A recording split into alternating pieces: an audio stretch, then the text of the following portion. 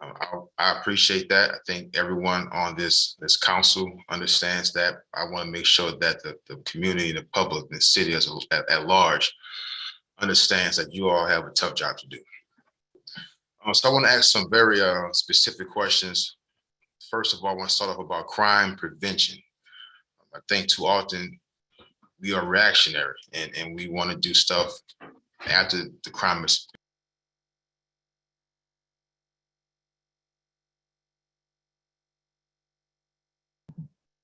Councilmember King, I think we lost you. Hang on. Yeah, we just heard.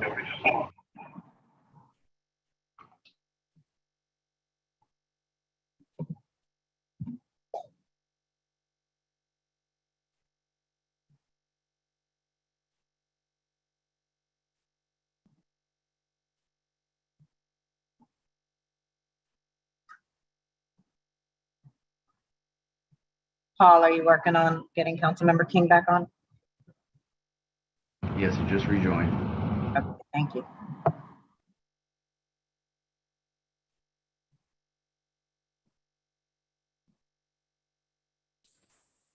Hello? You're back, Councilmember King. Sorry about that, y'all. It's, technology, what can you say? But talking about crime prevention, Chief, my first question is, how can we increase officer visibility?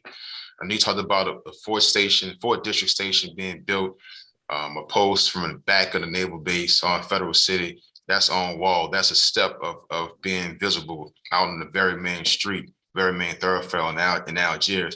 But what are some other things that we can do or that you can do to be more visible? I think being visible may not stop all crime, but it's definitely a deterrent for those who want to commit crimes. Yes, thank you for that question, Councilman. One thing we just did was implemented this blue light patrol. So whether you responded to a call or not, you're going to have your blue lights to make yourself visible throughout the community. Of course, there are different lights if you're actually responding to a priority call in which they can activate. But at least having that blue light patrol at this given moment, as well as having that geographical deployment, strategically placing them in certain areas where they know this is their zone and they're going to take ownership of that zone with those blue light patrols. I think that's going to help create some of our visibility that you're looking for. And has that been successful? Have you seen a reduction in crime since implementing the blue light patrol? So we just really did it citywide. I mean, some captains did it, Paul Blanche, took the initiative to do it on their own. But in those areas that has been successful, such as Fort District, when they did it, when they went to, you did begin to see a difference in crime because you did see that visibility there. I remember 7th District did it as Chef Endowment for a period of time, and we're looking at re-implementing that in many other districts, in which once you saw that, you did see a difference in crime. Yes, sir. All right. And I also want to say that I asked for some community input from District C constituents. So some of these questions are a mixture of mine and theirs. We often see a lot of cars maybe parked, a lot of police cars parked in the parking lot on Rampart or in different parts of the city in clusters. Can we put some of those cars out in the streets, armed or not, maybe empty cars, but just be on the side of the streets where people say, man, that may or may not be a cop. Let me slow down my driving. Let me not commit this crime that I'm thinking about committing, because that's something we can do to be more visible. Yes, we have done that.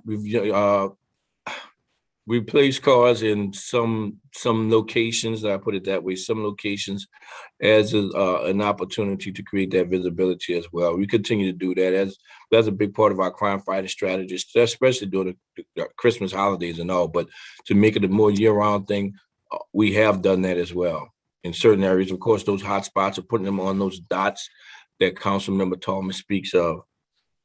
Okay. Traffic stops. I know from experience, people tend to believe in New Orleans, we can do what we want. We can drive without seatbelts, headlights, don't worry about it. Like you said, illegally tint the windows all around, front, back, and the sides. Can we, or are you all, can we be more aggressive, or is it, more aggressive in those stops. I think when people, you all can make more stops, correct stops, that is, and may find somebody with an attachment, and now you can prevent somebody from committing a crime, or you can catch somebody off the street who was wanted for another crime. Yes, sir. So that's a part of that new plan that we're trying to put together now. Some tough decisions were made as a result of the social climate with George Floyd. Some tough decisions were made in the mindset of public safety being first against a global pandemic. We did change our policing strategies. We did pivot from more or less conducting as many traffic stops as we've traditionally done in the past. That is more or less to protect our officers. That has been to protect our citizens, and as well as, to stop the spread of this virus that we were facing during some unprecedented times. So again, as we're seeing some normalcy to come back into place, we're looking at some of the things that we know worked before and revert back to some of those things and try, not reinvent the wheel, but we know we had some strategies in place before that we want to, go back to, and that is a part of that strategy. Okay. Again, with the visibility and traffic, this is specifically in Algiers on Newton Street and on Woodland, with the four-wheelers, with the dirt bikes. I mean, it's like a drag racing strip on some of these streets, and people want to know what is being done to prevent that, or can you do something to? I know you talk about chasing, or getting in pursuit. You don't want to get in pursuit with a 14 or 15 on a dirt bike, but it's kind of getting out of hand. So what can be done? So we have to be innovative in our police. I mean, we have had some initiatives where we partnered up with the state police, and we were able to more or less capture these individuals, or more or less discourage it. First and foremost, I mean, we had that going on during the New Year's weekend, the New Year's Eve weekend, Sugar Bowl weekend. You had individuals from all over the country came here, and we were able to discourage that with our visibility. But the biggest thing is getting in front of them. I found success in being a commanding officer of a district is by more or less catching these individuals in a vulnerable situation where they won't be able to, we won't even have a pursuit. And we just have to be creative with that. And those are some of the things that Chief Goodley is working with his team in doing. But it's a challenge on a daily basis with regards to being able to address them accordingly. As you said, it's a mob of them at times. So, you're not going to catch them all, but we definitely want to do our best to discourage those sorts of behavior. All right. Thank you for that answer. So now I want to talk about partnering with, you just mentioned state police, other agencies. I know in the French Quarter, it's talked about getting other agencies in to help with the visibility in the patrol. I know in Algiers, you have the Marines, you have Holy Cross, Delgado, Second City Constable. Can we get to a point where we deputize those other agencies and give them arrest powers, or not do that? Let me ask you that first. Can we give those other agencies arrest powers to alleviate some of the pressure off the NOPD? Given the state of NOPD now, we just had this conversation with one of our one of our communities, actually within your area, within your district, about doing just that. There are some training challenges that we face when you talk about deputization. When we speak of deputization of agencies, there's a certain level of liability that comes with that deputization that we are facing when we say, hey, we're going to deputize someone. That is why there's a certain training that should come with when you're talking about deputization. And that's something that's difficult for us to overcome. And that is why we run into the challenges we run into with regards to trying to get reserve officers. Deputization, hey, we are at a certain standard with the department. There's a certain level of constitutional policing that is expected of us as a police department. And under my purview, being the chief law enforcement executive of this agency, deputization we require the same standard of those agencies. So there's some training difficulties that challenges that we're running into when you speak to deputization, as well as liability issues. Right, I understand that, and I can appreciate that. But people they're afraid to go out and they're looking for answers that, drastic times call for drastic measures. So I don't know if we can assist with making that process easier or making a reality, but I think people just want to see more officers. They want to feel safer. And right now, that's the main thing I'm being asked. Can we get some of these other agencies that surround the city to help out? Like with Tulane, they're kind of able to, their jurisdiction goes a couple blocks outside the university. Mhm. If they did it. So we do that again. I'm sorry.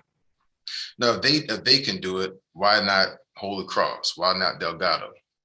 So what they're doing, there are, like again, going back to Levy Board, going back to Harbor Police, Criminal Sheriff's Office, there are agencies that do go just beyond. So what I'm saying is they even speaking to that community or neighborhood within your district. These agencies, I have no problem with them patrolling and them detaining.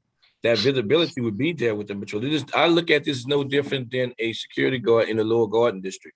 That visibility would be there. But if an arrest must be made, then they would detain until we're there to make the physical arrest. But however, they can be present and detained.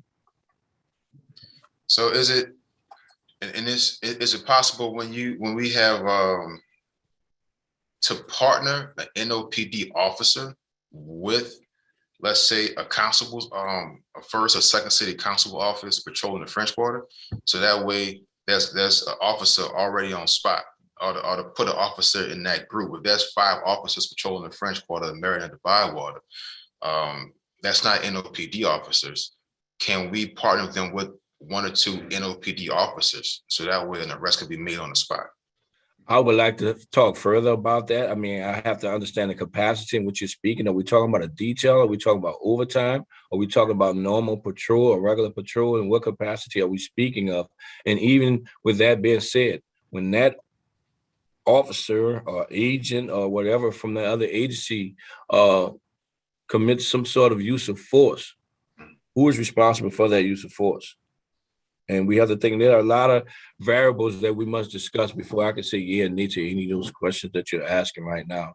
Fair enough. The thought of the National Guard is something that's come out in the past few weeks. That is frightening. That is outright frightening to have the military on the streets of the city of New Orleans, in my opinion. Okay.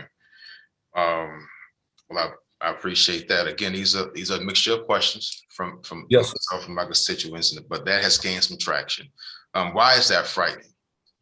I just don't think that we in a third world country, we're going to have individuals patrolling our street with AR-15s and long guns and things of that nature. We have those same tools, but we only utilize them when necessary. We do not patrol the streets carrying an AR-15 and things of that nature. I think that is just not a look that the city of New Orleans will want to have the military patrolling their streets. I don't think that we're that far gone with regards to crime, because there's a lot of good work that is happening within this city and by this department. We just have to complete the process. Okay. And again, we're talking about crime prevention right now. So we know a lot of acts of crime, violent and non-violent, being committed by juveniles that should be in school. So are we doing anything, or is your department doing anything to partner with schools to identify, do you have a truancy department? Let me ask you that. So we have not implemented a full truancy department in about a year or two, given the COVID climate. But what we do is, and my instructions are, when you identify a kid out of school, bring that kid to the school, because I don't think we're doing that child or the family any good justice by bringing them to a truancy center unless they are a habitual offender. But you do know COVID created those challenges in which we weren't able to necessarily have that contact of close contact with one another, the social distancing aspect. But the other side of that, schools have gone to remote learning or remote schooling. So that places our officers in a difficult position to try to identify and know when a kid is supposed to be remotely learning, or if they are actually supposed to be physically at school. So my instructions are when you come into contact with a child during school hours, bring them to the school. So then we can confirm what their status is. And that is how we've been enforcing it. And to answer your questions, yes, we work with UC Collins as well as a couple of other people within the school board when we're talking about addressing the needs of our students in truancy. So I would just like to make a suggestion that we get that truancy department back up, because we definitely see a lot of these crimes are happening, are being committed by children as young as maybe 10 or 11, or up to high schoolers.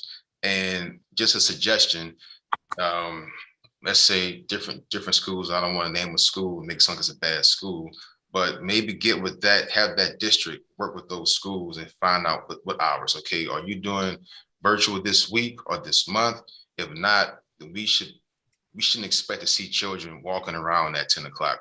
But if you are doing virtual, then if we see a child walking around at 10, 11, 12 o'clock in the morning, we know it may not be a truancy issue. They're doing virtual and they may be done. So maybe just more communication with the schools in the different districts would help out with identifying, man, that kid shouldn't be in school right now. Let's go talk to him or her and see, what's going on. Just a suggestion there for me. No, I thank you for that. What I will say though, I think our school resource officers does an excellent job in communicating with the schools. They work with the schools within their districts on a daily basis. Now we do we face some challenges when you have different charters, different rules from different schools and how they're going to address some of those things. But nevertheless, that has not wavered us or discouraged us from doing our due diligence in addressing those students. So when they do see them, absolutely, they're bringing them in. Gotcha. Recruitment. Now we all know the numbers aren't what they need to be.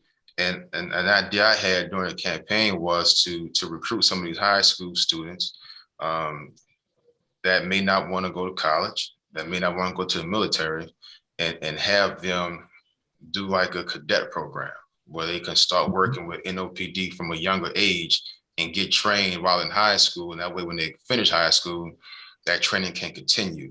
What are your thoughts on having the age reduced from 21, which is a state statute, to maybe 19 or 20, so we can get younger officers in the police force earlier? So I think we can hire them at ages 18 or 19 in a civilian capacity and wait in 20 until they, I know the military may do this, but I caution against it, in my opinion, for local law enforcement. Give that individual an opportunity to develop a little more before we actually place such a great trust in them when we're talking about placing them, giving them a badge and a gun, because there's so much power that you're giving that individual. We need to make sure that they are mature enough to understand what it is that they are what they're taking in. But I do support some sort of program, and actually, Lieutenant Merrick's, who's just recently taken over the recruitment division, is looking at opportunities, working with some of our schools to see if we can get some sort of enrollment through the schools, but not even just through the schools. If we can hire individuals somewhere in city government that they can work for a couple of years until they are of age to become a police officer, we're looking at those opportunities as well. We're trying to get them right out of high school, but we want to explore everything that we can to build up our resources. And we know preventing crime, it takes the community to like I said before, you see something, say something. And right now, I'll just be honest with you, a lot of people have not the best thoughts, opinion of NOPD. What are you doing? What is the department doing to gain trust with the officers? You asked about, for instance, giving you tools with the surveillance videos. Right now, I can tell you right now, it's a lot of pushback from the community because they may feel like, what they gonna do in my face? Why do they need to be all up in my business all the time? I don't trust NOPD with that technology. So what are you all doing to gain that trust with the community? So I think if you look at the history of the New Orleans Police Department, our community engagement programs, our PALS programs, our school resource officers, I think our officers have done a lot to humanize the badge. I think you look at our interactions with our community, compared to other agencies, you don't see the level of violent interactions or encounters with our officers. So I think we've come a long way with regards to gaining the trust of the community. I think it is more or less do the community trust the system in its entirety. We know that we have some individuals who just outright will not deal with the police. But I think the vast majority of our community do trust the police, and we continue to do our due diligence because we are that leading agency in constitutional policing. And because we respect their constitutional rights, I think, you look at our officers, some are in these second line groups, Mardi Gras Indians, we are part of our community. So there's a lot of trust within our community that I think we have. We just have to find out a way of breaking down those walls. The transparency has been there from day one. You look at whenever there's a critical incident and we have had an officer involved incident, we have not shied away from presenting the facts to the community, good, bad, or indifferent. So I think because of those initiatives, we have the trust. We just have to find a way to try to break down those other mindsets. All right, and just want to back up. I want to make it clear. I'm not suggesting. There's got an email that we arrest children for truancy. I want to do that, but I just want to maybe be preventive and preventing the truancy issue. And I don't think that crimes are being committed by children of a younger age, but it's just that perception. When I turn the TV on, all I see are young children every day committing crimes, and that's all I see. So sometimes perception becomes reality, but I'm not saying that we have bad children going around committing crimes and let's arrest them. I'm definitely not saying that. So I want to clear that part up. And last one on the prevention, is there can we go back to 12-hour shifts with officers so they'll be on the streets longer? Is that something that can be done? So, going back to what President Moreno was saying, those are some of the things that we're actually taking a look at to see if that would be beneficial to us. Yes, we are looking into it. Will we actually do it? I don't know. We're looking at a cost analysis of that, the benefits of that, the scheduling of that, looking at the different variables to see what would be beneficial to us as a department and most importantly to the city. But yes, we are taking that into consideration as well. So Councilmember Harris, I'm trying to wrap up. It's kind of my wheelhouse right here, so I get a little excited. About solving crimes, we have, you mentioned, and correct me if I'm wrong, the 38% clearance rate for carjackings and 62% for homicide, the clearance rates? Yes, sir. What is that compared to the national averages? So it depends on, what you're looking at. And we were just looking at something not long ago, this one platform, Statistica, we're right on point. Even with crime rising, we're right on point. They had the national crime solve rate was 53%. I'm sorry, 54%, and we're at 53%. So we're right in tune with and this is for 2020. So in 2021, so we're right in step with them when we speak of our solve rate. And what could we do to make that better? What could the council do to help you get that? I understand we're right on point, but be above the point, be above average. That accountability across the system to ensure that all spokes in the wheel are flowing evenly, correctly, so that I think that plays its part when we are all doing our due diligence, because then the criminal himself or herself would then see that we're working collectively to make our city safer. So I just have two more questions and a quick closing statement. Yes, sir. I know a lot has been said with working with the DA, working with the judges, that person's fault, this person's fault. What can be done? And I'm giving you an example with working better when all of the criminal justice pieces work together. We know the system works better. So for instance, is there a way that you all make an arrest? We can get the report to the DA's office much faster in a matter of hours or days, so they can start their screening process faster, so they can get that to the magistrate judge faster, so that way nothing falls through the cracks? Is there something we can put in place, maybe some technology where we all, or you all, are on the same page much faster? So right now we have an electronic report system. And in that EPR system, in that EPR, electronic police report system, we have officers assigned at the district attorney's office who can easily access those reports. Now, given, I will say there may be some circumstances in some cases where the cases may be a little longer than others, given depending on what it is that they're looking into. You may do an initial report, but then to make the arrest, but then there may be some follow-up to collect further evidence that may take some time to do, downloading information and things of that nature. When that is for adults.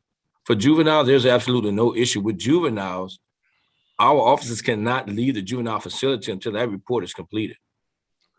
Because that officer has, because of that juvenile's rights to go in front of a juvenile detention hearing within the next few hours, we have to complete that report immediately. So, but again, we met with the DA, and I'm willing to work out whatever issues we may have, but we have some things in place already with regards to access to reports faster than normal. The biggest thing right now is trying to get a record management system that we all can work on together. And I think the biggest breakdown, if you want to speak to anything from a council perspective, is the disconnect between all components of the criminal justice system from a technology perspective. Okay. That just does not exist. There's not a connection. There's not one system that we all are on and say we are all connected to. And that's something I think we really need to take a look at. All right. And my last question, the district attorney Williams just had an idea or a plan that I looked at, thought it was pretty good. The MAG unit, it's a multi-agency, I may be saying the gang unit, I believe. Are you willing to work with the district attorney? We hear enough about you all, and I think it's maybe blown out of proportion, not wanting to work together. But is this something that you think that you and the district attorney could say, hey, this is a great idea, let's get it done, it's needed right now? I have never shied away from working with anyone, despite whatever personal differences we have. On a professional level, I work with any and everybody. That document which you're speaking of, council member, I signed that as well as the mayor last year.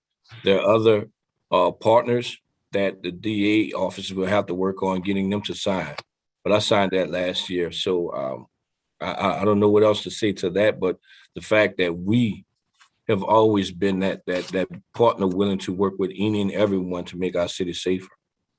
Well, I'm glad you said that. I'm sure he's watching, or someone in the office is watching, so we can, we all agree that that's a good step, a good plan. And if you agree to it, the mayor agreed to it, the district attorney agreed to it. Let's talk to the other people who need to agree on it, and let's make that happen. I think that'd be a great project moving forward. And the last thing I want to say is not so much a question, but I just want to give you, let people know that everybody is being affected by this spike in crime. We all feel sometimes, we all feel unsafe. So a couple of days ago, I was headed home, had my wife and my kids in the car, kids were sleeping. And wife said, hey, we got to stop and get some gas. We got to stop and get some groceries. And I was right by a grocery store. And I said, as a father, do I stop at the store with the car running and my wife inside and my kids were asleep about 8 o'clock at night? I said, I can't put them in that position. I can't put them in that predicament with the spike in crime. So I had to go home, get the kids in the bed, and then come back out, about 9 o'clock to get the groceries. And that shouldn't be.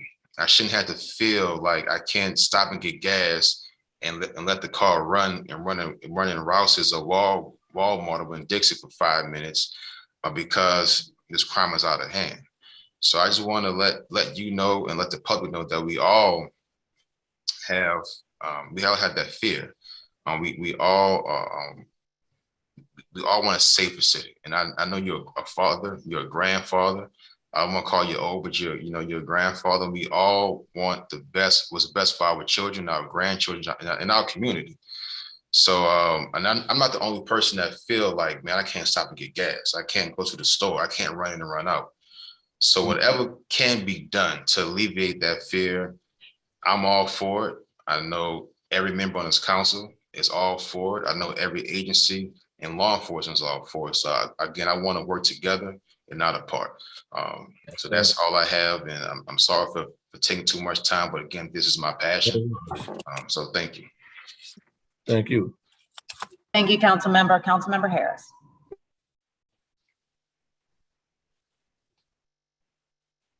Councilmember Harris? Technology. Thank you. Thank you, Madam President. You all can hear me now. I have several questions that span various topics. Councilmember King was talking about the MAG unit, but I also talked to DA Williams about the Serial Crime Prevention and Prosecution Task Force. Can you give me a status on that, on the MOU?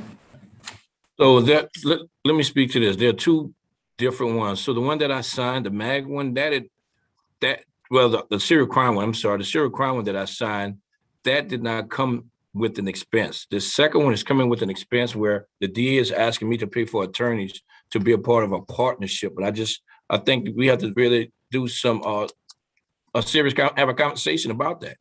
And to the fairness of that, and especially when I have officers assigned as investigators at his office, why should I have to pay for attorneys to be a part of a further partnership?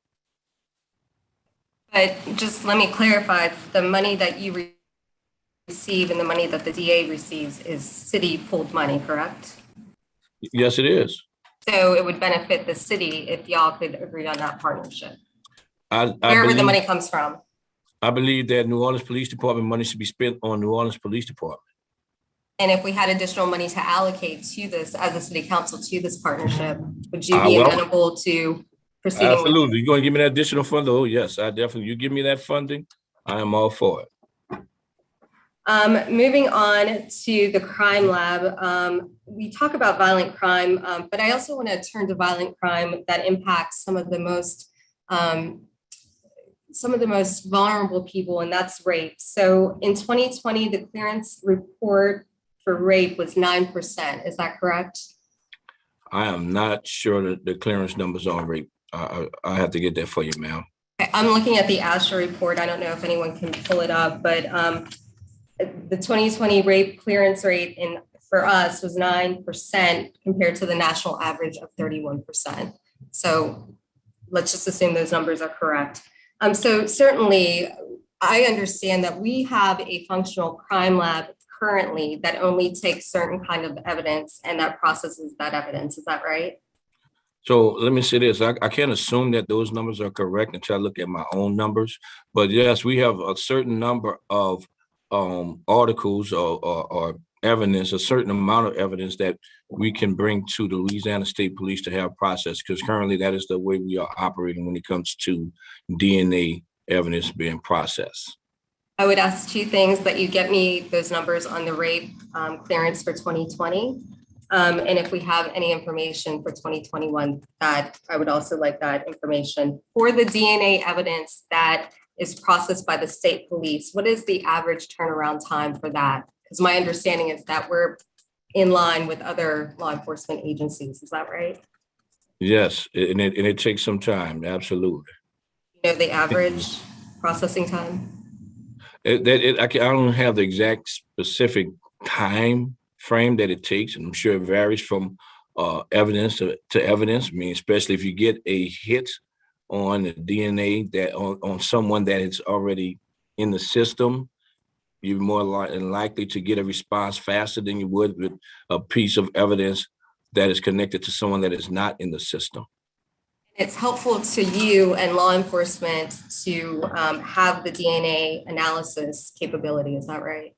Yes, ma'am. So we are nearing completion of the state-of-the-art crime lab that will be in Orleans Parish, right? Yes, ma'am. Okay, and what is the timing on that? This spring, we're expecting to have our own crime lab. Again, when I say crime lab, this crime lab is only when it was designed some years ago, and we finally were able to, under the Mayor Cantrell's administration, go forward with building this facility. When it was designed, there was only a carve out for DNA. It was never with the expectation of even doing it. But because there is that carve out, we're now looking at funding opportunities, staffing opportunities to see if we can actually build our own DNA within that carve out. What is the timing on figuring out if we can staff the DNA aspect of that crime lab? That is something we're in the process of doing now. I cannot give you a timeline on it because that is something we're trying to identify now. What would that look like given the carve out? Within that carve out, what is the capacity? What can we actually do within that carve out that has been designed within that building? You identified any expert or anybody who can help figure out what does the DNA processing look like for this state-of-the-art crime lab? We're working with crime. We're working with crime now. We're working with capital projects and property management to try to do just that. Identify the appropriate experts, because I'm not going to rely on just ourselves to be able to do that. But And we what continue about- to work with.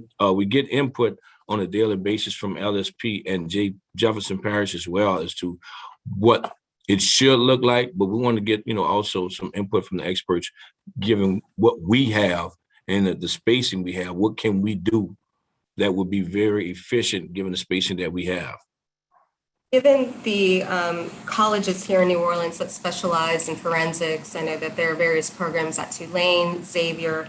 Are you doing any recruitment at those universities to staff up the crime lab or the DNA aspect of this crime lab? So we're always recruiting for crime lab. The DNA aspect, we cannot do the DNA aspect because we don't have a DNA lab. But we are definitely doing our due diligence in recruiting for our crime lab employees. We just funded, I think, for additional 5 or 6 more crime lab technicians. We were down to 12. We funded for more going into 2022. And just to be clear, you can't give me a timeline on the DNA aspect of our crime lab in Orleans Parish. No, ma'am. Turning to recruitment, you indicated in your report that Mayor Cantrell has committed another $1 million to an updated recruitment campaign. What is the timing on that recruitment campaign? We're working with the Police and Justice Foundation right now as we speak on just that. I mean, that would include hiring 2 additional recruiters to work with the Police Foundation directly in their office to recruit for us, but also you will be seeing soon some ads through US Today and other outlets in which we're trying to recruit nationally for our department. And you said in your report that you launched True Recruit classes during 2021. What are the plans for the number of recruitment classes for 2022? We have 3 planned for for this year. 1 hopefully to begin by the end of this month. And do you know how many recruits are in a class? Our goal is to have 30 in each class to have an effective officer or instructor recruit ratio. We would like to have 30. So that is our goal in every class. I'm asking a question that I think I know the answer to, but I would like the public to also know this. When an NOPD officer is recruited or joins the force, do they sign a contract that has a term? We started that 2 years ago. Oh no, about a year ago, maybe, but it is a 2-year term based on state legislation. And that is to try to keep our investment here as long as we possibly can. And per state law, the longest we can have them to sign with us is a minimum of 2 years. And for those people or officers who signed that 2-year contract, are they actually staying? Are they being bound by that contract? Are we enforcing the contract? So far, we have been seeing them stay.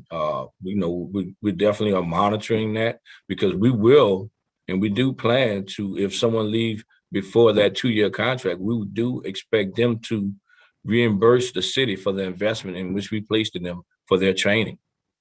For those who have broken the contract, to your knowledge, have we gone after them to recoup our money? We haven't identified any as of yet, ma'am.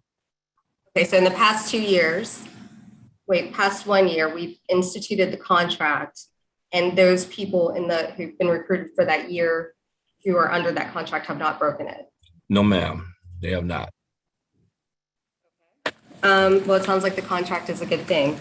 On exit interviews, why are our law enforcement officers leaving?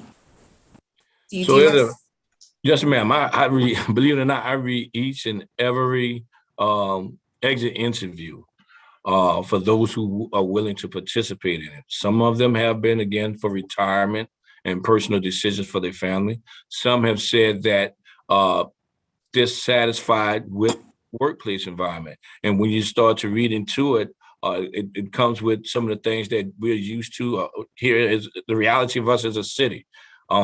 We are a city that's built on tourism. So with that being said, we have a litany of special events. And in having these special events, that would require security staffing by our officers in the downtown areas.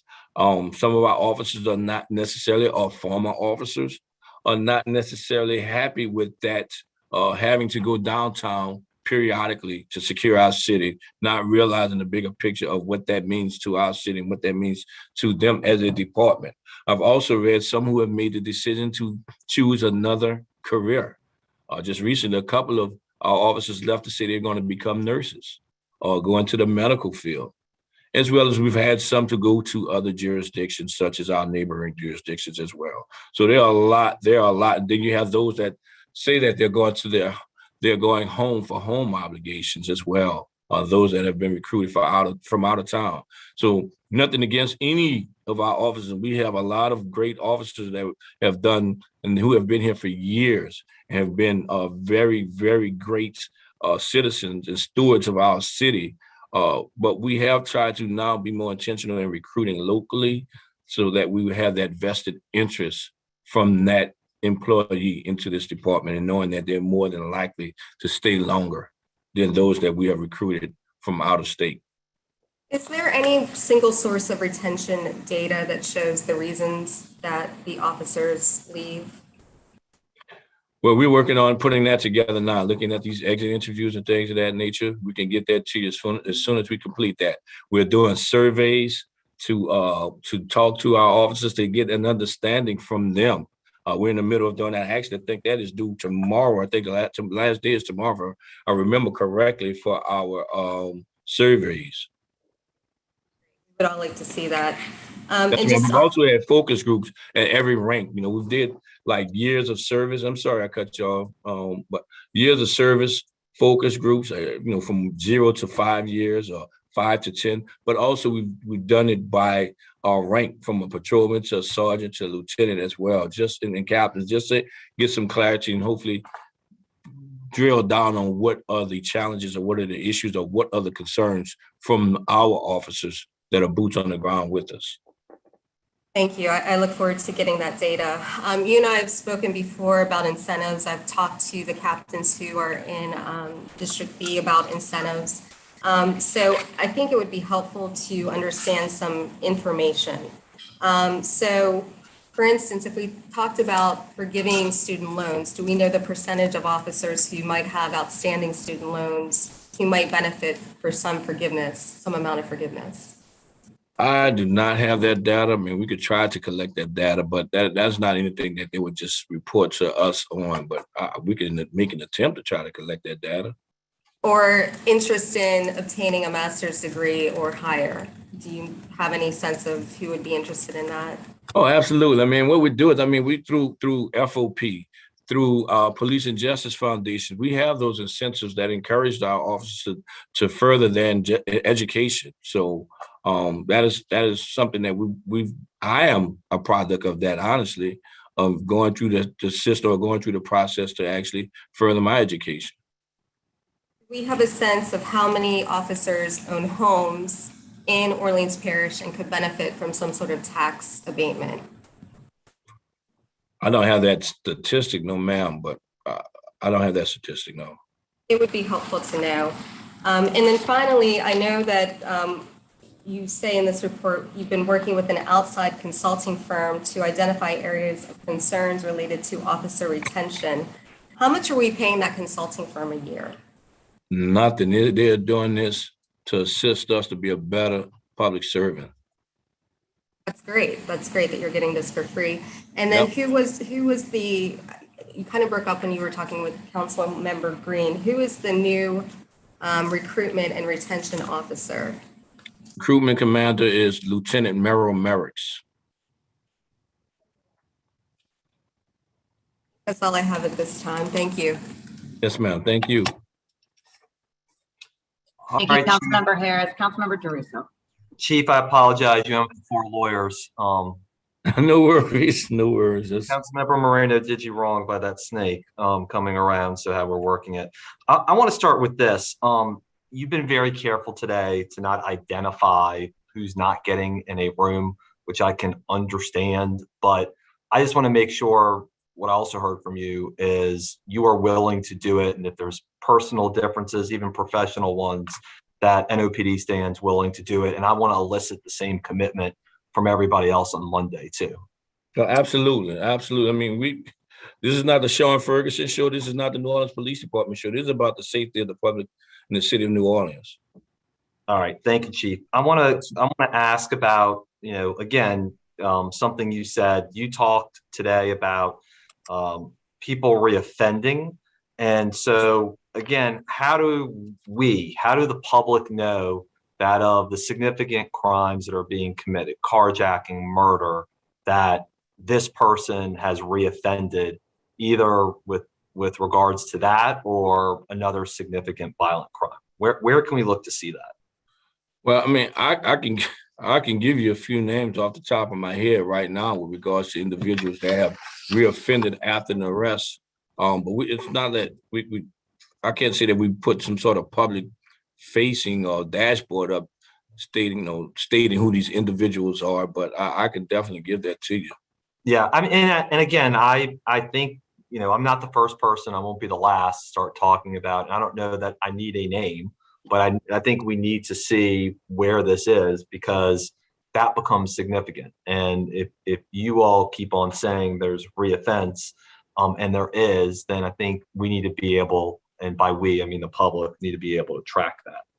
Well, I recommend I'm sorry, Councilmember, I could say also, if you look at NOPD News, you look at some of our press releases, every week we are releasing our high profile, I would say, or our violent crime arrests. So if you look at those arrests and then you go back and look at those names and you start looking at the docket master, tracking those names through docket master on East Parish Criminal Sheriff's Office website, you can see the progress or process in which that individual is going through. And some of those names become habitual names or names of familiarity after a certain point in time. Right. I get it. I guess what I'm saying is I think it needs to be aggregated in one place. And I know you all put out the press releases. I see them. I know when we go to neighborhood meetings, there's sort of discussion at a high level.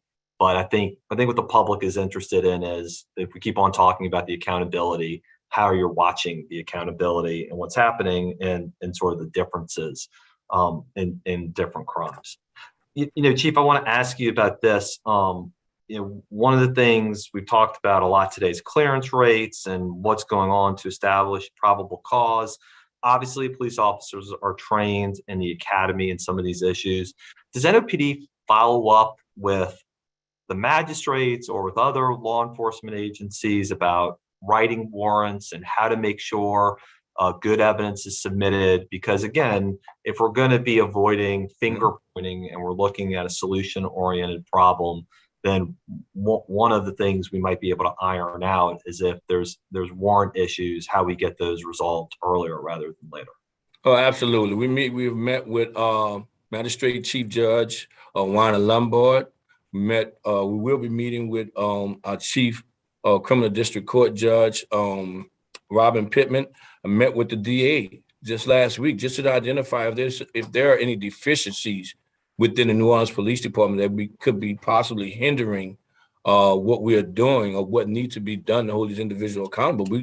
We embrace that. We actually use that as a learning opportunity for everyone. If Sean Ferguson did something incorrectly, that is shared with everyone, not to shame Sean Ferguson, so that it is for everyone to learn as to not to make the same mistake. So yes, we do have those conversations, as well as trying to meet with, or we'll be meeting with, hopefully soon, Chief of Juvenile Court Judge Dansberg as well. But we're always in tune to those, or having those open communication lines as to what will we be doing to improve, for improvement.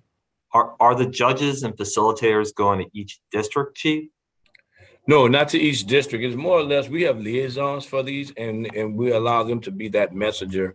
If there are some issues in which an investigator has identified in his or her case, or an officer in his or her case, we encourage them to get with the judge or get with the district attorney's office to see if what was the root cause of that issue or that problem that they've identified.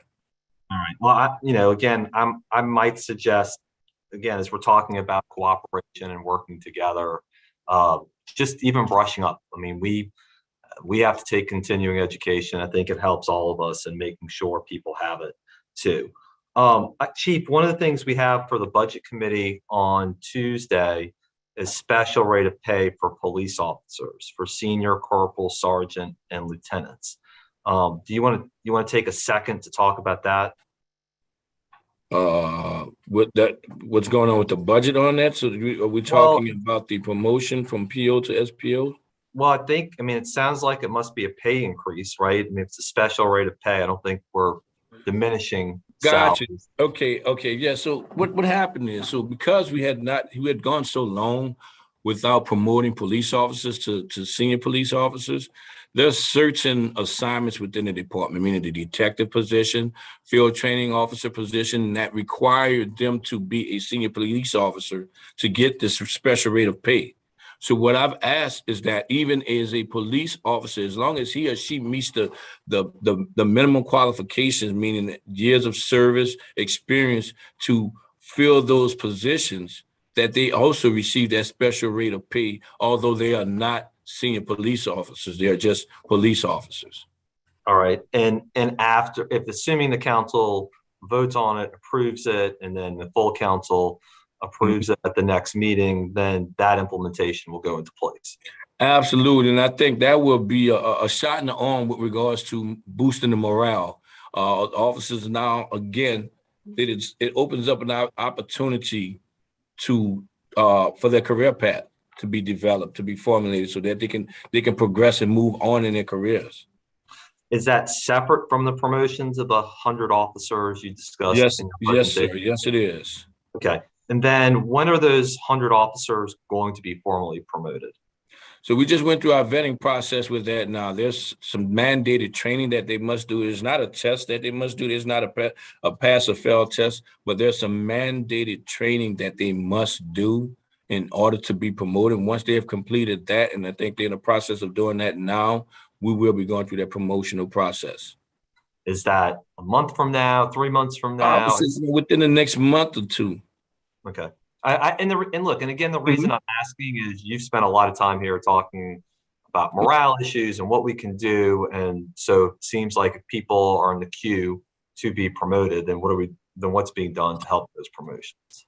Yes. I mean, I think right now, again, they're in the process of doing that training, but then after the training, there is a review of their disciplinary history, as well as the standard drug testing, and that's going to happen within the next month. All right.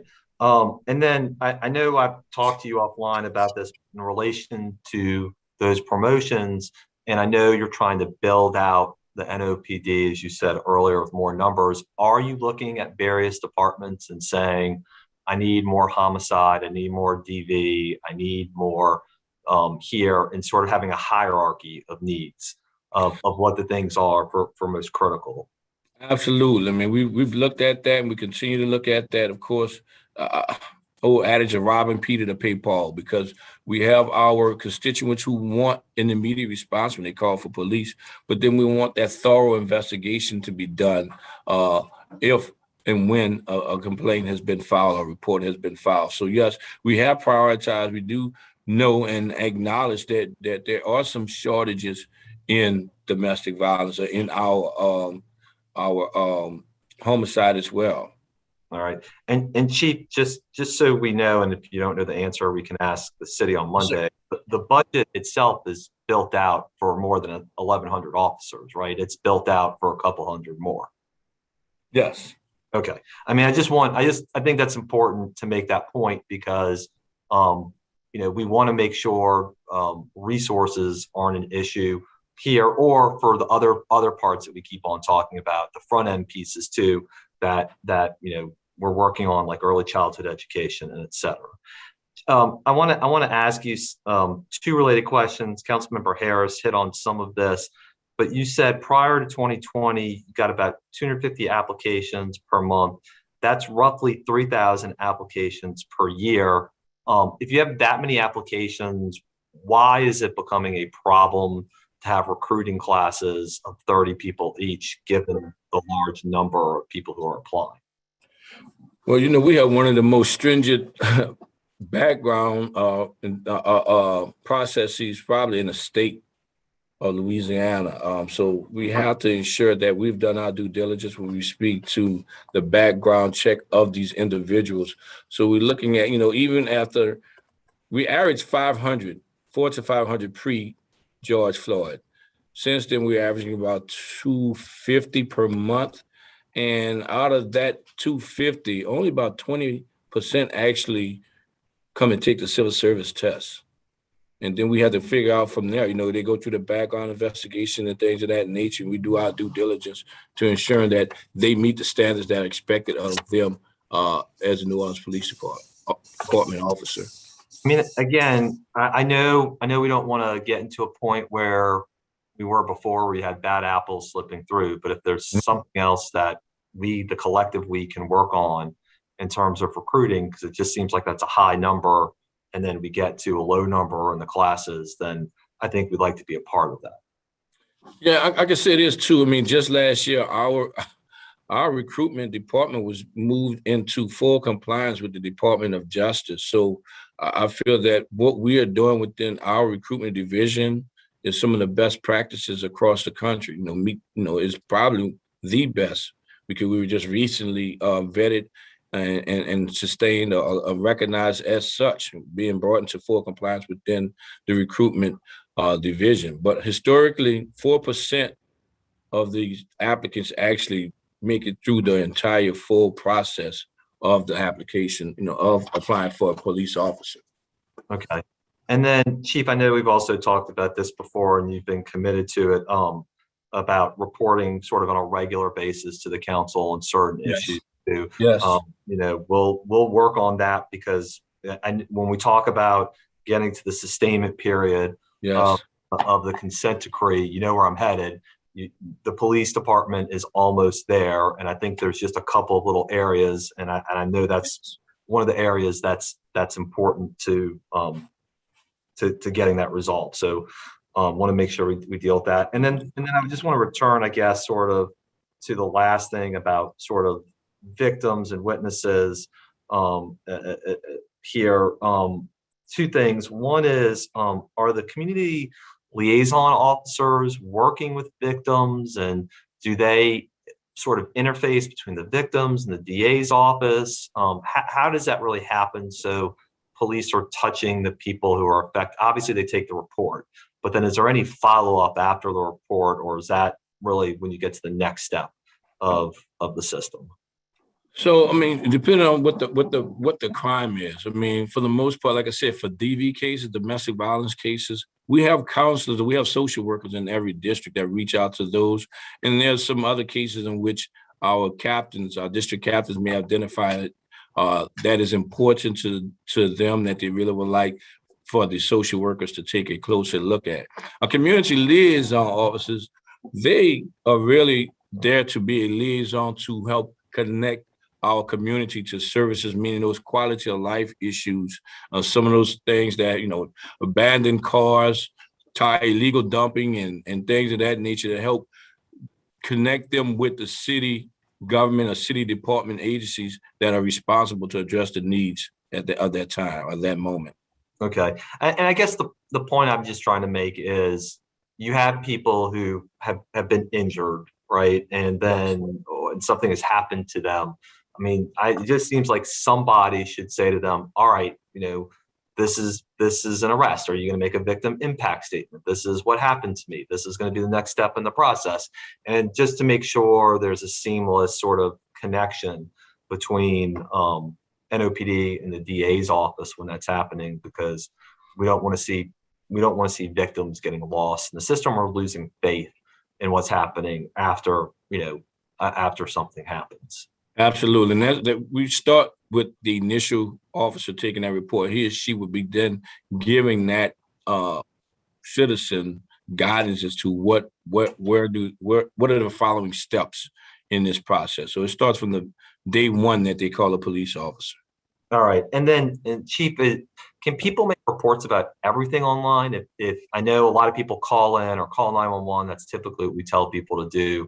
But if you have an issue, can you go online to deal with it first? Yes, I mean, no, they cannot report everything online, but a stolen car, yes, we call back and we take that over. We could take that over the phone. Lost property, stolen property, yes, we could take that over the phone, and there will be a follow-up from the detective. Criminal damage, those minor offenses. Major offenses, no, they cannot. They cannot report that over the phone. Okay. And then I guess just to wrap up for me is making sure, the things that we discussed today have some bows wrapped on them. So when Councilmember Harris asked about analysis of the exit interviews, like to see that. When the promotions happen for the officers, like to know about that. And just, obviously regular check-ins on budgetary matters, because I think frankly, on Monday, we're going to be asking every other part of the system about their needs and checking with the city about what's being funded. So just want to make sure that we have deliverables that we know about, and then can decide about next steps and how to deploy things for long-term solutions, and also the immediacy and the urgency that's needed here too. Yes, sir. Yes, sir. Thank you. Thank you, sir. And it looks like we have Councilmember Morrell next.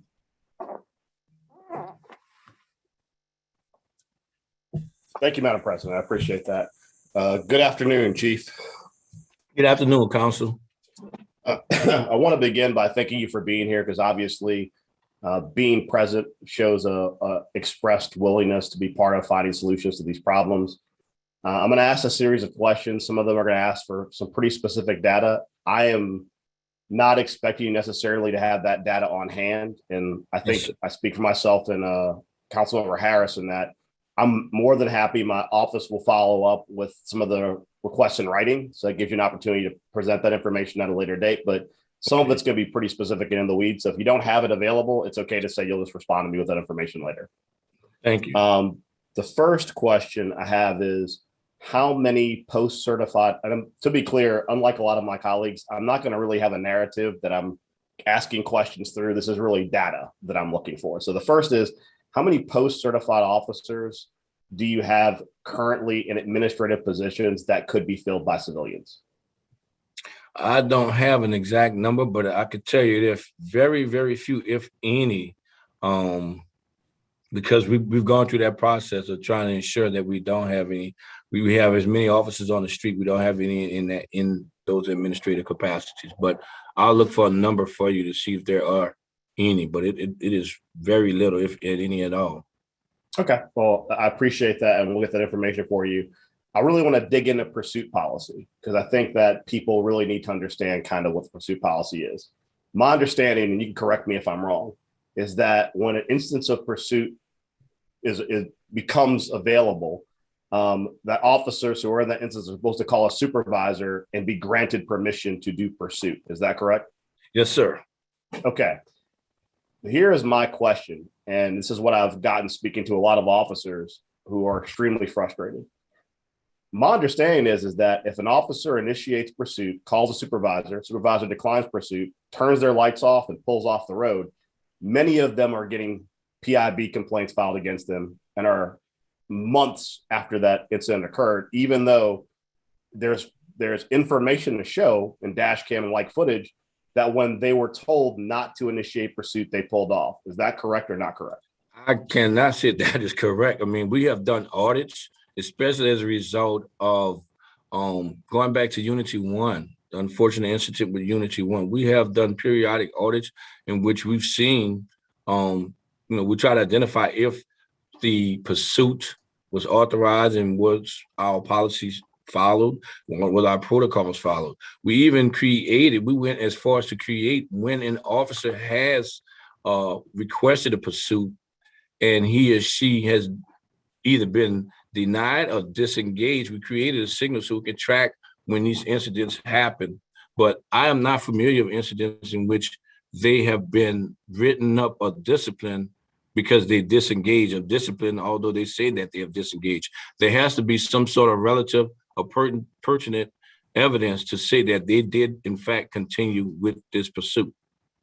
Okay, well then, what I intend to do, I'm telling you in advance, is I'm going to follow up with a request for aggregate information with how many officers have been written up for initiating pursuit or not pulling off soon enough.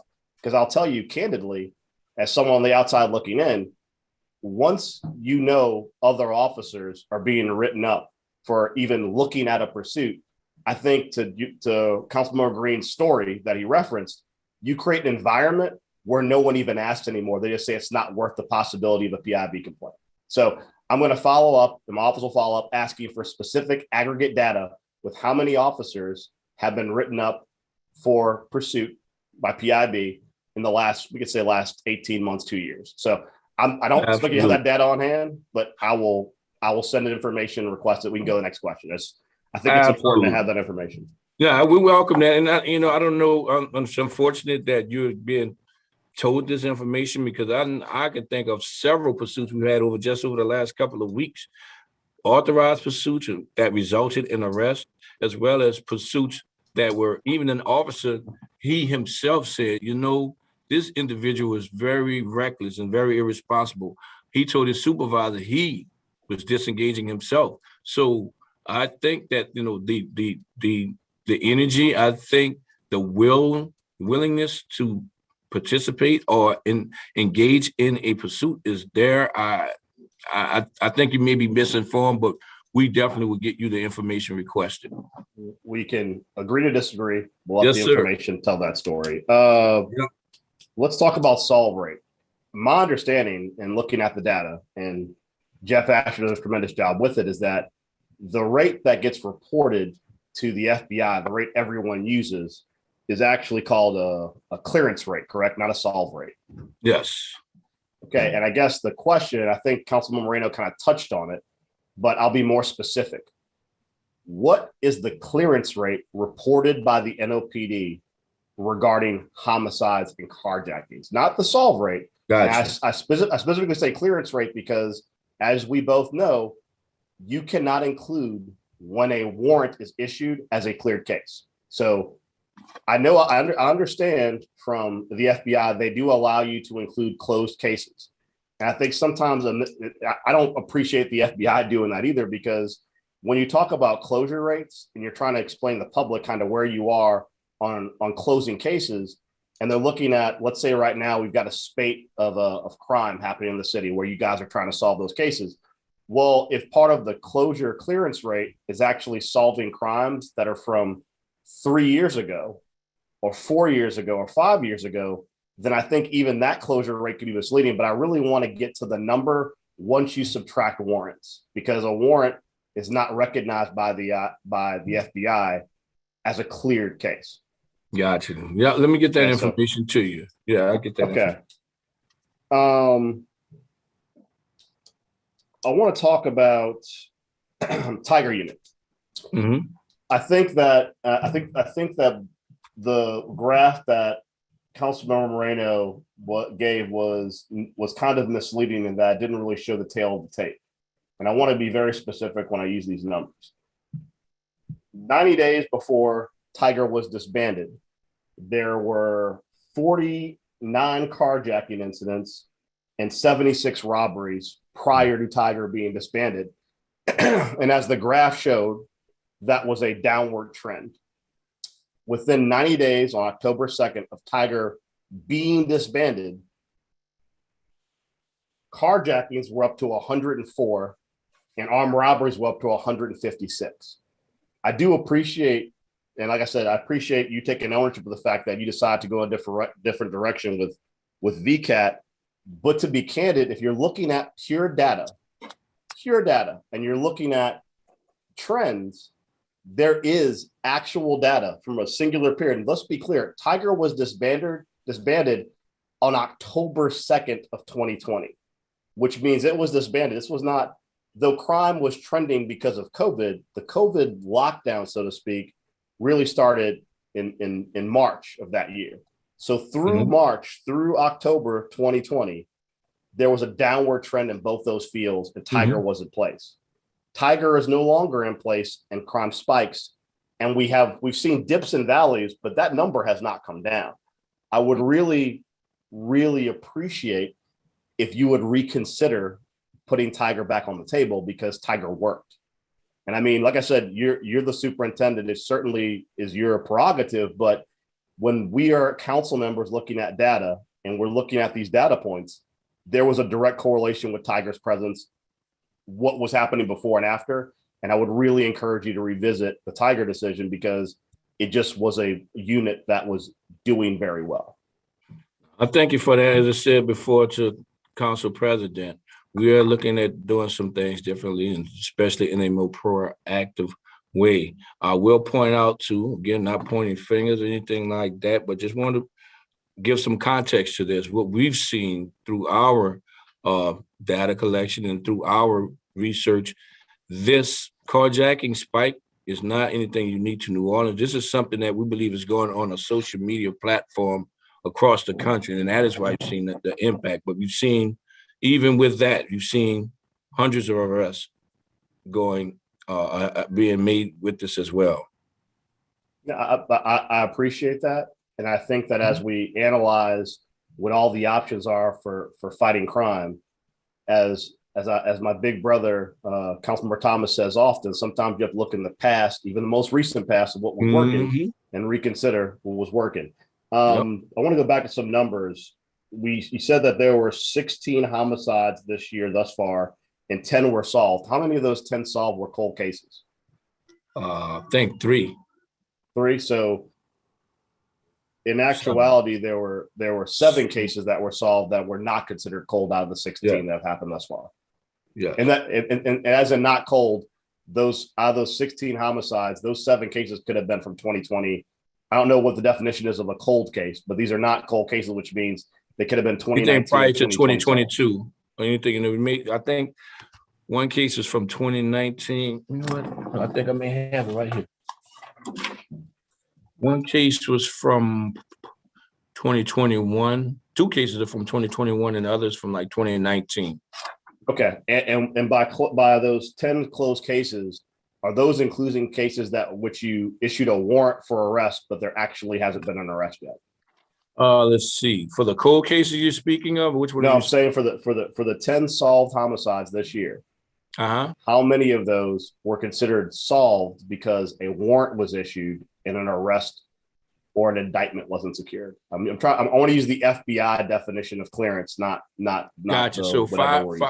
Gotcha. So based on what I'm looking at, we have 5 of them that has been cleared by warrants. Okay.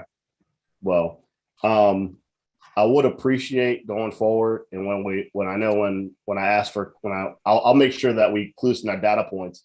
I definitely want to break out what has been considered closed by warrant and what's been considered closed by arrest, because I'd like to, since a lot of the data that we use in comparison, I know that the numbers that Councilmember Thomas used previously, the national average of closures at 56%, that is using the FBI definition of closure, not that definition specifically does not include cases where a warrant is issued. So I want to make sure if we're comparing apples to apples, the data points match up.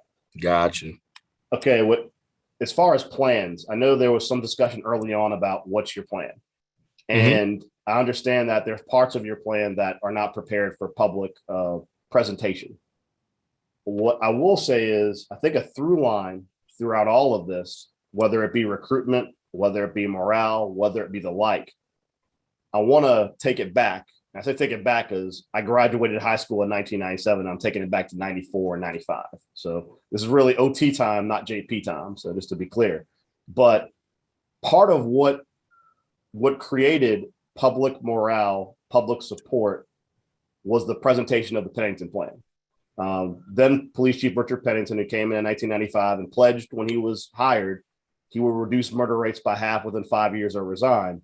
He had a very in-depth public plan that, despite firing 300 officers due to malfeasance or the like, he was able to grow the department to 1,600 officers. Now, to be clear, I'll be public with this, and I've said it in private. I think the idea of 1,600 officers, people are really not understanding how data transmits to current times. When then Chief Pennington decided to push for 1,600 officers, we were a much larger city. And if you use his metric of how you break down officers by population, really using the Pennington Plan for numbers, 1,250 officers would be the equivalent of 1,600 officers based on our current population. But I do think that when you look at the dovetail off, the drop off of recruitment, I think that having a public facing plan that people could wrap their heads around would not just build community support for people to support the police department, which I don't know many people who don't support our police officers. I think that there are some policy issues they disagree with, but they don't, as you say, our officers largely come from our community. Everyone has grown up with these officers. They support their officers. In a lot of ways, it's sort of how like everybody loves their member of Congress, but hates Congress. It's kind of how the police department is at this point. But I think anything you can do to have a more public facing plan would perhaps address both public confidence and morale. And to that point, one thing that's lacking right now is there are certain parts of that plan, which I really want to work with you to put together, which require a tremendous amount of investment. I know that at the time, the business community of the city of New Orleans funneled a tremendous amount of money to the Police and Justice Foundation to help make the Pennington Plan. And I think that if we were able to identify what areas that you need help, that same business community is more than willing right now to pump as much money and outside resources, as well as nonprofit organizations nationally, to help address it. But in order for us to do that, we have to have a plan they can wrap their heads around. And one opportunity that Councilmember Harris touched on is it's recruitment and retention. I'm really concerned with how we do exit interviews and surveys. I'm gonna be a little more specific. I know right now y'all are going to a survey system. I know historically there's been exit actual interviews where they actually interviewed people when they were leaving. And it's kind of going back and forth with surveys and interviews.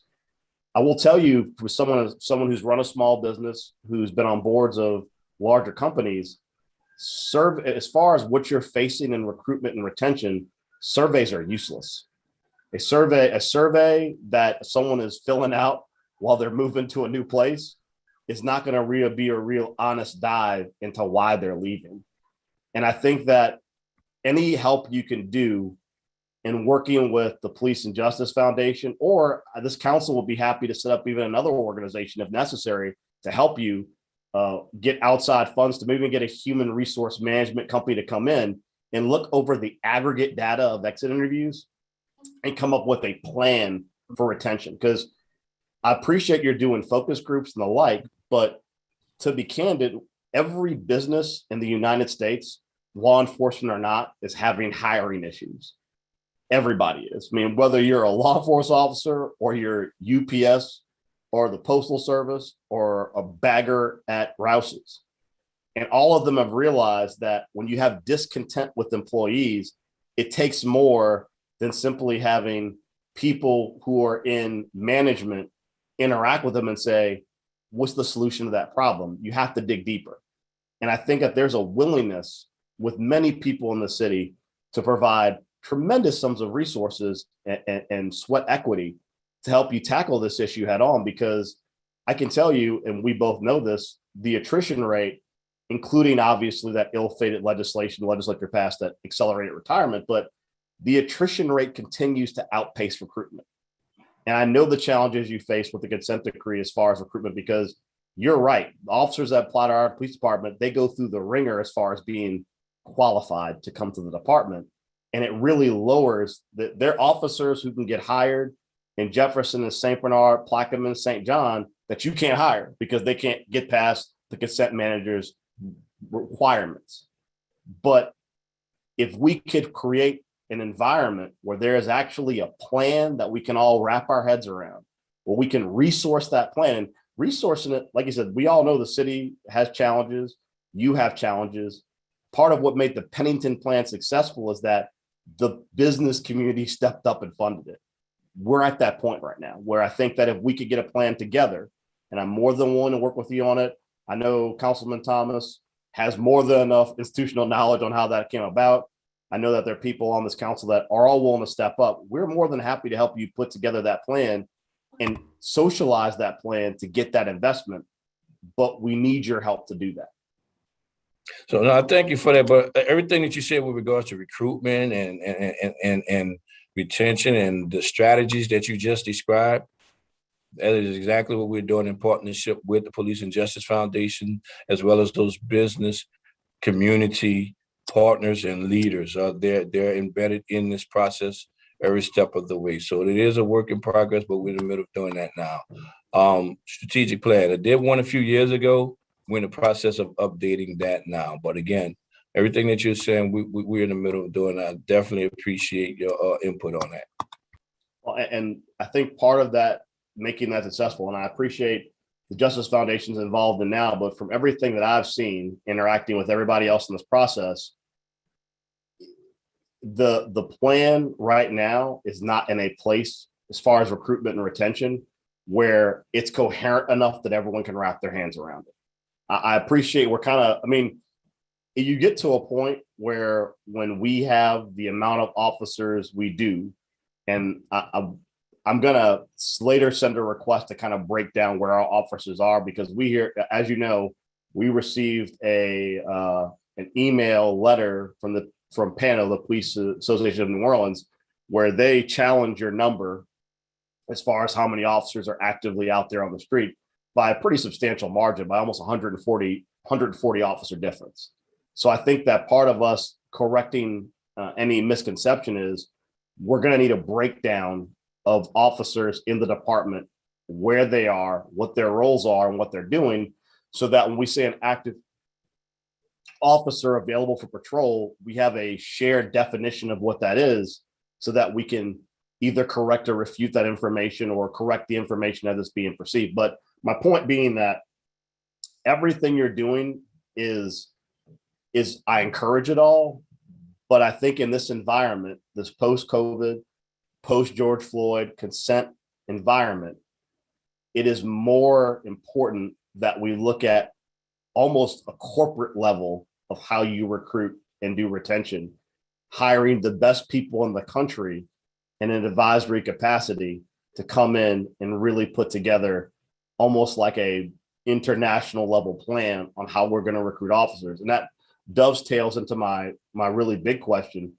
Do you support the efforts of this council to challenge civil service on lateral hiring? I welcome any and all support to try to build this department up. As I said before, I don't think it's just a civil service thing when you talk about lateral hiring. There's still some training that must be done.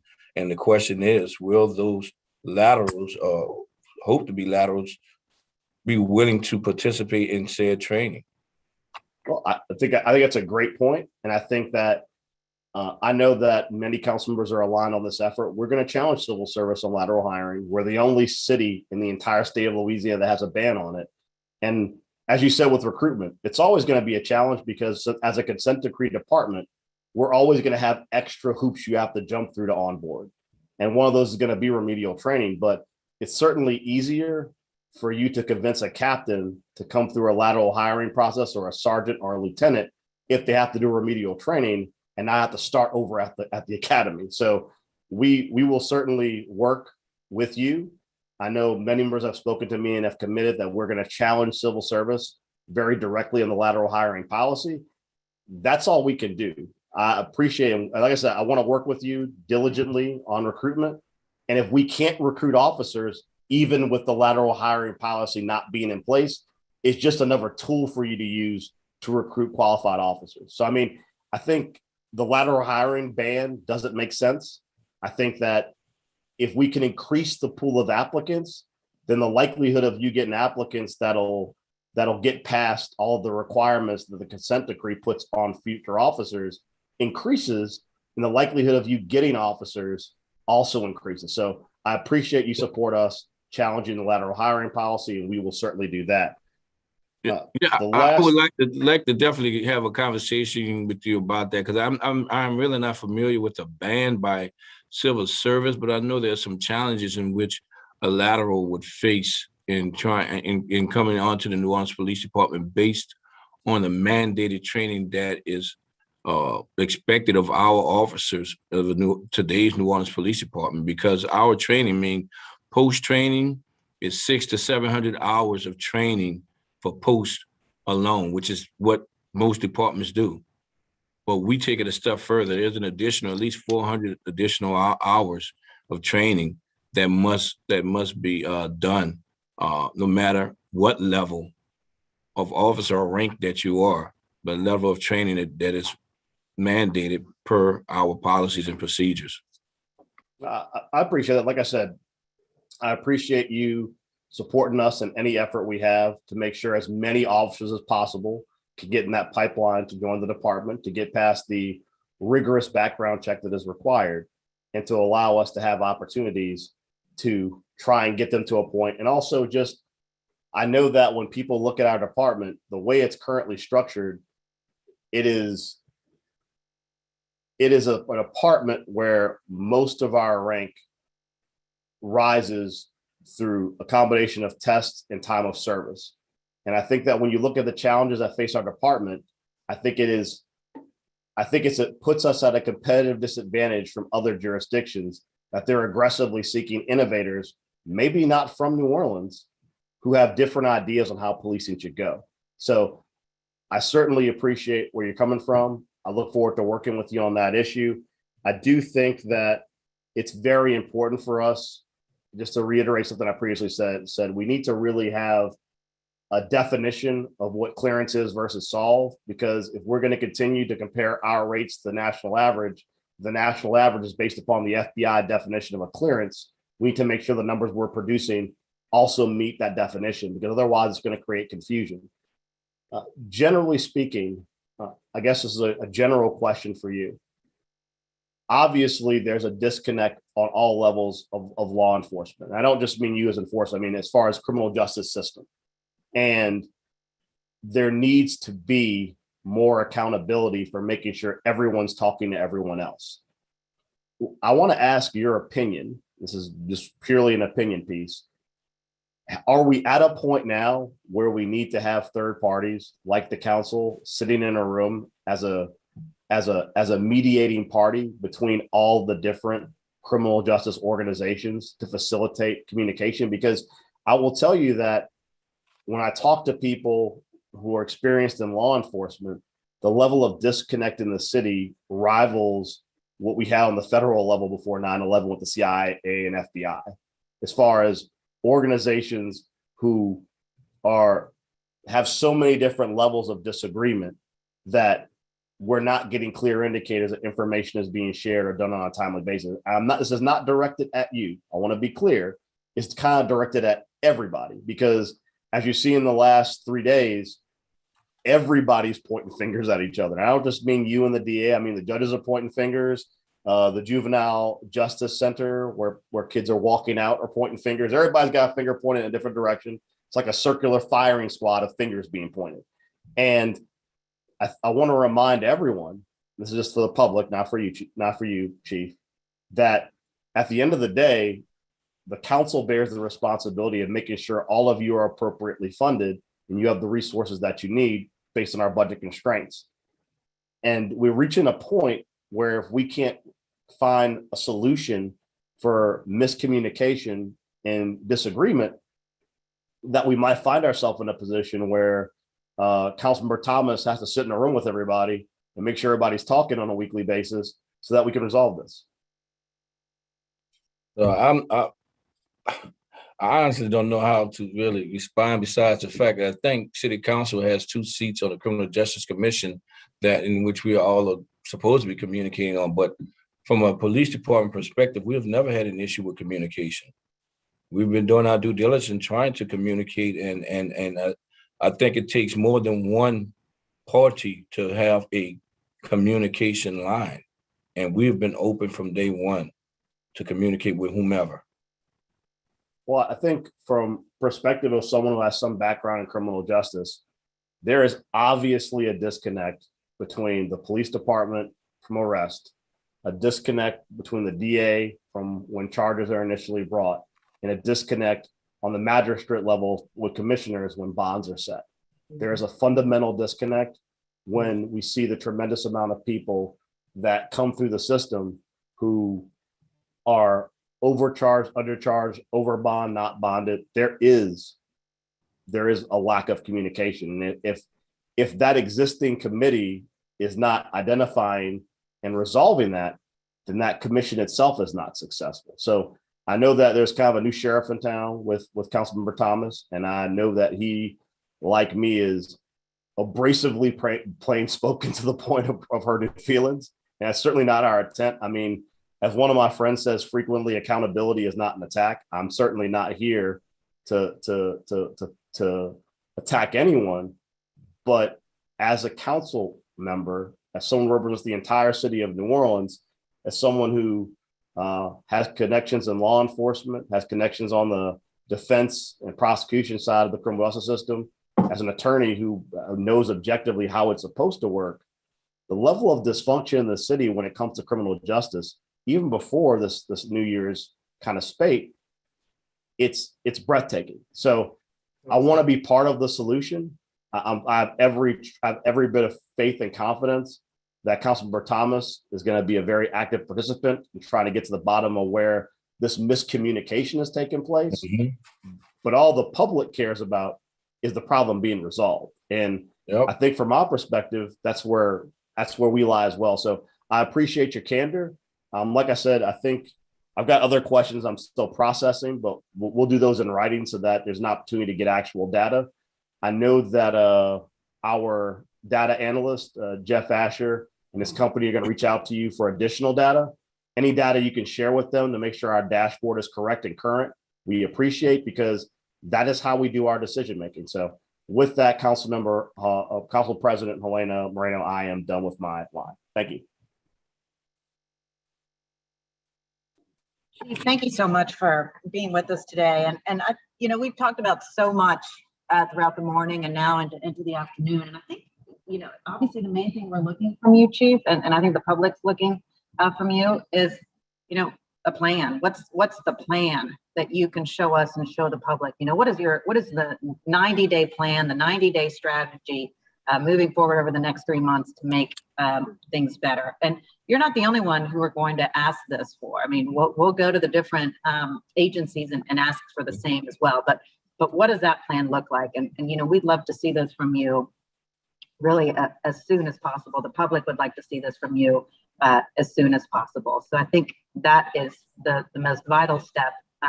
And I hope that's something that you can provide to us very soon.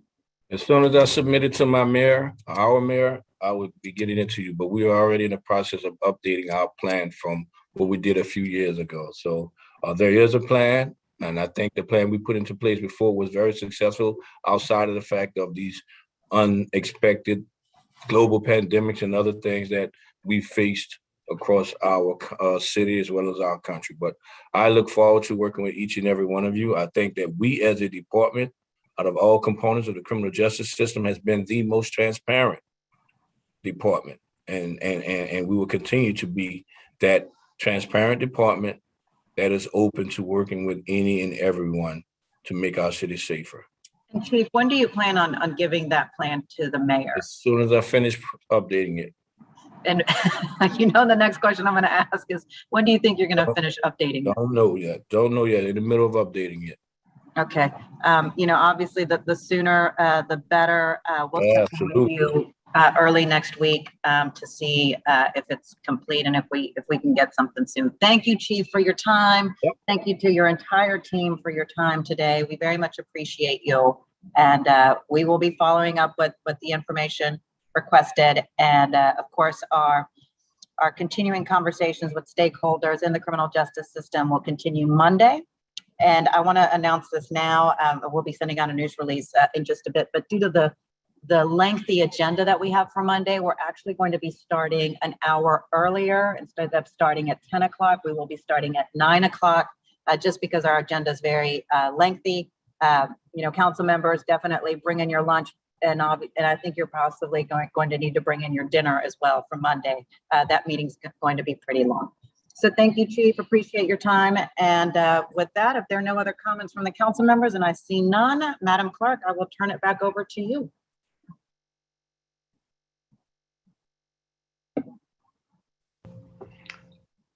Council members, I guess we could go ahead and allow Anita to read the agenda. That would have been Yes, ma'am. Let's start the regular part of agenda by reading the agenda. And as I'll just remind the public that the way that this goes in the virtual meetings is we will read the full agenda for today's council meeting. And these are the agenda items that'll be in the communications and obviously the voting items. So she'll read all of those. Then we'll pause for a recess to allow for additional public comment on the agenda items. And then we will come back from recess and begin going through the agenda. So Anita, with that, you can begin going through the agenda. All righty. I don't know if you wanted to address public comments that were submitted. Oh, yes. For yes, thank you so much. How many comments do we have on the chief? Let's see.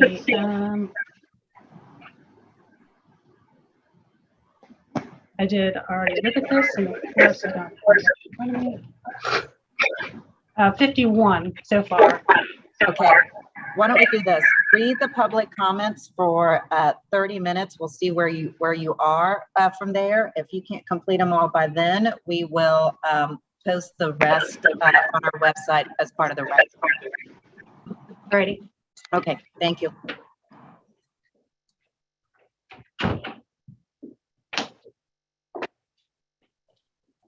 Okay.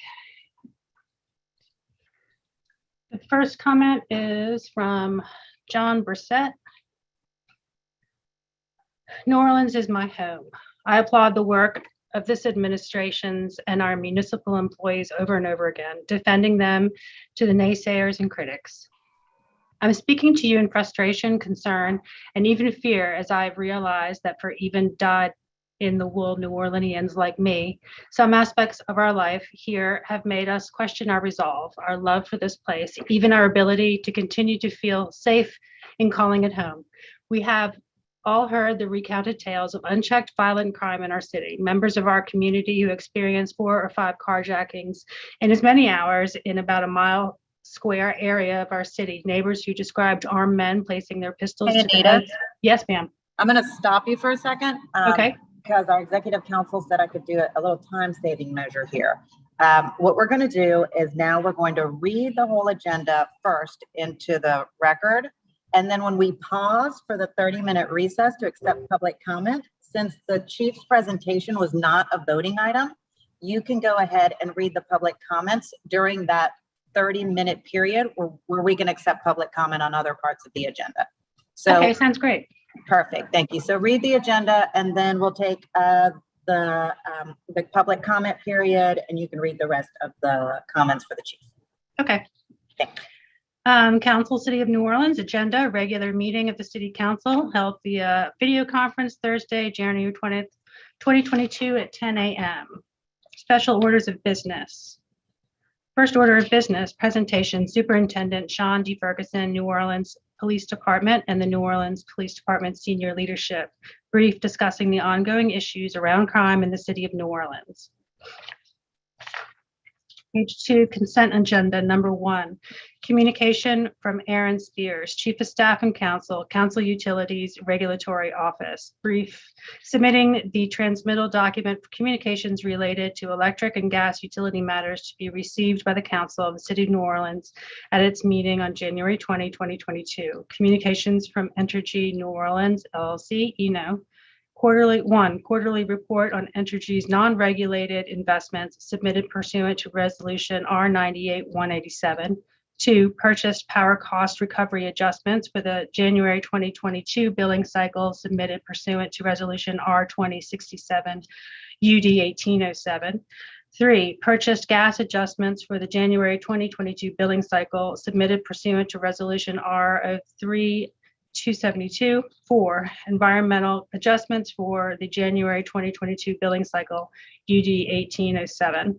5, reply comments regarding the initial renewable and clean portfolio standard compliance plan covering compliance year 2022, UD 1901. Additional communications. 1, 350 New Orleans comments in response to the proposed amendment to the community solar rules submitted pursuant to Resolution R21 472 UD 1803.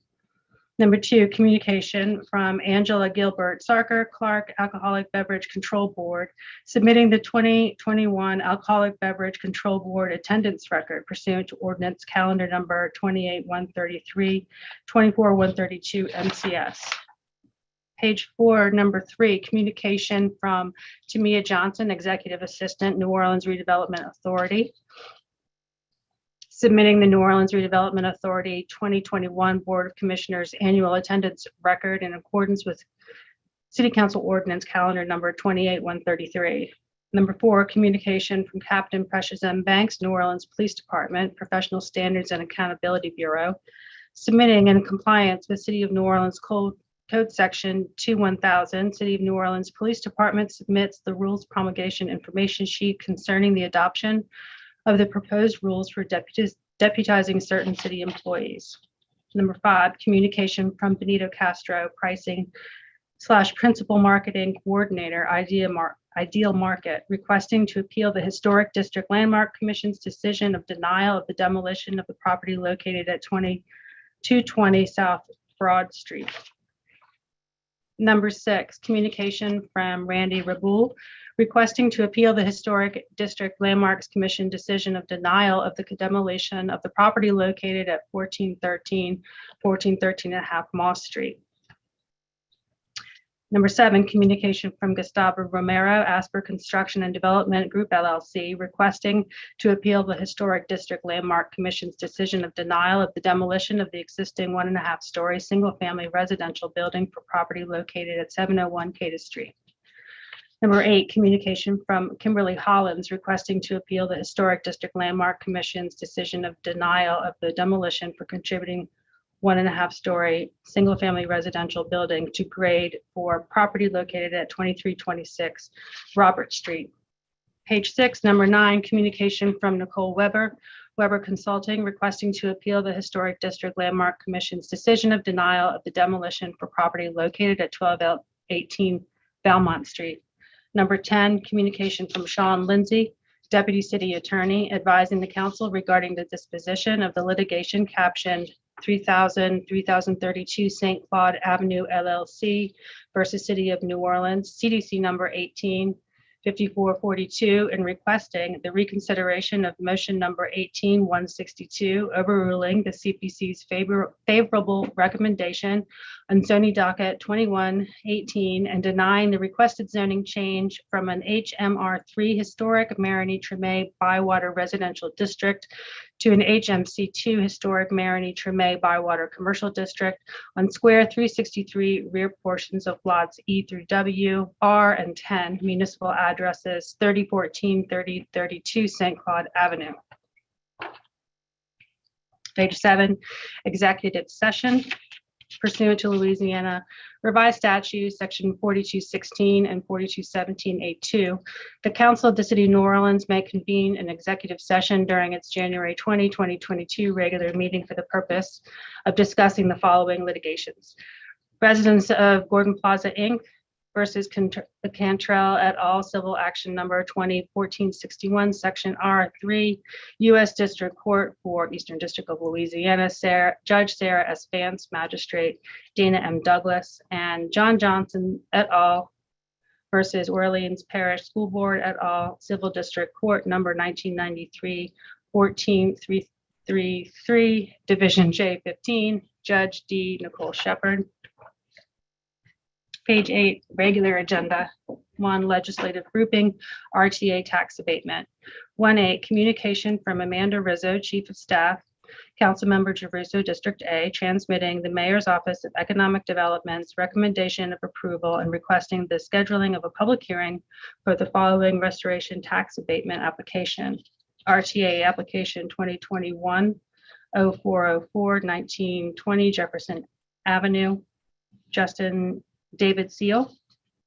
1B, resolution number R2242 by Councilmember Jeruso, a resolution approving RTA application 2021-0404 for 1920 Jefferson Avenue.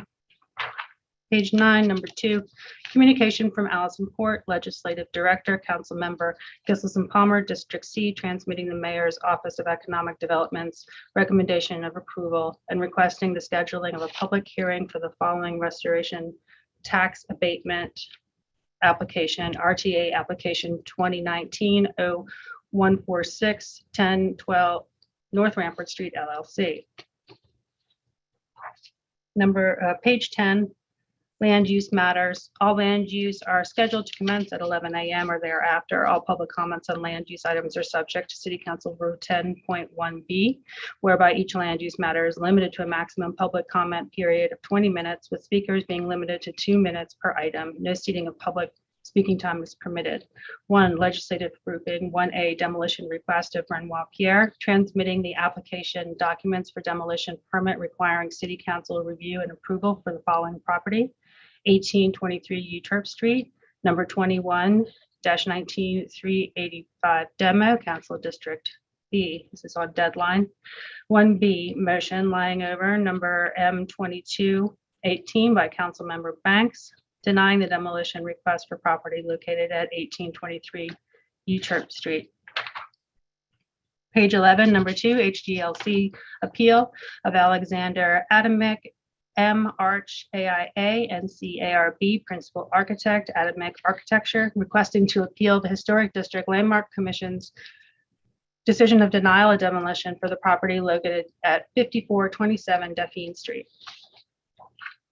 Page 12, number 3, legislative grouping. 3A, extension request of David R. Sherman for the firm Chahardy Sherman Williams, Rasile Hayes, on behalf of St. Charles Holding LLC, Sherman Strategies LLC, requesting an administrative extension of time in which to record approved conditional use plans for zoning docket 03619, an ordinance to amend ordinance number 23206, zoning docket 4708, pursuant to Article 4, Section 4.3 H2 of the Comprehensive Zoning Ordinance. 3B, motion number M2244 by Councilmember Harris, a motion granting the administrative extension of time in which to record approved conditional use plans regarding zoning docket 3619, ordinance number 23206, zoning docket 4708, pursuant to Article 4, Section 43H2 of the Comprehensive Zoning Ordinance until 1/20/23. Page 13, number 4, legislative grouping. 4A, extension request of Miles L. Granderson Esquire, Sherman Strategies, requesting an extension of the subject conditional use related to calendar number 32864 in reference to zoning docket 7319, a conditional use for a gas station and packaged alcoholic beverage sales at 2701 Canal Street, 101-123 North Broad Street. 4B, motion number M2245 by Councilmember Harris, a motion granting the additional extension of the conditional use for a gas station and packaged alcoholic beverage sales at 2701 Canal Street, 101-123 North Broad Street, regarding zoning docket 7319, ordinance number 32,864 until 1/20/23. Page 14, number 5, zoning docket number 7821, SE Cemeteries of Louisiana LLC, requesting a text amendment to the comprehensive zoning ordinance to amend Article 15 to classify cemetery as a permitted use in the MU1 medium intensity mixed use district. The proposed tax amendment would affect property citywide located in the MU1 medium intensity mixed use district. The recommendation of the City Planning Commission being for modified approval.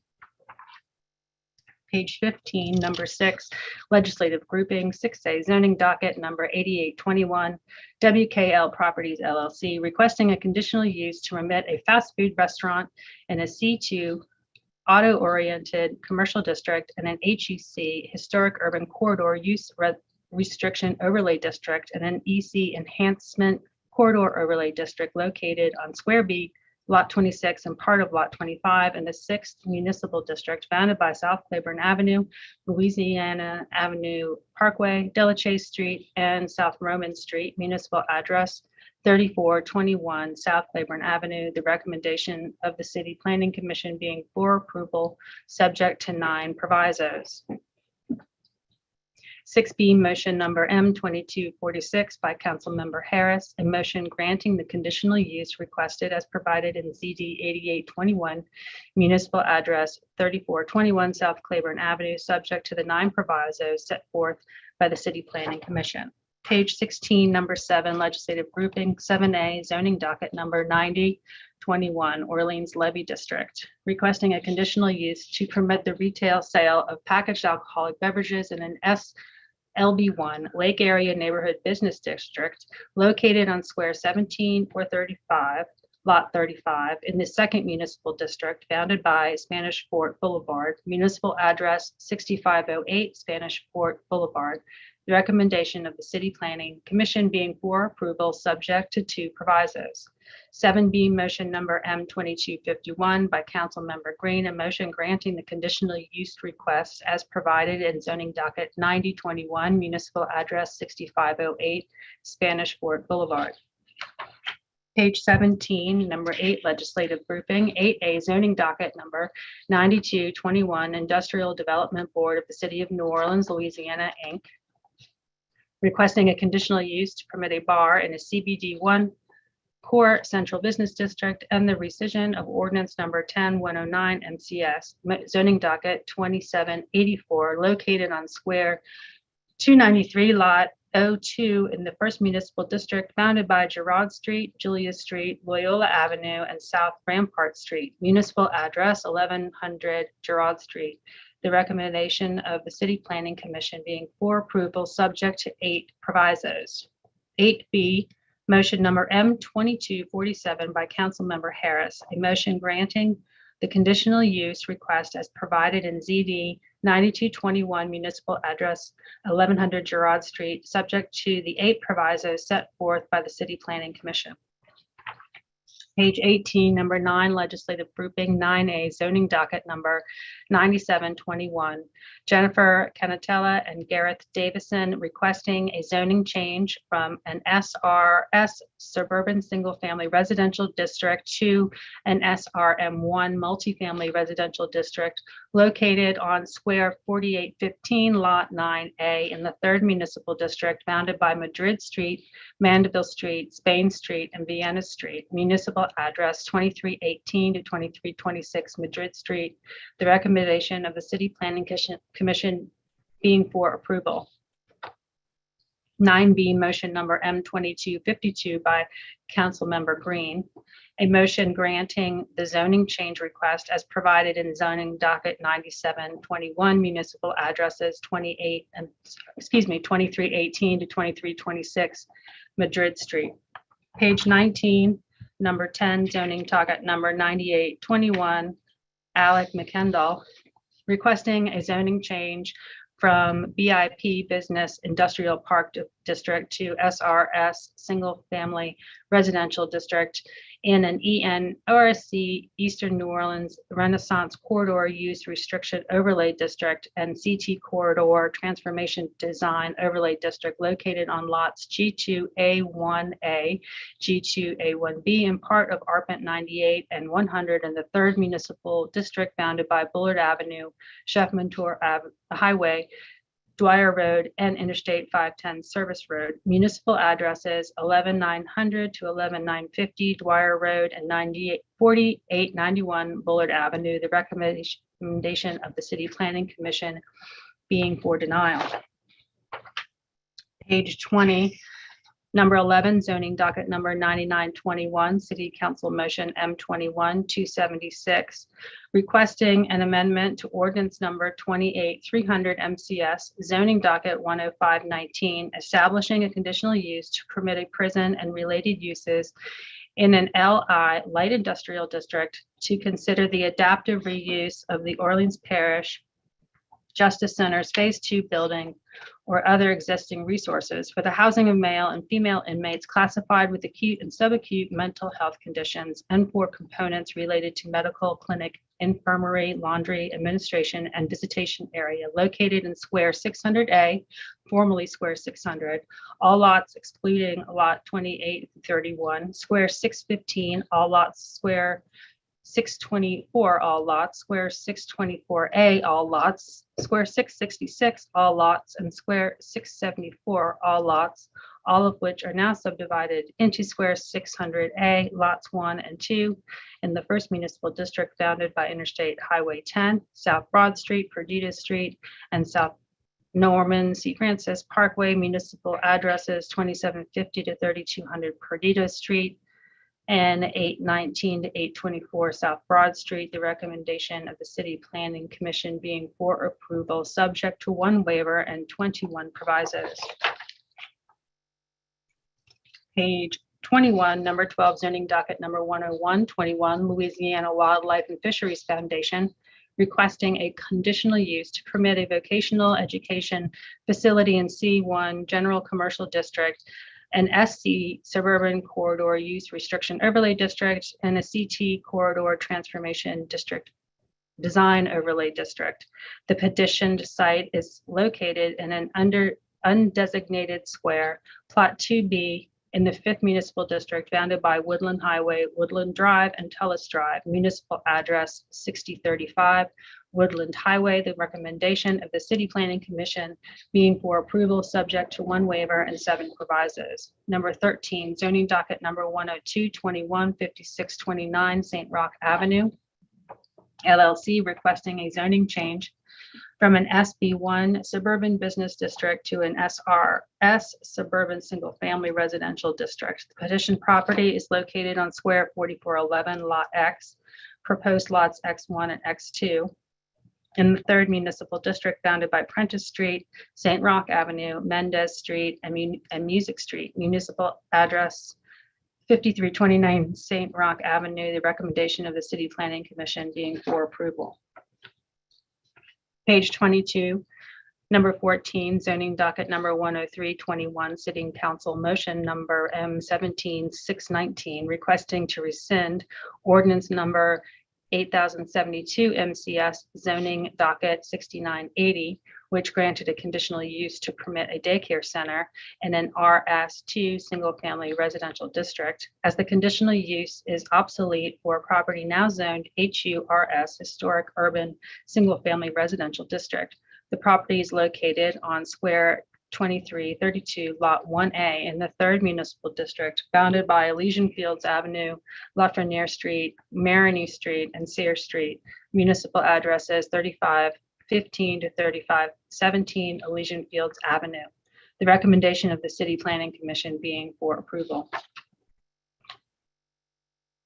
Page 23, number 15, zoning docket number 10421, City Council Motion number M21328, requesting a text amendment to create a new use category of boat dock for the purposes of allowing boat rental facilities and to designate said use as a conditional use in a specific water adjacent zoning, in specific water adjacent zoning districts. The proposed text amendment would affect properties within all MU Maritime Mixed Use, SLM Lake Area Marina, SLP Lake Area Park, OSR Open Space Regional, OSN Open Space Neighborhood, and NA Natural Area Districts municipal addresses citywide. The recommendation of the City Planning Commission being for modified approval. Number 16, zoning docket number 10721, City Council Motion M21-364, requesting a text amendment to create a new use category of convenience centers or waste and recycling drop-off centers, to consider the addition of such to the use tables in all appropriate zoning districts, and to establish site design and use standards. The proposed text change would apply citywide. The recommendation of the City Planning Commission being for modified approval. Page 24, number 17, legislative grouping 17A, property disposition number 521, City of New Orleans, requesting the consideration of the disposition of immovable property consisting of an unconstructed dead-end portion of Caleric Street, right-of-way located in the 3rd Municipal District between squares 1191 and 1192. Adjacent lots bear the municipal addresses of 1430 and 1440 North Rocheblave Street. The recommendation of the City Planning Commission being for approval, subject to one proviso. 17B, motion number M2253 by Councilmember Green, a motion granting their request as provided in PD 00521. Municipal addresses 1430 and 1440 North Rocheblave Street, subject to the one proviso set forth by the City Planning Commission's report. Page 25, number 18, street name change, number 221, Red Allen Way, requesting the consideration of renaming the entirety of Slidell Street from the Mississippi River Trail to Berman Highway to Red Allen Way. The recommendation of the City Planning Commission being for approval.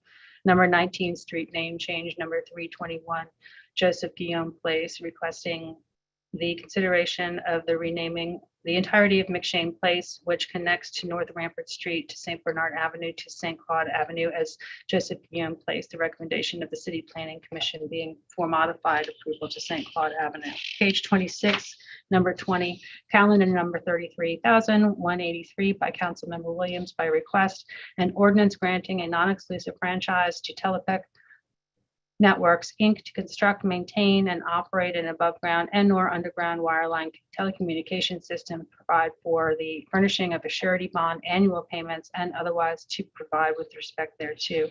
Number 21, calendar number 33,527 by Councilmember Gisselson Palmer, an ordinance to ordain Sections 9041 and 9042 of the Code of the City of New Orleans to establish minimal operational requirements for the New Orleans Police Department Crime Laboratory, including units accredited to test and analyze DNA, to establish regular reporting requirements on sexual assault collection kits, and otherwise to provide with respect thereto. Page 27, number 22, calendar number 33,555 by Council Members Brissette, Moreno, Glapion, Banks, Gisselson, Palmer, and Nguyen, an ordinance to change the name of that portion of Louisa Street running from Almonaster Avenue to Florida Avenue, consisting of blocks 2700 through 4000 to Johnny Jackson Jr. Avenue, and to otherwise to provide with respect thereto. Number 23, calendar number 33,566 by Councilmember Moreno by request, an ordinance to amend ordinance number 28,550 MTS as amended, entitled an ordinance providing an operating budget of revenues for the City of New Orleans for the year 2021 to appropriate federal funds awarded by FEMA grant number 52555, project number PW 139 Hurricane Zeta to the New Orleans Office of Homeland Security and Emergency Preparedness to cover emergency traffic material purchases during the aftermath of Hurricane Zeta, and otherwise to provide with respect thereto. Page 28, number 24, calendar number 33,567 by Councilmember Moreno by request, an ordinance to amend ordinance number 28,551 MCS as amended, entitled an ordinance providing an operating budget of expenditures for the city of New Orleans for the year 2021 to appropriate federal funds awarded by FEMA grant number 52555, project number PW 139 Hurricane Zeta to the New Orleans Office of Homeland Security and Emergency Preparedness to cover emergency traffic material purchases during the aftermath of Hurricane Zeta and otherwise to provide with respect thereto. Number 25, calendar number 33,568 by Council Member Moreno by request. An ordinance to amend an ordinance to amend ordinance number 28,550 MCS and as amended entitled an ordinance providing an operating budget of revenues for the city of New Orleans for the year 2021 to appropriate federal funds awarded by FEMA grant number 52556, project number PW 798 Hurricane Laura to the New Orleans Office of Homeland Security and Emergency Preparedness to cover emergency lodging during the aftermath of Hurricane Laura and otherwise to provide with respect thereto. Page 29, number 26, calendar number 33,569 by Councilmember Moreno by request, an ordinance to amend ordinance number 28,551 MCS as amended entitled an ordinance providing an operating budget of expenditures for the city of New Orleans for the year 2021 to appropriate federal funds awarded by FEMA grant number 52556, project number PW 798 Hurricane Laura to the New Orleans Office of Homeland Security and Emergency Preparedness to cover emergency lodging during the aftermath of Hurricane Laura and otherwise to provide with respect thereto. Number 27, calendar number 33,570 by Councilmember Moreno by request, an ordinance to amend ordinance number 28,550 MCS as amended and entitled an ordinance providing an operating budget of revenues for the city of New Orleans for the year 2021 to appropriate federal funds awarded by FEMA grant number 52557, project number PW 837 Hurricane Laura to the New Orleans Office of Homeland Security and Emergency Preparedness to cover personnel costs incurred due to Hurricane Laura and otherwise would provide with respect thereto. Page 30, number 28, calendar number 33,571 by Councilmember Moreno by request.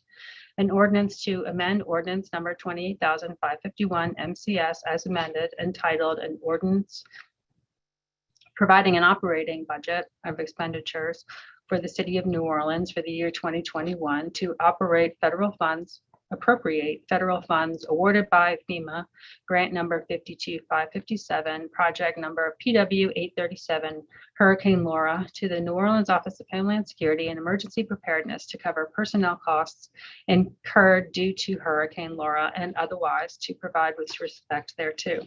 Number 29, calendar number 33,572 by Councilmember Moreno by request, an ordinance to amend ordinance number 28,550 MCS as amended entitled an ordinance providing an operating budget of revenues for the city of New Orleans for the year 2021 to appropriate EMPG grant for year 21 funds awarded by the Governor's Office of Homeland Security and Emergency Preparedness, State of Louisiana, to the New Orleans Office of Homeland Security and Emergency Preparedness for the purchase of equipment and otherwise to provide with respect thereto. Page 31, number 30, calendar number 33,573 by Councilmember Moreno by request, an ordinance to amend ordinance number 28,551 MCS as amended, entitled an ordinance providing an operating budget of expenditures for the city of New Orleans for the year 2021 to appropriate EMPG grant for year 21 funds awarded by the Governor's Office of Homeland Security and Emergency Preparedness, State of Louisiana, to the New Orleans Office of Homeland Security and Emergency Preparedness for the purchase of equipment and otherwise provide with respect thereto. Number 31, calendar number 33,574 by Councilmember Moreno by request, an ordinance to amend ordinance number 28,550 MCS as amended entitled an ordinance providing an operating budget of revenues for the city of New Orleans for the year 2021 to appropriate SHSP for year 21 funds awarded to the Governor's Office of Homeland Security and Emergency Preparedness, State of Louisiana, to the New Orleans Office of Homeland Security and Emergency Preparedness for the purchase of equipment and supplies and otherwise to provide with respect thereto.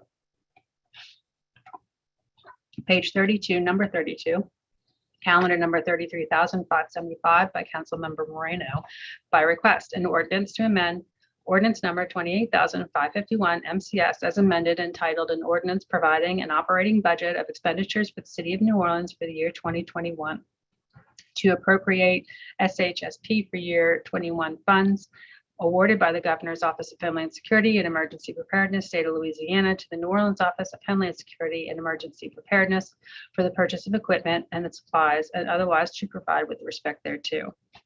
Number 33, calendar number 33,579 by Councilmember Moreno by request, an ordinance to amend and reordain ordinance number 28,549 MCS entitled an ordinance providing a capital budget for the year 2021 in accordance with the provisions of section 3(117) and 4(2061)F of the Home Rule Charter of the City of New Orleans and otherwise to provide with respect thereto. Page 33, number 34, calendar number 33,588 by Councilmember Giselson Palmer by request, an ordinance to amend and reordain Chapter 146, Streets, Sidewalks, and Other Public Places, Sections 146-587 through 146-601 of the City Code to create a parklet permitting program whereby public parking spaces within parking lanes on city-controlled streets may be utilized by adjacent commercial entities for additional seating and public use, to set permit standards and fees, and otherwise to provide with respect thereto. Number 35, calendar number 33,591 by Councilmember Moreno by request, an ordinance to amend and reordain ordinance numbers 27,885 MCS adopted October 4th, 2018, an ordinance providing relative to the Sanford Sandy Krasnoff New Orleans Criminal Justice Council, SKNOCJC, to revise the membership composition of the SKNOCJC, revised terminology used in the ordinance and otherwise to provide with respect thereto. Page 34, number 36, calendar number 33,592 by Councilmember Moreno, an ordinance to amend and reordain sections 2,896 and 2,904 of the City of New Orleans and to ordain section 2,905 of the Code of the City of New Orleans for the purpose of improving the fuel efficiency and environmental sustainability of the city's vehicle fleet, to require the Chief Administrative Officer to report annually on the city's fleet efficiency and fuel economy, to phase out the acquisition of internal combustion vehicles, to mandate the creation of a plan for compliance, and otherwise to provide with respect thereto.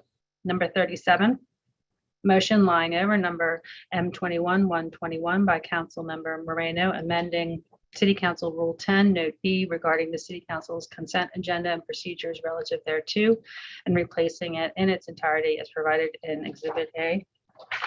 Page 35, number 38, motion lying over number M21-338 by Council Members Moreno, Glapion, Giarrusso, Banks, Giselson, Palmer, Brissette, and when ratifying, confirming, and approving the appointment of Dow Michael Edwards as a member of the New Orleans Tourism and Cultural Fund, effective upon approval by the Council of the City of New Orleans for a term ending on September 23, 2022.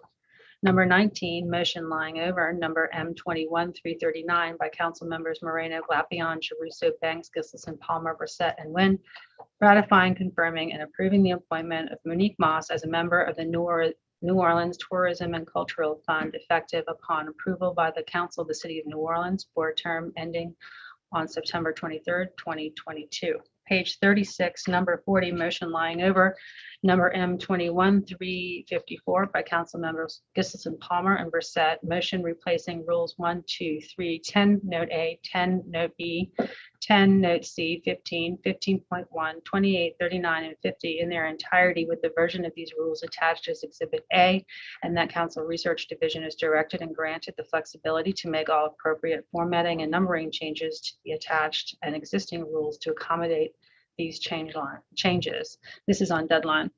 Number 41, resolution lying over. Number R 2211 by Councilmember Moreno, a resolution directing the City of New Orleans and Sewage and Water Board of New Orleans to procure 100% renewable power to meet each organization's energy needs. Page 37, number 42, motion number M 2243 by Councilmember Jeruso, selecting Councilmember Joseph I. Jeruso III as the council's voting representative on the Revenue Estimating Conference, and Councilmember Helena Moreno to serve as the council's non-voting representative on the Revenue Estimating Conference, and that both of the foregoing selections shall be effective on the date of adoption of this motion. Number 43, resolution number R 2248 by Councilmember King, directing the Community Development Committee to request input from individual stakeholders regarding the continued need for protective bike lanes on certain streets in Algiers, and also to establish a more robust review policy for current and future bike lanes, and to report back to the council with recommendations within 6 months regarding recommendations for further actions. Page 38, number 44, motion number M 2249 by Council Members Moreno and Morel, a motion amending City Council Rules 1, 2, 3, 10, 10.1, 12, 15, 18, 28, 30, 33, 35, 38, 39, 41, 47, 49, and 50, and replacing them with the version attached as Exhibit A. Number 45, resolution number R 2250 by Councilmember Moreno, resolution calling a special election for the position of Clerk of Orleans Parish City Court to be held in accordance with the following schedule. 1, qualifying dates, January 26, 2022 to January 28, 2022. 2, primary election date, March 26, 2022. 3, general election date, April 30, 2022, and that the governor of the state of Louisiana is hereby urged to exercise his emergency authority and waive any regulatory deadlines, including without limitation those imposed by Louisiana Revised Statute 18402 that would preclude the election set forth herein, the election schedule set forth herein. Page 39. Number 46, motion number M 2254 by Councilmember Moreno, a motion suspending Council Rule 56 until such time as the Council President, in consultation with the Director of Department of Health, determines that the Council may once again meet safely, and directs the Clerk and Interim Chief of Staff to resume in-person meetings, and that the Council and its committees shall conduct meetings virtually during the foregoing suspension, and that the rule suspension is made retroactive to the council meeting of January 6th, and that except as otherwise expressly provided for in this meeting, the council does hereby ratify any and all acts taken at said meeting. Number 47, motion number M 2255 by Councilmember Morel, authorizing the president of the council to sign a contract with Legend Consulting Group to provide electric and/or natural gas regulatory consulting services to the council in electric and gas utility regulatory matters for a period not to exceed 1 year, beginning January 1, 2022, for maximum compensation of $2,237,500 for said year, and that such contract shall be properly routed in accordance with normal processes and the city council rules. Page 40, number 48, motion number M 2256 by Councilmember Morel, authorizing the president of the council to sign a contract with Detons US LLP to provide electric and/or natural gas regulatory consulting services to the council in electric and gas utility regulatory matters beginning January 1, 2022, for a period not to exceed 1 year, for a maximum compensation of $3,537,500 per said year, and that such contract shall be properly routed in accordance with normal process and the city council rules.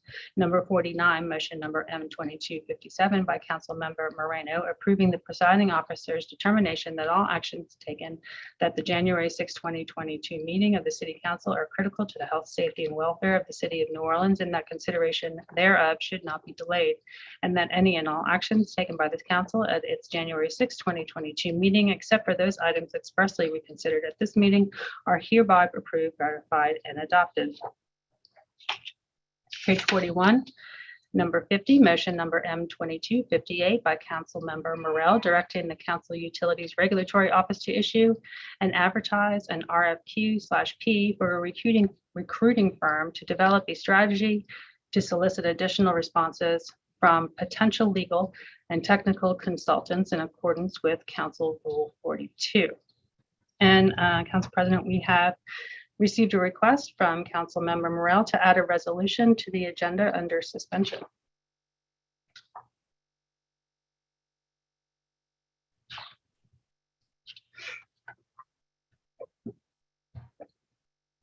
Either you would need to read the resolution under suspension, and then we're going to suspend the rules to receive it. Yes, ma'am. Resolution number R 2259 by Council Members Morel, Harris, Green, and Thomas, seconded. Whereas pursuant to its lease agreement by the City of New Orleans, here and after the city, the Jazz Casino Company LLC is required to make payments to the city in the amount of $2 million per fiscal year, annually adjusted to the revised CPI, to assist in funding education-related initiatives within Orleans Parish, whether operated by the city, the Orleans Parish School Board, hereinafter OPSB, or a third party subject to disbursement by the Council of the City of New Orleans, hereinafter the Council. And whereas Resolution R 2224 passed at the January 6, 2022 regular City Council meeting specifically or significantly altered the process by which funding is dispersed, posing potential hardship to agencies and entities who rely on this funding for critical functions. Now, therefore, be it resolved by the Council of the City of New Orleans that Resolution R 2224 is hereby rescinded. To be it further resolved that this council will work with academic partners to develop an equitable and transparent process for distributing the necessary funding annually. Foregoing resolution was read in full. The roll call called and the adoption thereof resulted as follows. And Council members, we need to suspend the rules to receive this resolution. Thank you so much, Madam Clerk. I'll go ahead and make a motion to suspend the rules. If I can get a second, please. I will second. Seconded by Councilmember Morel. Madam Clerk, if you'll take the roll. Councilmember Thomas. Here. Councilmember Green. Here. It's a yay or nay vote, guys. It's to Yay. suspend the rules. I'm sorry. Yay. Yeah. Councilmember Morel. Councilmember Moreno. Yay. Councilmember Harris. Yay. Councilmember King. Okay. Councilmember Jeruso. Yay. We have 7 yeas, no nays, and the rules have been suspended. Now, council member, if you want, we could go ahead and break to receive the comment. Madam Clerk, do I need to take an official recess before we go into public comment? Or can I just start and say that we're going to start now the public comment period for 3 minutes? You could just say it. All right, I'm just going to say it. Now we're going to begin the public comment period for the next 30 minutes. In the meantime, Miss Anita, if you could please read the public comments for the chief's presentation. Yes, ma'am. This was continuing with John Brissett's comment.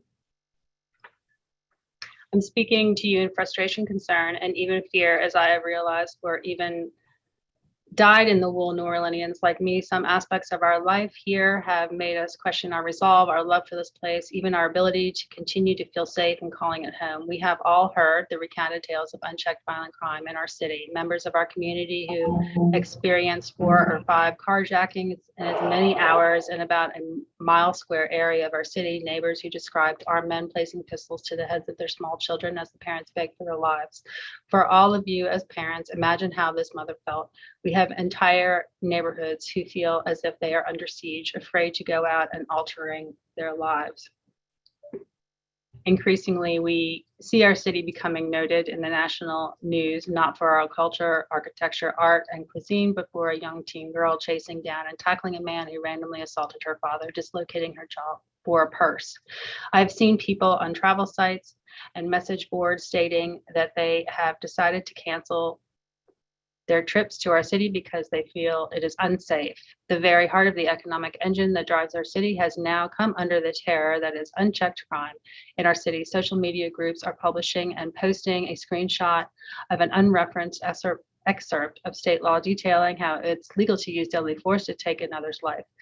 Other neighbors are suggesting roving armed citizen patrols, others petitioning for the National Guard deployments, and if need be, martial law. If those become reality, Is it soon after that the next young Trayvon Martin and Ahmaud Arbery is a young person from our city? Reading that, would you recommend your child or family member travel here, come to school here, come here for work?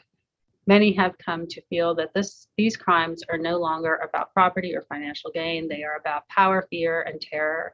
How long before we are caught in the crossfire of this battle? How long before time creates such widespread environment of terror, fear, that we can no longer conduct business, attract tourism and commerce, encourage companies to come here to create jobs? Citizens of our city are afraid to a point where they have begun to panic, are to the point where they've begun to panic, and fear is controlling their behaviors and dictating their actions. Is this not indicative of people living in terror? Rebuilding a better New Orleans cannot happen as long as individuals and businesses are too fearful to drive our economic engine. Addressing poverty, unequitable education, and failing communities must start with providing an environment in which our city feels safe enough to create opportunities for growth and development. Unchecked crime limits the future of every single New Orleanian and every single neighborhood. Our police are working tirelessly and are affecting results. However, perpetrators are released on low to no bond. Our police chief has acknowledged a seeming revolving door. Examples abound of repeat offenders committing violent crime while out on bail or bond for previous violent offenses. Our police are frustrated and tired, their morale sinking, they retire or resign, exacerbating their already significant staffing shortage. Our DA accepts charges and secures guilty pleas. The metrics show that the good work his office is doing, but we must be equitable,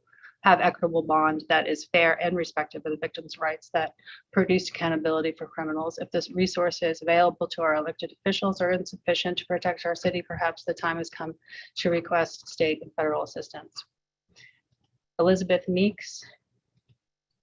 The people of New Orleans need a specific plan about what is going to be done about the crime in New Orleans, not arbitrary comments from the mayor, but an actual plan. It's not enough to say that the citizens need to do their part. We are doing our part by not committing these crimes. It's up to our leaders to make our city safe. We shouldn't have to live in fear of having a gun pointed at us anytime we leave our house. Our children shouldn't have to live in fear. The leadership of the city needs to step up and solve these issues. Next comment from Caroline Young. The citizens of New Orleans must know what exact plan the leaders of the city have to put an immediate end to the violent crime that has been plaguing our neighborhoods. Yes, long-term solutions are necessary and needed, but innocent people are getting terrorized every day. We need the carjackings to stop immediately. Ms. Moreno, Mr. Giarrusso, and other council members, what is your plan to stop the crime right now? We cannot wait. We need an actual answer. Please do not tiptoe around your response. Please give us concrete examples of the steps you will be taking to keep your citizens safe. You were elected to help the people of New Orleans, and we are here now begging for your help. Lauren Chu, what are we doing to solve the crime issues?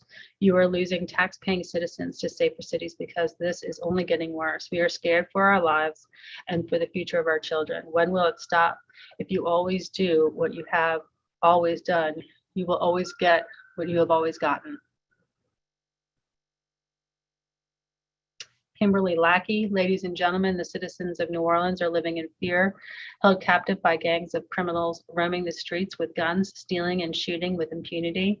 We must have our peace and safety restored immediately. Number one, recently the NOPD captured 4 people in connection with the 5 uptown carjackings. Of the 3 whose information was made public, only 1 was charged with carjacking.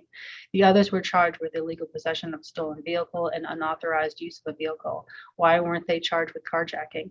They were driving around my neighborhood holding guns to the heads of innocent people, even children, and stealing their cars. It's time to stop making excuses for these criminals and bring to bear the full force of law. Judges who are not using every tool at their disposal to keep the public safe are complicit in creating the lawlessness in our city. Number 2, Mr. Ferguson has said again and again that they are arresting some of the same people. This can be fixed. Raise bail, find a solution, and make sure these criminals are not free to hurt anyone else. Number 3, at the moment, I am not interested in the long-term solutions and various social and government programs aimed to help those immersed in a lifetime crime. It's time to put the law-abiding citizens of New Orleans first and to take care of victims. If you want to invest in mental health programs, pay for therapy for the victims, reimburse the man who had to pay to get a stolen car out of an impound lot, reimburse me and hundreds of others for their smashed car windows. We need immediate solutions. We want concrete answers, not vague references to community initiatives. I love the city and I'll fight for it, but it's not my job, as the mayor said, to help solve crimes and prevent violence. I obey the law. I pay my taxes. I contribute to society. It's my government's job to protect me and my family and my community. Francis Olivier, as a lifelong New Orleanian, I'm so ashamed to have to tell people that it's too dangerous to do this or that, or maybe they want to rethink coming here. I believe that there should be strict enforcement of consequences for the perpetrators of crimes, whether the criminal is an adult or a juvenile. We live in a city with many poor residents, and to have a car window broken or a car stolen is not just a property crime. Many people don't have the resources to replace this property, and it perpetuates poverty. 95% of us are law abiding, and we suffer from the wretched behavior of a few. Any crime committed with a gun needs to be strictly prosecuted. Stopping carjackings needs to be a number one priority. The district attorney must be committed to doing this. Otherwise, the police are demoralized and feel they are fighting a losing battle. The defense bar can handle the defense. The district attorney must take a very strong position that he will prosecute the individuals who make a decision to harm innocent people by taking or destroying their property, intimidating them, or threatening to kill them. It is not fair to allow these individuals to run wild. We also need to shut down automobile chop shops and dig deep into the criminal enterprise that profits from the daring acts of thievery by our local carjackers. Please understand the negative consequences of going light on crime and recommit to the law-abiding citizens of our city. We are losing so much every single day. Oliver Fletcher III. Good morning. A quick story to tell. What's scary to me is my neighborhood association hired a private security company to patrol the neighborhood because they're scared. During a recent meeting, the crowd was 83.4% white at the neighborhood association meeting. During that meeting, the security guy said something along the lines of, yeah, we stopped them and asked them what they're doing. Who's your neighbor? What's your address? As a Black man, I'm more scared to walk down the street in my own neighborhood at a certain time due to private security stopping me because I don't fit a certain profile of who should live in this neighborhood. As the city gets more gentrified, more neighborhoods will take this route of private self-policing. I pray we do not have a Trayvon Martin or Ahmaud Arbery situation happen in New Orleans due to the failure of the mayor, the council, NOPD, and the DA to fix this crime problem. People shouldn't feel like they have to hire private security. This whole situation will be a bad trickle-down effect and lead to something bad. Thank you for listening. Crystal Imbraguglio. We are living in fear due to these carjackings. The fact that they happen in broad daylight is even scarier. This is affecting the areas where I live and work. Enough with the finger pointing. We all need to come together to fix this. The magistrate judges need to revoke bond or set higher bonds. Why not make monitoring a required condition of bail? The perpetrators are young. What happens when more people lose their lives? What happens if I have to defend my lives and the lives of my children? Am I going to be the one under arrest or headline? Something needs to change immediately to properly protect us. It's ludicrous the victims have to pay to retrieve their recovered vehicles. It's ludicrous people are having to arm themselves to simply run to the grocery store on a Sunday afternoon. My 8-year-old son asked to walk to a store a few doors down from us on Saturday afternoon. Thank God I got an alert from the neighborhood app that there was a carjacking that took place right before that. It's only getting worse. Now I see alerts of shootouts, people hearing gunshots and finding casing in their yards uptown. Please help us. Dillian Asher, I want to communicate serious concerns about carjacking and vehicle break-ins in Carrollton, Riverbend, and Greater New Orleans. My wife and I urge the City Council to work with relevant parties on community watch initiatives and on strengthening enforcement and sentencing guidelines to better discourage these types of crimes. Linda Asher, my family recently moved to New Orleans from Montana because my husband loves this city so much. We were so excited to start setting some roots here and have received a warm welcome from all of our neighbors. That excitement is starting to turn into fear and skepticism as we constantly hear about and deal with the increase in carjackings and theft in our neighborhood. This morning marks the second time within a month someone tried to enter our parked car in front of our house, and we're wondering how long before we're actually carjacked. We shouldn't have to live with this as an inevitability of living in NOLA. We all have the power to put aside You all have the power to put aside your feelings and do what's right for the community and the citizens you serve. We need meaningful actions from both sides, addressing the root cause of what's driving people to commit these crimes and impactful punishment when they do. Thank you. Jeanette Tremblay.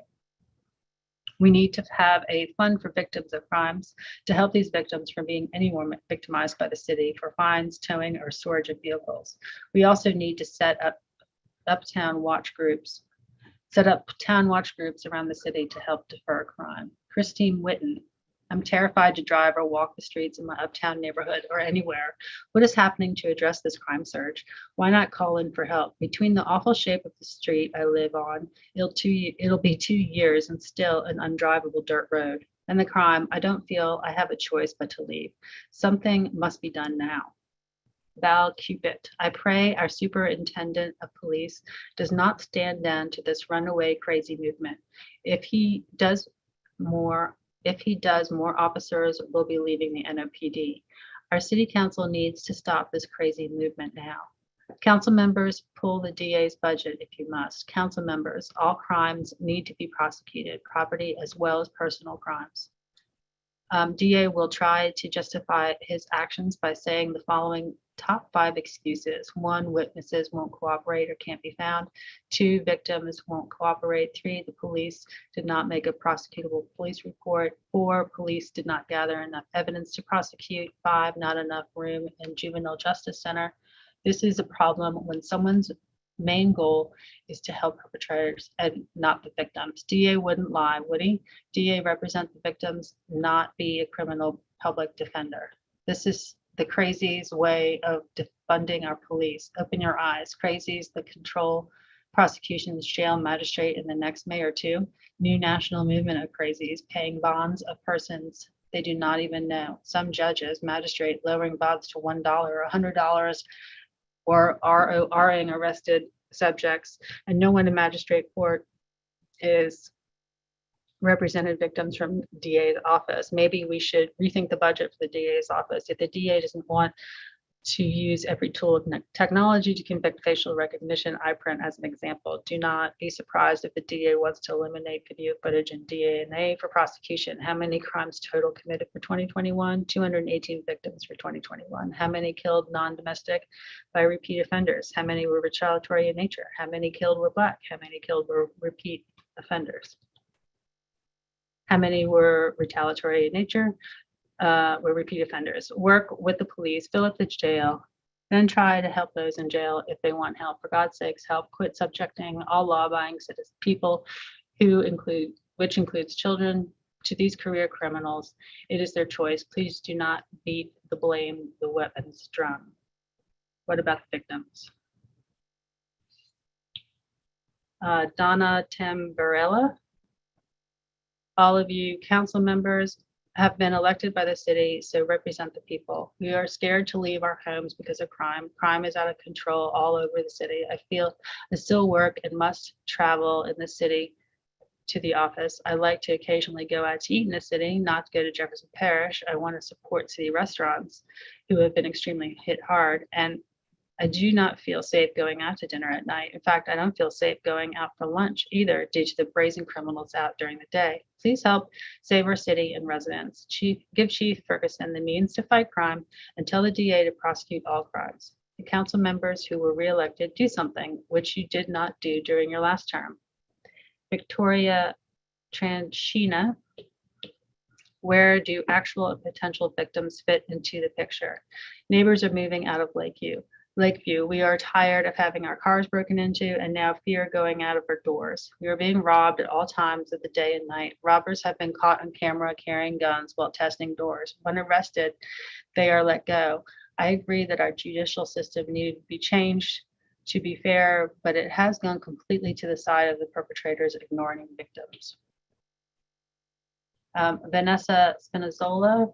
representing Justice and Accountability Center. She's paid representative. We cannot incarcerate ourselves out of crime. Our city should focus on resources, focus our resources on social investments in education, childcare, housing, and employment training, not on more law enforcement and surveillance of Black communities. We can only break these cycles of crime by providing real opportunities to every member of our community to build safe and secure lives. We ask this council to seek we ask this council to seek social investment in our people, not throwing more money at law enforcement as we have done ineffectively for decades. Sandra Gerhold, racism and poverty don't create criminals, bad parents do.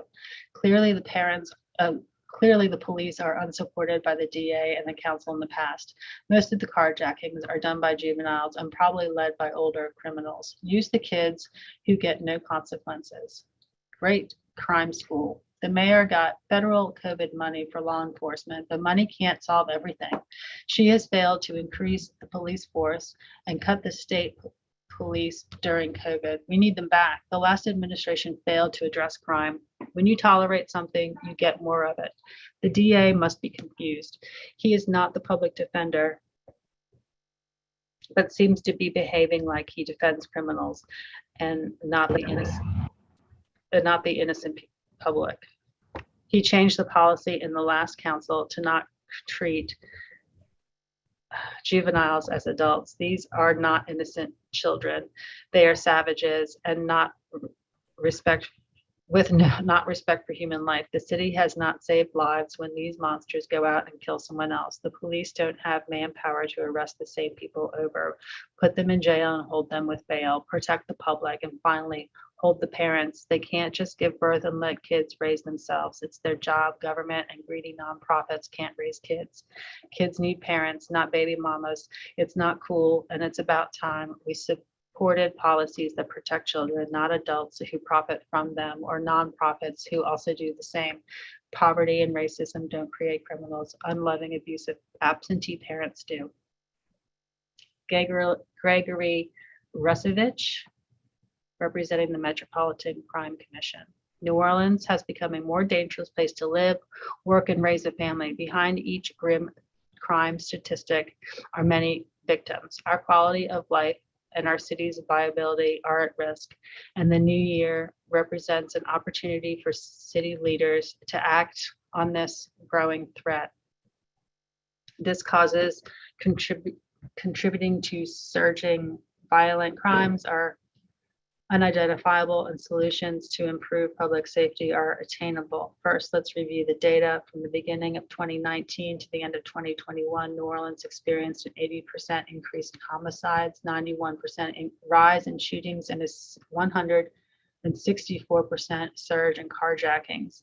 These alarming numbers are no fault of the remaining brave men and women of the New Orleans Police Department, which has seen a precipitous drop in manpower during the last decade. In 2010, the force comprised about 1,500 officers. In 2019, that number declined to 1,226. Today, there are fewer than 1,100 officers. Despite this personnel shortage, NOPD is doing its best to arrest violent offenders. According to the Metropolitan Crime Commission, the police made 2,048 violent felony arrests in 2021, but the district attorney's office under Jason Williams refused or dismissed 1,223 violent felony cases during the same period. By comparison, in 2019, NOPD made 2,098 violent felony arrests and 924 cases, nearly 300 fewer were refused or dismissed under former District Attorney Leon Canizero. NOPD Chief Sean Ferguson has expressed concern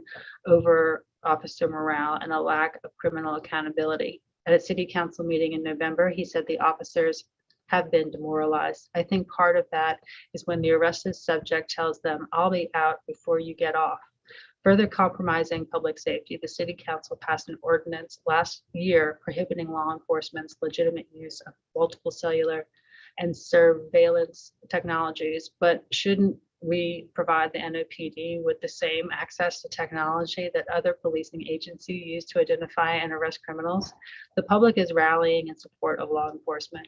Locally, a recent survey by the New Orleans Crime Coalition found that 90% support increasing NOPD manpower to patrol neighborhoods and 88% favor increasing use of computer analytics and other technologies.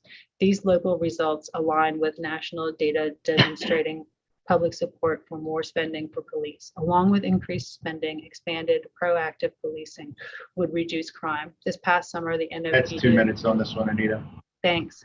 And Anita, I'll take over from here so that you can sort the rest of the comments. Great, thank you. Thank you.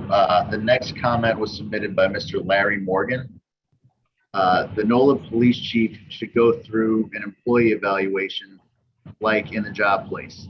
Place him on probation, and if he still can do his job, like at this present moment in time and in time frame he is given to do his job, he should be let go, like is standard in today's workplace of a bad evaluation. The police of NOLA and the chief cost the people,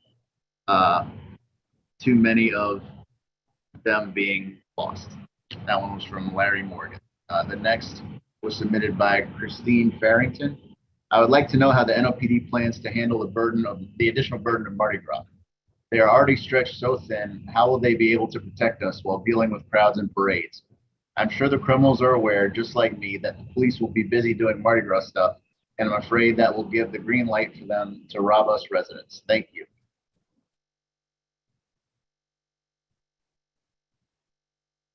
Jameson Bowerman. It seems to me one of the most immediate solutions to stemming the epidemic crime we face is to stop giving bond to repeat offenders charged with or suspected of involvement in carjacking. There are an overwhelming number of teenagers and young adults who are arrested, make bail, and then go right back to violent crime over and over. There are more solutions for the long term, but we need immediate solutions. It may be strictly within the district attorney's discretion whether or not to deny bond. Nonetheless, I call on the city council to publicly urge District Attorney Jason Williams into denying bond to serial offenders. Thank you. Leslie LePays. Residents who never would have considered living anyplace else are now ready to pack up and move for safety reasons. Stephen Baum. I recommend the following to assist Chief Ferguson. Police pay raises phased in over 5 years to aid in the recruitment and retention of officers with the goal to rebuild the force to 1,450 officers. Expand proactive policing and enhance partnerships with enforcement agencies at every level. Amend the ill-advised technology ordinance passed by the previous council and provide law enforcement with all available technology tools. Thank you. Rachel Gasser. The increase in violent crime is a serious problem, which is why it is all the more important to ensure that the solutions we are proposing will actually solve the problem. All the evidence suggests that relying on policing, prosecution, and incarceration is harmful and counterproductive to addressing the root causes of crime. For the past few years, we have repeatedly responded to concerns about juvenile crime with more enforcement and more incarceration, and that still hasn't worked to make us safer. Young people need to be held accountable for their actions, but at some point, we as a society need to be held accountable for how we treat our children. New Orleans has an extremely high rate of childhood poverty and trauma, yet rather than investing in solutions like affordable housing and early childhood education, we continue to pour money into a punishment system that clearly isn't working. If we're ever going to be a safer city, we need to do right by our kids and provide them with the things they need to thrive.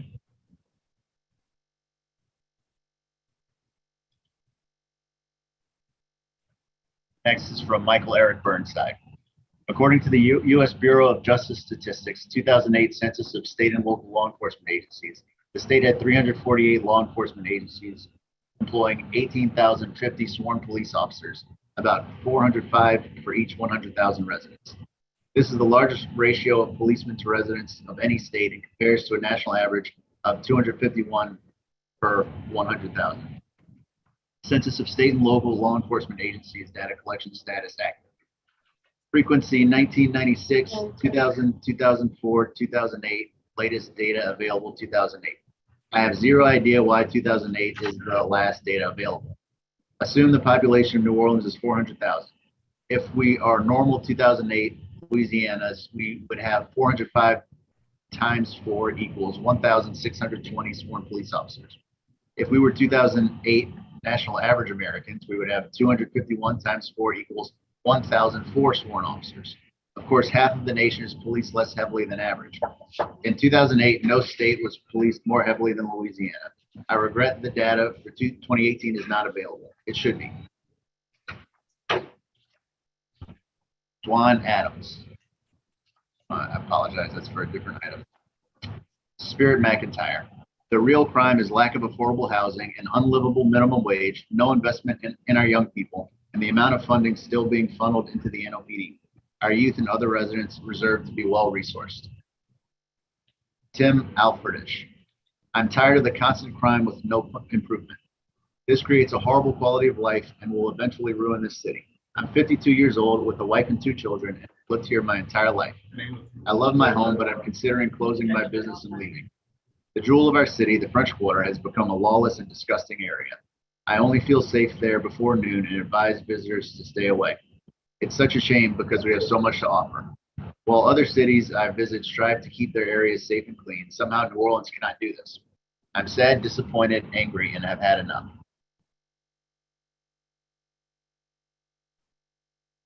Kiana Cruz. We have seen a recent spike in murders on the Interstate 10 corridor. Are we unable to install cameras with the same quality of the parking ticket cameras on the interstates immediately? Natalie Sharp. I am writing on behalf of New Orleans Voices for Accountability and Safety, NOVAs, in regards to the ongoing issue around crime in New Orleans. NOVAs is a volunteer group of New Orleans residents invested in public safety and community building. Our mission is to hold public agencies and officials accountable to the Safety and Justice Challenge Plan to reduce the jail population and increase equity within the criminal system.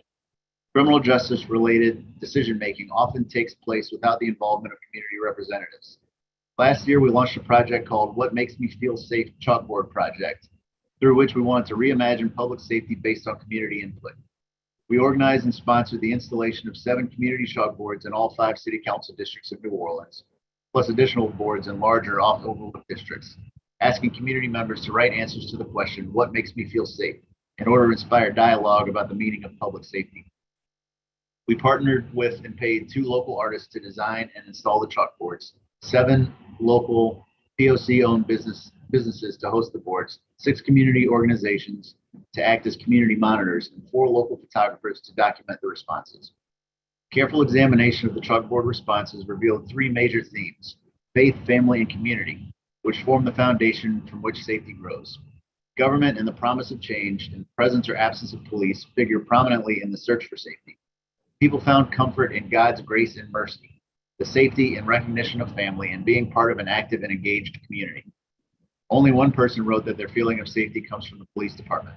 2 others posted that their safety is associated with the absence of cops, while yet another wrote they feel safe being anywhere the police aren't. 2 respondents feel safe with fewer cops and accountability to police. We encourage the council to consider and recognize that these are the values our friends and neighbors hold closest when we think about safety. We urge you to look beyond reactive carceral responses and envision long-term solutions that will eliminate harm and reduce the need for incarceration altogether. Thank you.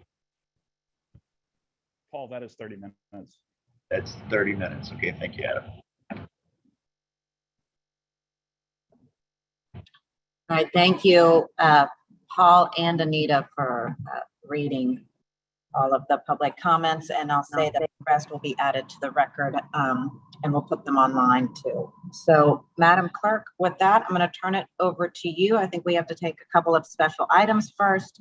I want Adam Swensnick to help me with the explanation of those items, and also to take me kind of step by step procedurally what I need to do with those items as well. But Madam Clerk, I turn it over to you now. We need to turn to page 40, and we're looking at number 49. Okay.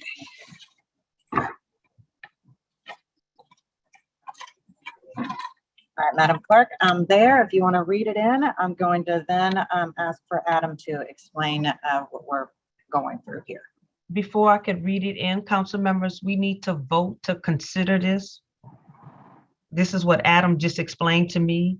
that we. Why don't we go ahead and just read, well, Madam Clerk, if you would read the brief, I'm happy to explain it, and then we can take both of the procedural votes, and I'll walk folks through that. We'll at least read it, so we tee it up.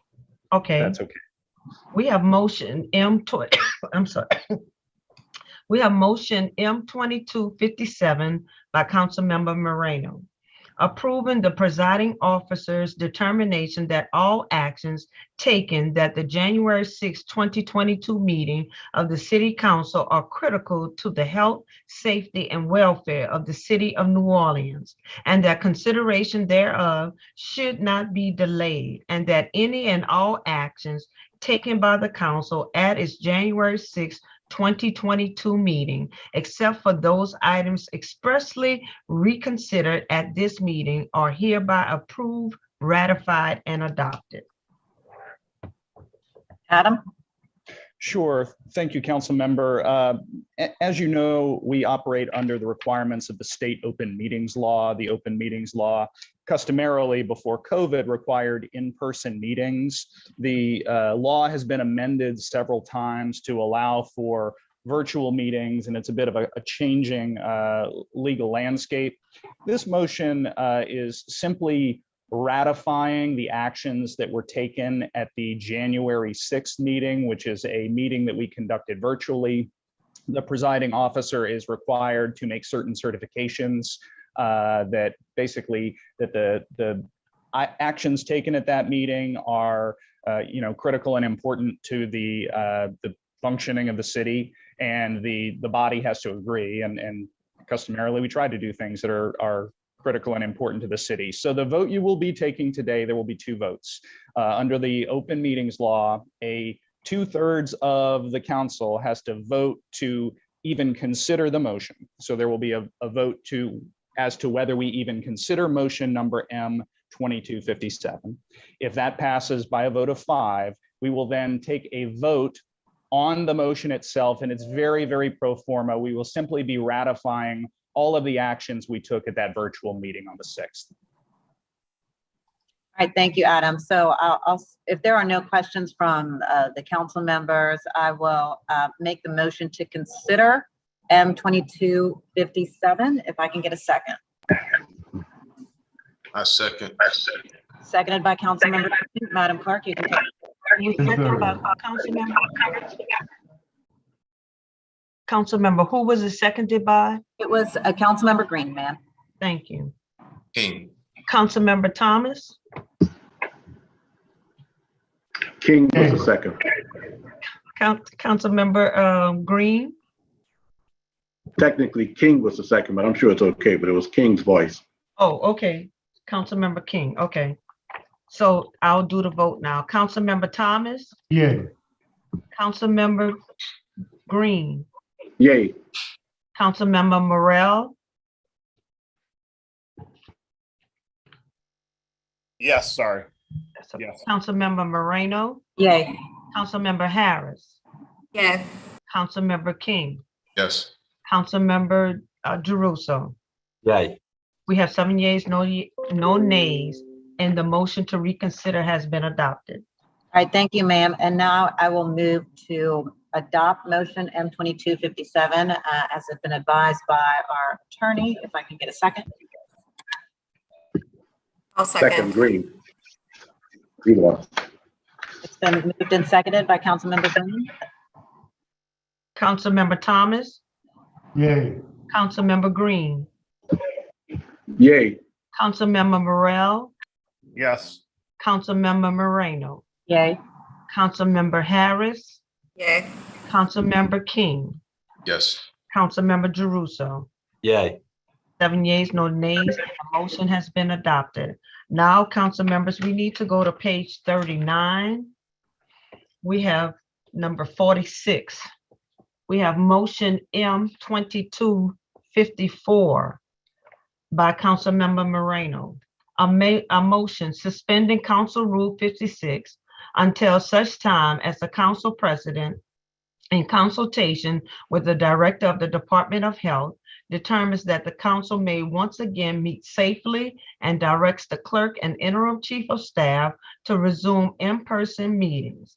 and that the council and its committees shall conduct meetings virtually during the foregoing suspension, and that the rule suspension is made retroactive to the council meeting of January 6th, and that except as otherwise expressly provided for in this meeting, the council does hereby ratify any and all acts taken at said meeting. Adam, I'll turn it over to you again. Thank you, council member. So this is akin to the motion that we just passed. This doesn't deal with the state open meetings law. This deals with our own internal rules. We are currently operating under Council Rule 56, which is a temporary emergency rule that we passed some point in the fall of 2020. When we passed that, we were in the stage where COVID appeared to be waning. And so we were coming back into a kind of a stripped down or smaller public meeting. So it prescribes a bunch of procedures that allow for a kind of us to meet in person safely. It doesn't necessarily contemplate that we would go back to virtual meetings. So what we're going to go ahead and do by this motion is suspend Rule 56 and allow for purely virtual meetings. We want to make sure that the body kind of blesses that procedure. We will do that until such time as the council president, in consultation with Dr. Avegno, gets comfortable that we're okay moving back to a posture where we can have folks safely in the chamber, which is everyone's preference. And so all this does is it provides prospectively, we will suspend Rule 56, and just belt and suspenders, we suspend it for the meeting we had on the 6th. Thank you, Adam. And hopefully we won't have to keep doing this for much longer, and we can all get back in here relatively soon. Madam Clerk, so I need to make first the motion to consider, right? This one is just one vote. Okay, just one vote. Gotcha. All right. Well, then, if there are no further questions for Adam, I will make a motion to adopt M2255. If I can get a second. Second. Second by Councilmember Thomas. Madam Clerk. Councilmember Thomas. Yay. Councilmember Green. Councilmember Morel. Yes. Yay. Councilmember Moreno. Yay. Councilmember Harris. Yay. Councilmember King. Yes. Councilmember Jeruso. Yeah. We have 7 yeas, no nays, and the motion has been adopted. Thank you, ma'am. Council members, we're going to go to the regular order, which is the consent agenda. We have communication from Aaron Spears, Chief of Staff and Council Utilities Regulatory Office. This should be marked received. We have a communication from Angela Gilbert Salker, Clerk, Alcoholic Beverage Control Board. This should be marked received. On page 4, we have a communication from Tima Johnson, Executive Assistant, New Orleans Redevelopment Authority, NORA. This should be marked received. We have a communication from Captain Precious M. Banks, New Orleans Police Department, Professional Standards and Accountability Bureau. This should be marked received. We have a communication from Benito Castro, Pricing Principal, Marketing Coordinator, Ideal Market, 222 South Broad Street. This should be marked received. Suggested hearing date is February 3rd. On top of page 5, we have a communication from Randy Ribu, 1413 through 1413 and a half Marsh Street. This should be marked received. Suggested hearing date is February 3rd. We have a communication from Gustavo Romero, Asper Construction and Development Group, LLC, 701 Cadiz Street. This should be marked received. Suggested hearing date is February 3rd. We have a communication from Kimberly Hollins, 2326 Robert Street. This should be marked received. Suggested hearing date is February 3rd. We have a communication from Nicole Weber, Weber Consulting, 1218 Valmont Street. This should be marked received. Suggested hearing date is February 3rd. We have a communication from Sean Lindsay, Deputy City Attorney. The recommendation consideration date is for February 3rd, 2022. This should be marked received. Those are all the matters on the consent agenda. All right, thank you, ma'am. Can I get a motion to adopt the consent agenda? So moved. Moved by Councilmember Jeruso. Can I get a second? Second by Harris. Seconded by Councilmember Harris. Madam Clerk. Councilmember Thomas. Do we have any public comment? Oh, I'm sorry, Adam. Go ahead with the public comment. We have public comment. On number one. One, and we have something for number 3. Regarding, let's see, Gordon Plaza. You like me to continue? Are these items on the consent agenda? Yes, ma'am. Okay, go ahead. Lidwina Hurst. I'm a resident of Gordon Plaza. This is, I'm sorry, for consent, item number 1. I'm a resident of Gordon Plaza requesting an immediate timeline for allocation and distribution of the $35 million prior to any distribution of soil or solar project. The money's here. This is long overdue. Immediate action now. Stop playing with our lives. Have to save a heart and serve the people as you were elected to do so. Jesse Perkins, Gordon Plaza subdivision.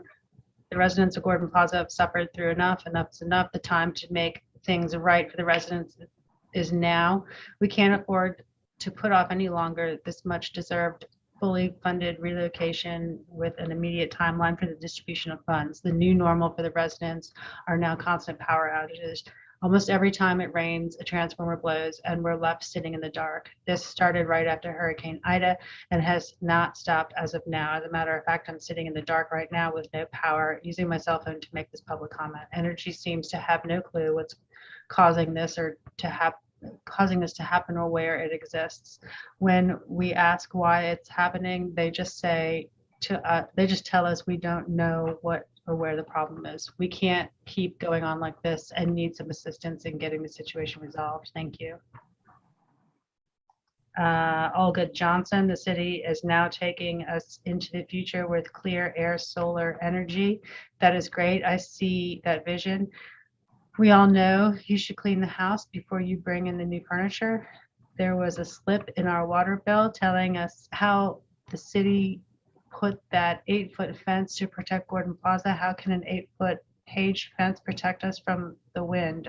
You're telling us, you know, the danger we are in. Give us timeline to get off this land and you can clear it, clean it the way you want.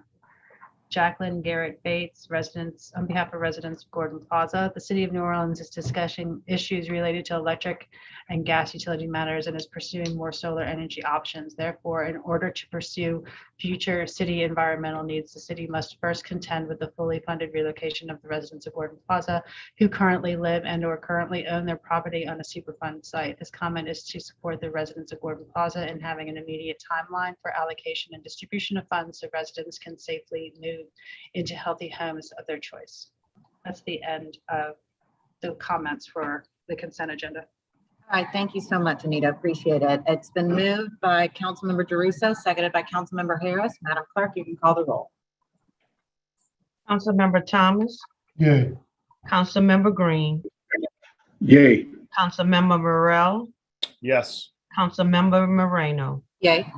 Councilmember Harris. Yes. Councilmember King. Yes. Councilmember Jeruso. Yay. We have 7 yeas, no nays, and the consent agenda has been adopted. Council members, the executive session will take place at the end of the meeting. We're now on page 8. We have a legislative grouping on RTA tax abatement. Communication from Amanda Rizzo, Chief of Staff, Councilmember Jeruso, District A, transmitting the Mayor's Office of Economic Development's recommendation of approval and requesting the scheduling of a public hearing for the following restoration tax abatement application. 1920 Jefferson Avenue, Justin David Seal.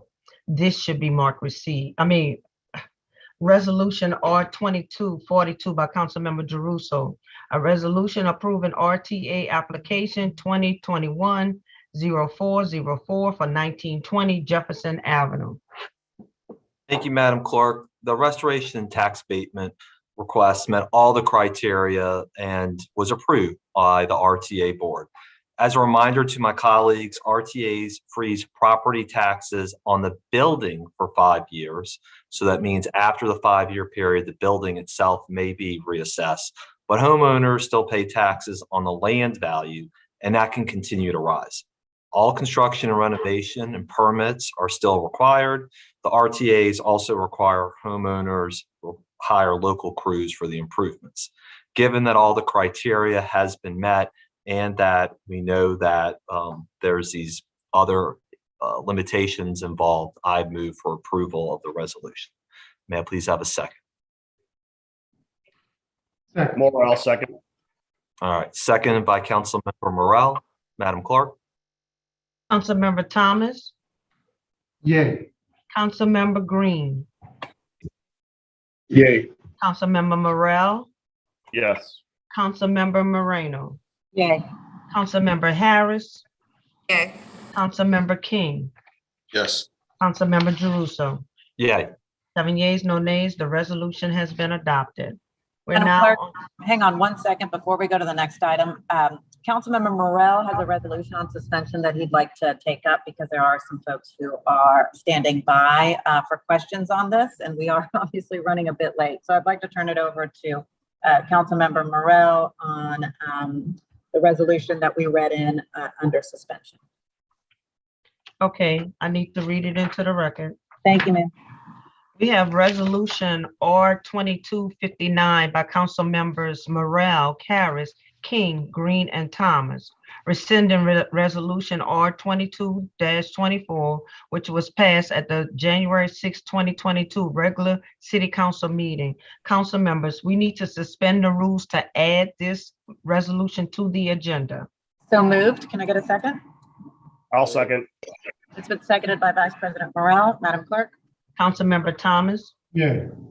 Councilmember Green, Yay. Councilmember Morrell, Yes. Councilmember Moreno, Yay. Councilmember Harris, Yay. Councilmember King, Yes. Councilmember Jeruso. Yay. We have 7 yeas, no nays, and the rule to suspend has been done. And Madam Clerk, please add my name to that resolution. It was supposed to be added, but no.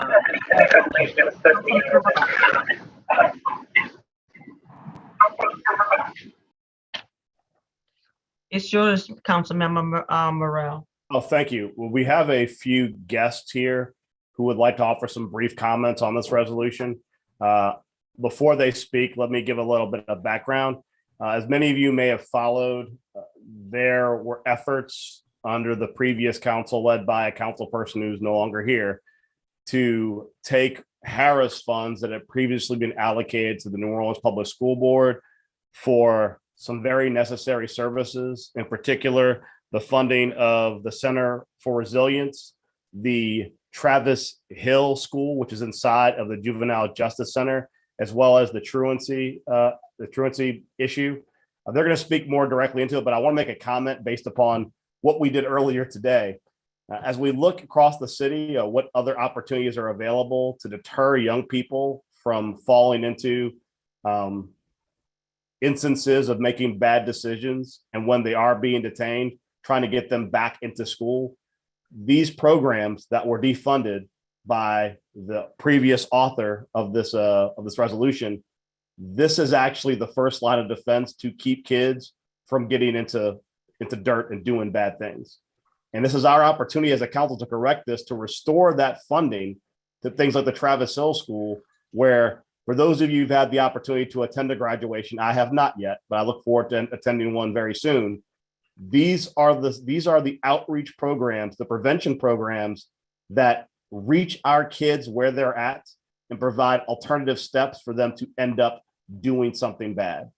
And I'm really encouraged by the votes we've had thus far to allow us to be added to the agenda and the comments we're here today. But this is an opportunity that this council so early on can affirmatively state, we're going to put our money where our mouth is and fund these programs, restoring the funding so that we can work with the school board as a partner to deter juvenile crime. So with that, I believe we have Justin McCorkle and Carlos Zervagon provide comments as well as some others necessary. You can unmute yourselves, I believe. Yes, I'm unmuted. I know y'all have a very long meeting.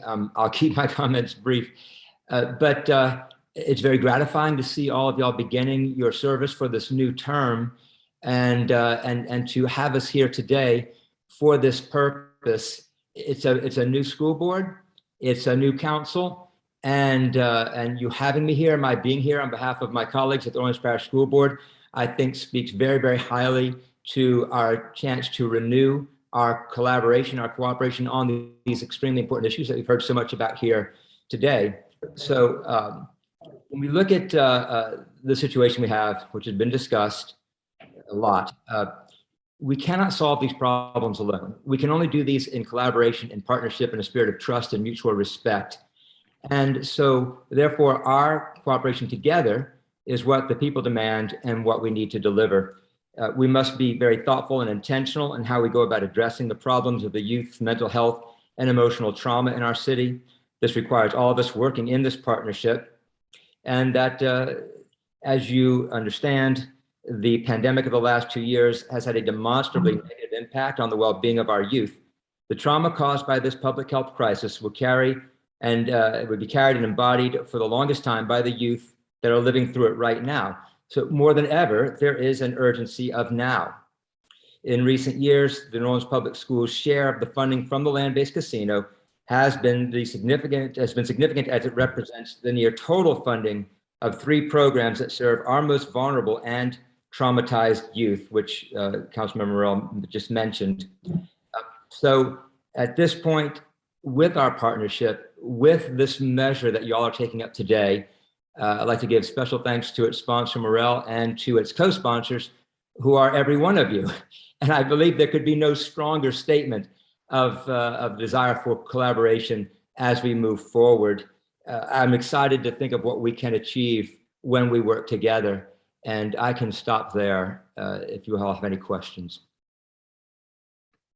Hey, Mr. Zervigon, it's great to see you. I'll just weigh in real quick. You know, I think what has been missing over the past couple of years is that collaboration and really great dialogue between the council and the school board.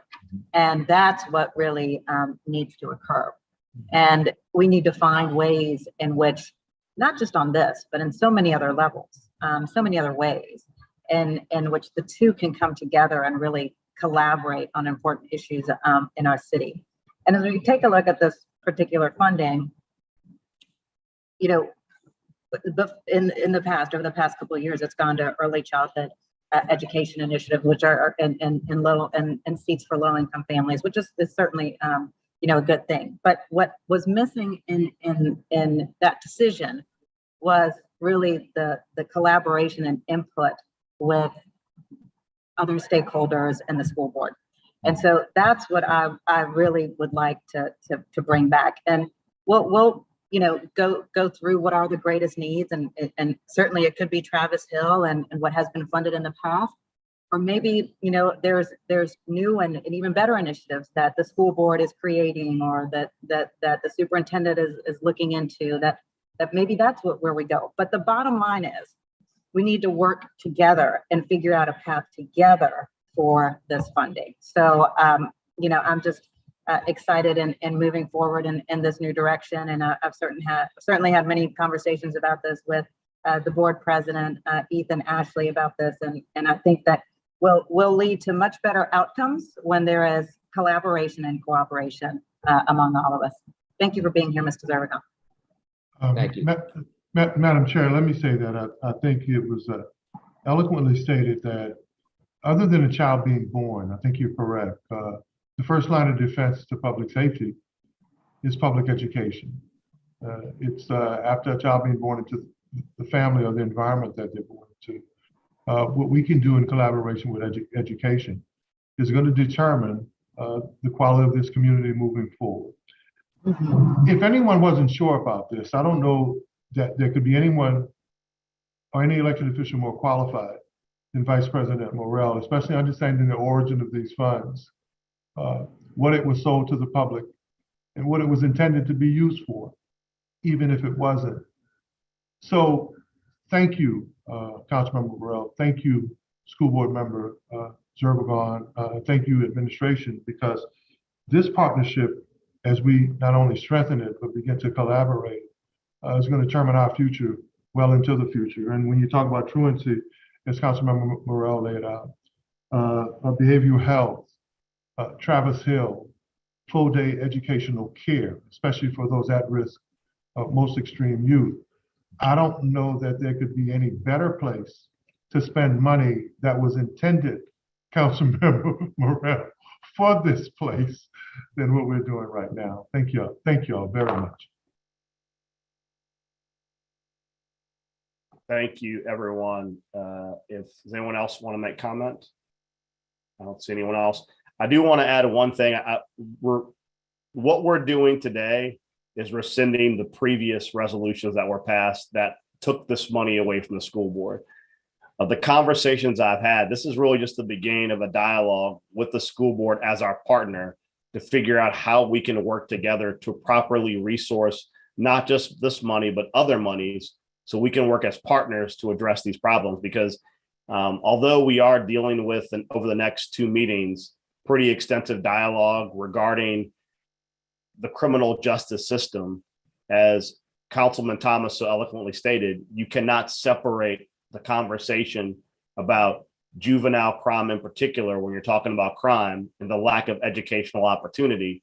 And I cannot overstate, and this happened repeatedly during the campaign, I know it came from both myself and Ms. Harris repeatedly during the campaign, that any effort to take money from these programs, you could not say out one side of your mouth that you supported trying to bring resources to deter and combat the explosion of crime in the city, especially as it comes to the growth of juveniles being led down poor paths, while defunding these groups. It was literally the most backwards move I saw probably in my term. So I'm glad that we both have the opportunity to revert this, to begin a dialogue with the school board on this issue. And we'll work going forward on CEAs and other documents to make sure that we're all aligned on how this money should be spent and how future money should be spent. Because as we know, as the Harris Hotel comes online and other opportunities come online, as that land-based casino continues to grow, this amount of money is only going to increase. So I look forward to working with y'all. I appreciate your being partners. I don't see any comment. Do we have any public comment, Madam Clerk? Anita, do we have any comments? There's no comment on this one. No comment. Okay. Hey, real quick, do we need to pause though for a public comment to accept, since we accepted it late, Adam? It was read, when it was read into the record, when Anita read it and we suspended the rules, it was included in that time period. So Perfect, they right. could have done it then. Okay, perfect. Thank you. Okay. With that, if there are no more questions and no more comments, I will move on the resolution. Can I get a second? And Harris. Second from Councilmember Harris. Madam Clerk, can you do the roll, please? Councilmember Thomas, Yay. Councilmember Green, Yay. Councilmember Moreno, Yay. Councilmember Morel, Yes. Councilmember Harris, Yay. Councilmember King, Yes. Councilmember Jeruso. Yay. 7 yeas, no nays, and the resolution has been adopted. Thank you. I now return this to Councilman Moore. We're now going to go to page 9. We have a communication from Allison Port for 1012 North, on RTA for 1012 North Rampart Street. This has been deferred to February the 3rd. On top of page 10, we have a legislative grouping, a demolition request from Renard Pierre, transmitting the application documents for demolition permit requiring city council review and approval for the following property: 1823 Urtop Street, demolition 21-19385, Council District B. We have motion line over motion M2218 by Councilmember Banks, denying the demolition request for property located at 1823 Urtop Street. Councilmember Harris. Madam Clerk, I move for approval. Second. This motion is denying the demolition request at 1823 Uterp Street. Anita, can you brief us on your report? Yeah. We have comments, Anita? Councilmember Harris asked me to brief her on the demolition report. Okay. So the city code requires that anything within the National Register historic districts that aren't expressly exempt have to be reviewed and approved by city council before they can be demolished. So I reviewed the demolition application in accordance with the city code section 26.5, reviewing for the enumerated criteria, and included the structure, pictures of the structure. According to the application, the applicant wishes to demolish the existing structure for redevelopment as a 2-family short-term rental. And the applicant asserts that the structure has extensive termite damage and basement moisture issues. So there wasn't any additional information on the current condition that was provided, but I did note in the application that the applicant has owned the property for about 2.5 years. The HDLC objects to the demolition of the structure, noting that it is a contributing but altered rated resource in the Central City National Register Historic District. It was built circa 1870 to 1880, but the building was raised to create a raised basement after 1951, and it's been heavily altered from its original configuration. The structure is located in the Central City Historic District. It's zoned historic urban neighborhood mixed district, and it's intended for areas of mixed use development that are close to residential neighborhoods. And the other thing, the only feedback that I got from City Planning Commission on this was just noting that they haven't had any application for redevelopment at this point, but noted that any redevelopment would obviously have to comply with all of their zoning requirements, including parking and setback, et cetera. Thank you, Anita. You're welcome. From what I understand from the HDLC and PRC, the termite damage is not more than average. My house had termite damage and I did not choose to tear it down. And this is a 150-year-old house in Central City. And so I believe that to continue on with the character of our neighborhoods, that this should be denied. And Anita, don't we have comments? Yes, ma'am. Just waiting to see if there's any other. Are we ready for it? Yes, before she takes the vote. Okay. The first comment is from Renoir Pierre. He says he owns and lives in the property at 1823 Uterp. My request to demolish is due to extensive termite and weather damage that has severely compromised the integrity of the structure. Since taking ownership, I've made temporary improvements by bracing 60% of the floor joists to avoid collapse. The damage is so severe that there are interior wall studs that you can poke through. It's important to note that I've consulted with a structural engineer and architect to discuss my concerns relative to the safety of the structure, and both understand and agree with my position. My property falls under the National Register Demolition Review District. According to the city's website, there is a specific motive for requiring city council's approval for properties that lie within this area.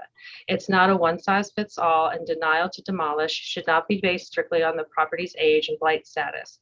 Rational reasoning should be used when the council reviews a constituent's requests. It can be reasonably argued that my property does not fit the scope of preservation due to its history, architectural, or contribution to the overall character of the neighborhood. The home is not associated with any famous person or persons. It's encased with vinyl siding and windows with a metal entry door. The front elevation does not resemble its neighboring properties that has the look and feel of New Orleans. There are no ornaments, brackets, or historical posts that support the overhang found in late 19th century homes, and it does not have any elaborate shape or distinguished charm to it. The Faubourg Lafayette Neighborhood Association is aware of my request and fully support the idea of building a structure that will add beauty and align with the neighboring homes. I appeal to City Council that it take more time to evaluate the merit of my consideration before making a quick, ill-advised decision. It has taken 6 months to appear before before council regarding this matter, and I have literally been given less than 48 hours to provide a response to a negative disposition. Next comment is from Albert Chianci.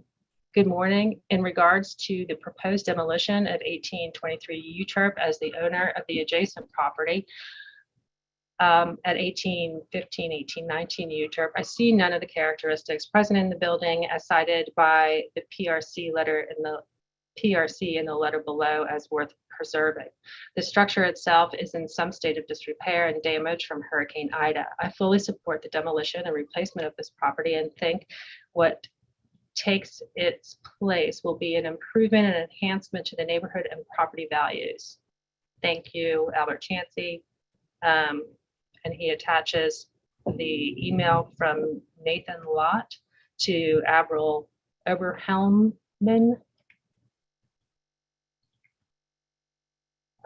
Good afternoon. Thank you so much for reaching out to Preservation Resource Center. Since our building is a little bit different, there's not a one-size-fits-all answer, but it is important to us that the process be fair and objective. Generally, we have opposed the unnecessary demolition of contributing historic structures. Contributing is a term of art that basically means something adds to our understanding of the area's past. When creating a National Register of Historic Places district today, the area must be surveyed and each structure is identified as contributing or not. The State Division of Historic Preservation and National Park Service sign off on those designations. Unfortunately, that level of detailed survey work and designation was not required when many of the city's older districts, including Uptown, were listed. So there's not a single database for this whole city. Traditionally, buildings less than 50 years old are not considered contributing unless they are associated with a particularly famous person or event. When evaluating a structure, some architectural historians will focus on its style and details associated with a particular era. For example, brackets, columns, windows, doors. Others will focus more on the massing, meaning basically the building shape and how much of the original material remains. For example, some old New Orleans houses were built with large pieces of old growth timber that's much stronger than typical lumber today.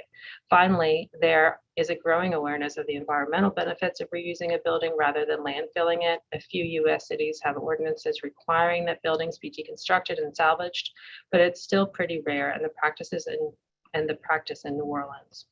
I hope this is helpful. Obviously, reasonable people can disagree about when a demolition becomes necessary for economic structural reasons, just like they can disagree over whether a building contributes to its surrounding historic district. But we find it helpful to frame discussion around these two basic criteria. That was from Nathan Lott, Preservation Resource Center.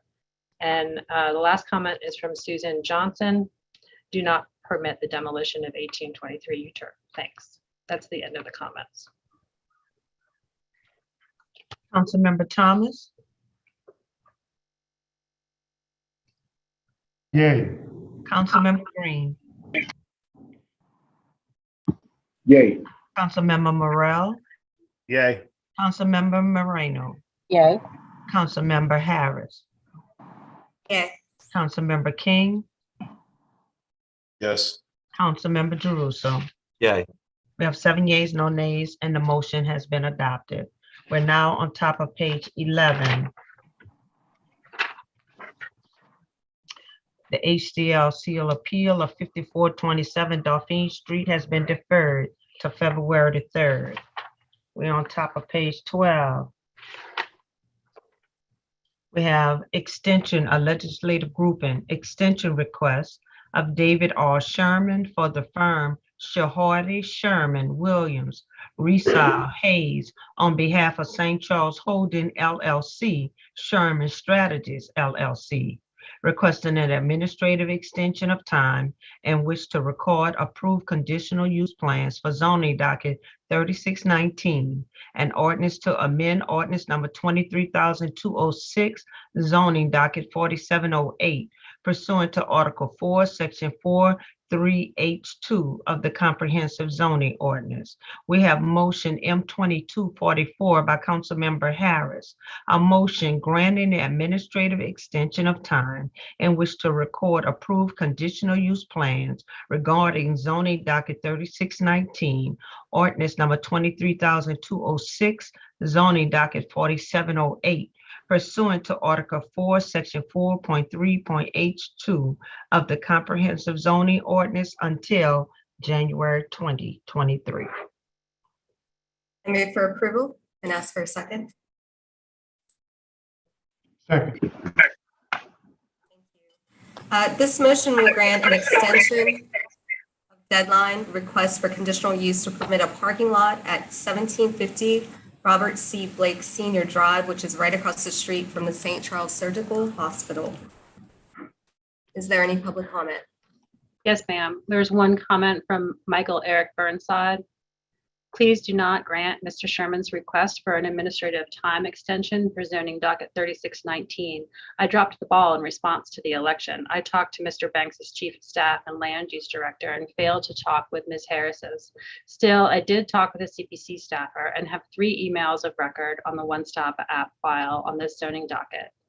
I'd be happy to meet with Mr. Sherman and any other interested party. I state for the record that Mr. Sherman lied. The zoning docket provides for a 40-space parking lot on land that prior to its sale was to be Muses Phase 3 affordable housing complex. Zoning would normally prohibit a new parking lot, but this one was granted because of a pre-existing conditional use permits. Those pre-existing conditional use permits were misrepresented by Mr. Sherman in his application for zoning docket 3619. The CPC staff failed to catch or correct his lie. His lie was one of omission. The 31 parking spaces co-located with the hospital are never mentioned in the application. If these parking spaces required by pre-existing conditional use permits are included, Mr. Sherman's new parking lot must legally be reduced to 9 spaces.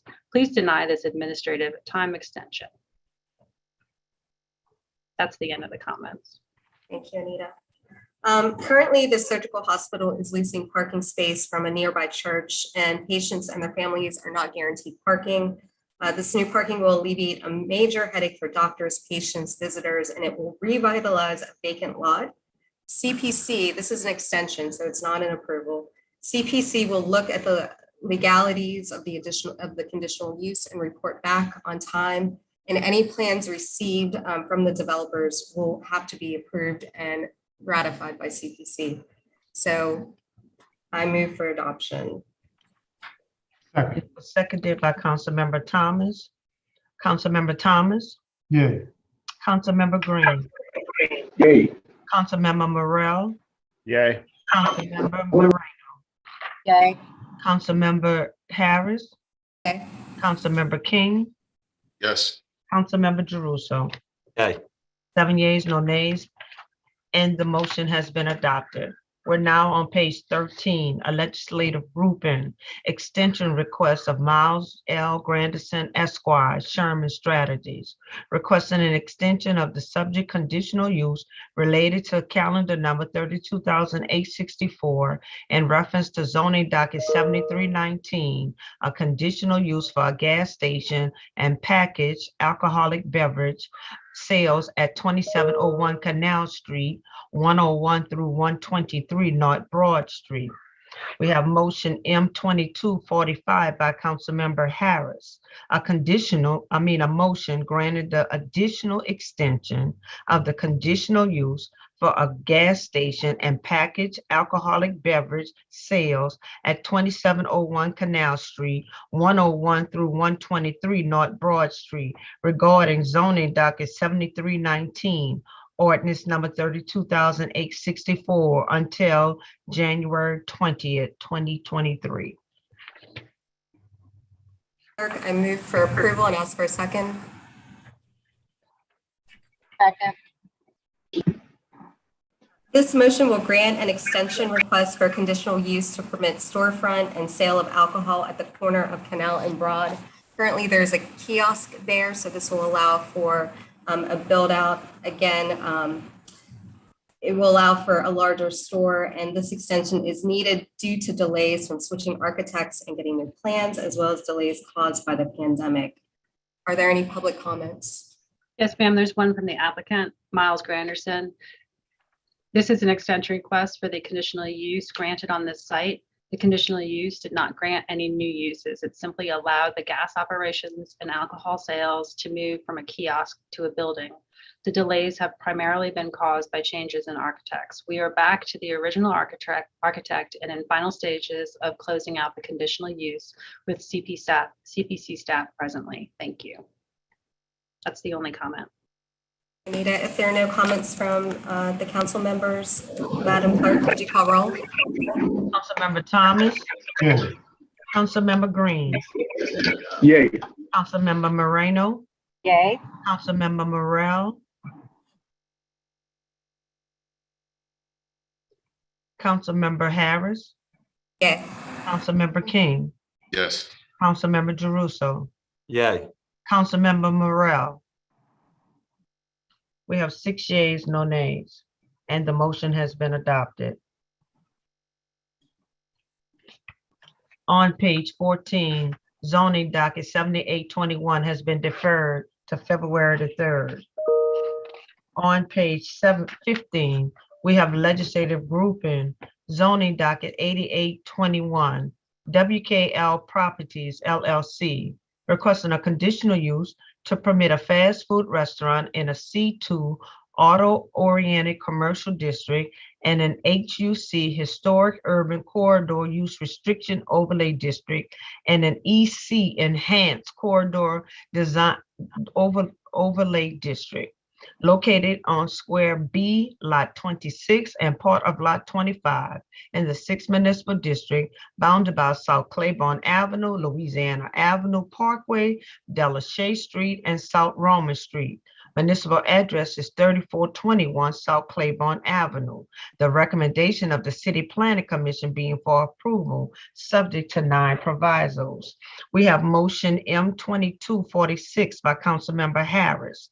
A motion granting the conditional use request as provided in zoning docket 8821, municipal address 3421 South Claiborne Avenue, subject to the 9 provisos set forth by the City Planning Commission. Thank you, Madam Clerk. I move for approval and ask for a second. Is someone from City Planning here to give you a report? They are. Yes, Councilmember. I'll take it from here. Thank you, Councilmember Harris. This is I'm Stephen Kroll with the City Planning Commission. I'm here to present the recommendations of the Planning Commission as a council on the land use actions that they make. This is a application to construct a new fast food restaurant on South Claiborne Avenue between Louisiana Avenue Parkway and Amelia. It's a new construction proposal. Fast food restaurants are regulated through the conditional use process because usually by the presence of a drive-through facility as well as the operational characteristics of fast food restaurants, it can have a land use impact that is quite intense. And so that is why they're regulated through this process. In this case, no drive-through. So I think the operational impacts of the use will be fairly minimal and appropriate for the district. There is a fairly significant design deficiency here, which is that the building is slated to be pushed back deep into the lot to the rear of a large front parking area. That conflicts with the zoning requirement that seeks for buildings to be positioned alongside their neighbors, which would require this to be brought up close to the front property line. So we as a planning commission are requiring a revision to move the building forward. With that modification in place, it's really an appropriate proposal. We recommend approval. And I will note that aside from the applicant, there were no public comments made at the city planning public hearing. So this is before you with an approval recommendation.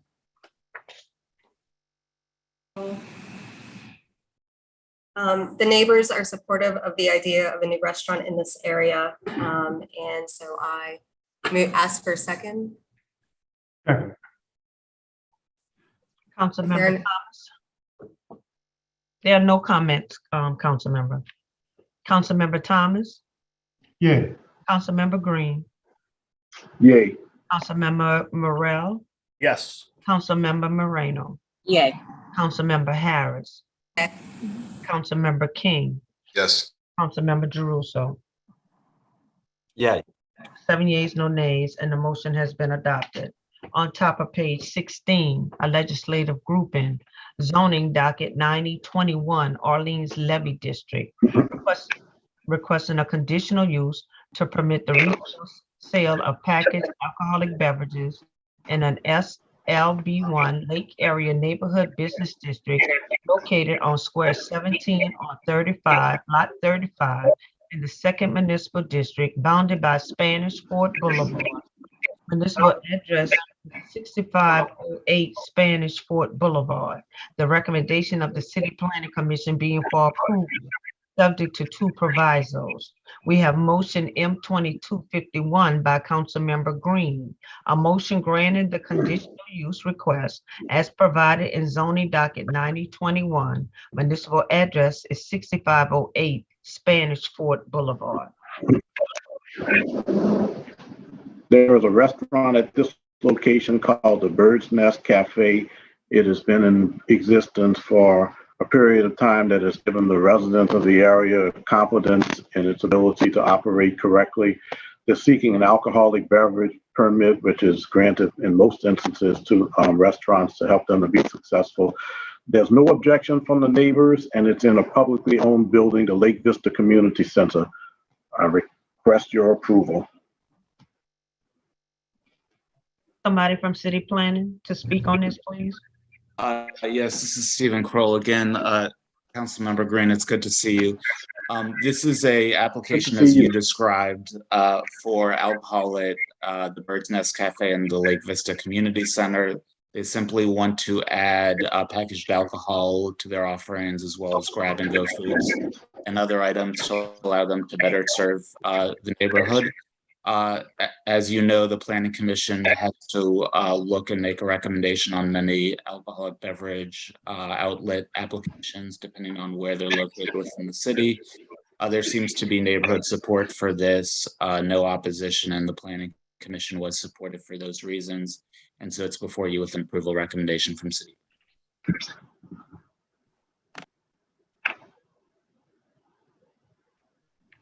Councilmember needs a second.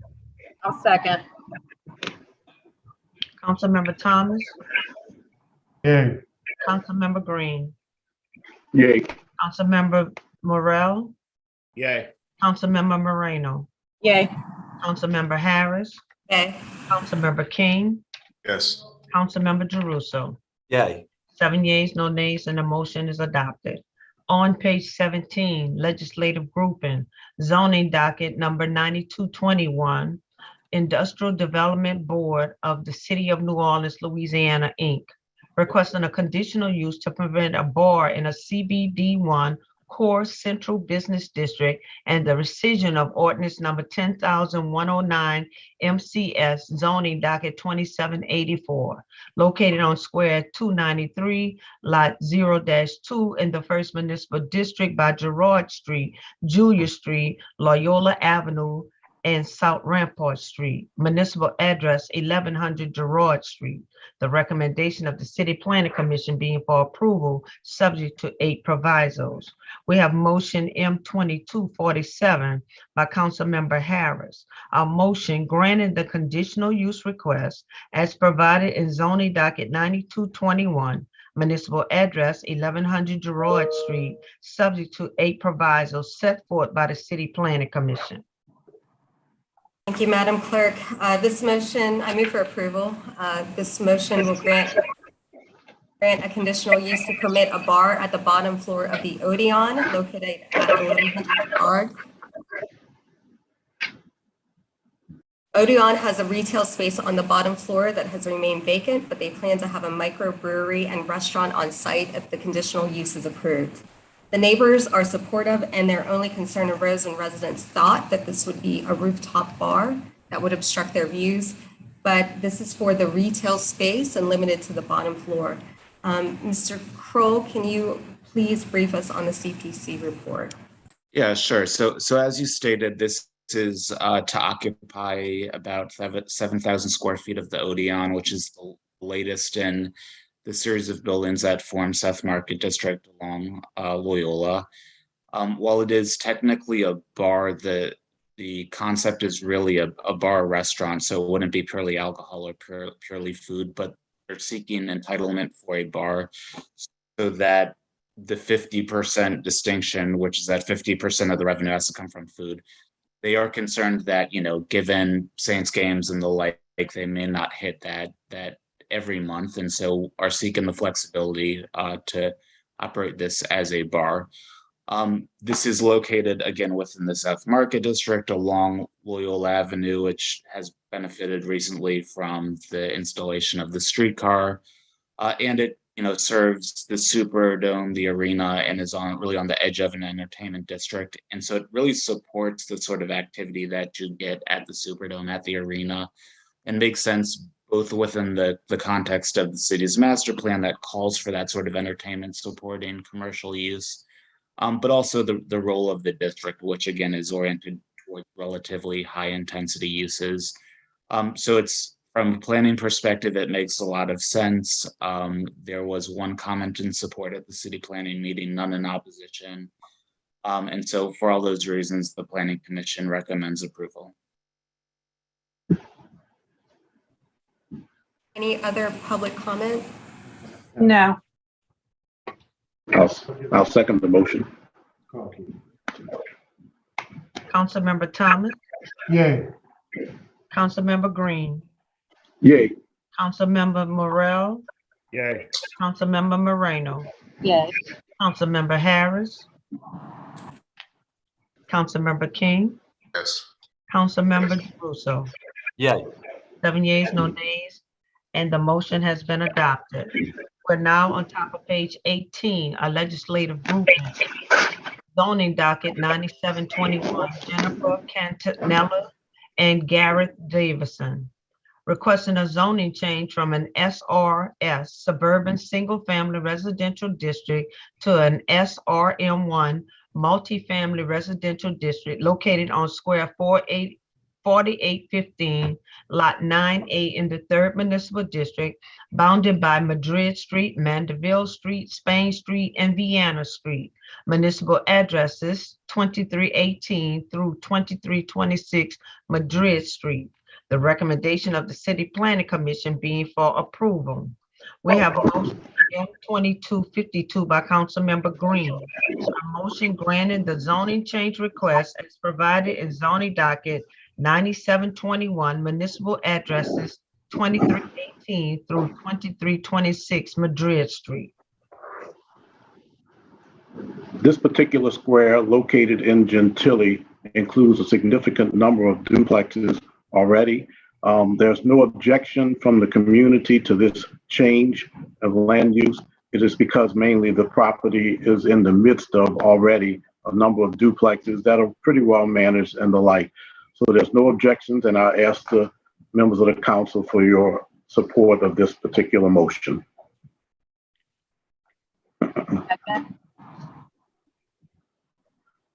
City Planning, you want to give your report?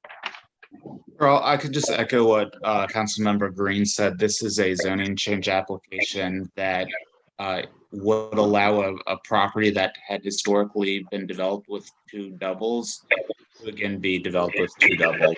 While it is in a zoning district that's intended for single family residential, prior to 2015, doubles were allowed. The neighborhood and the block, and really the context, is replete with doubles.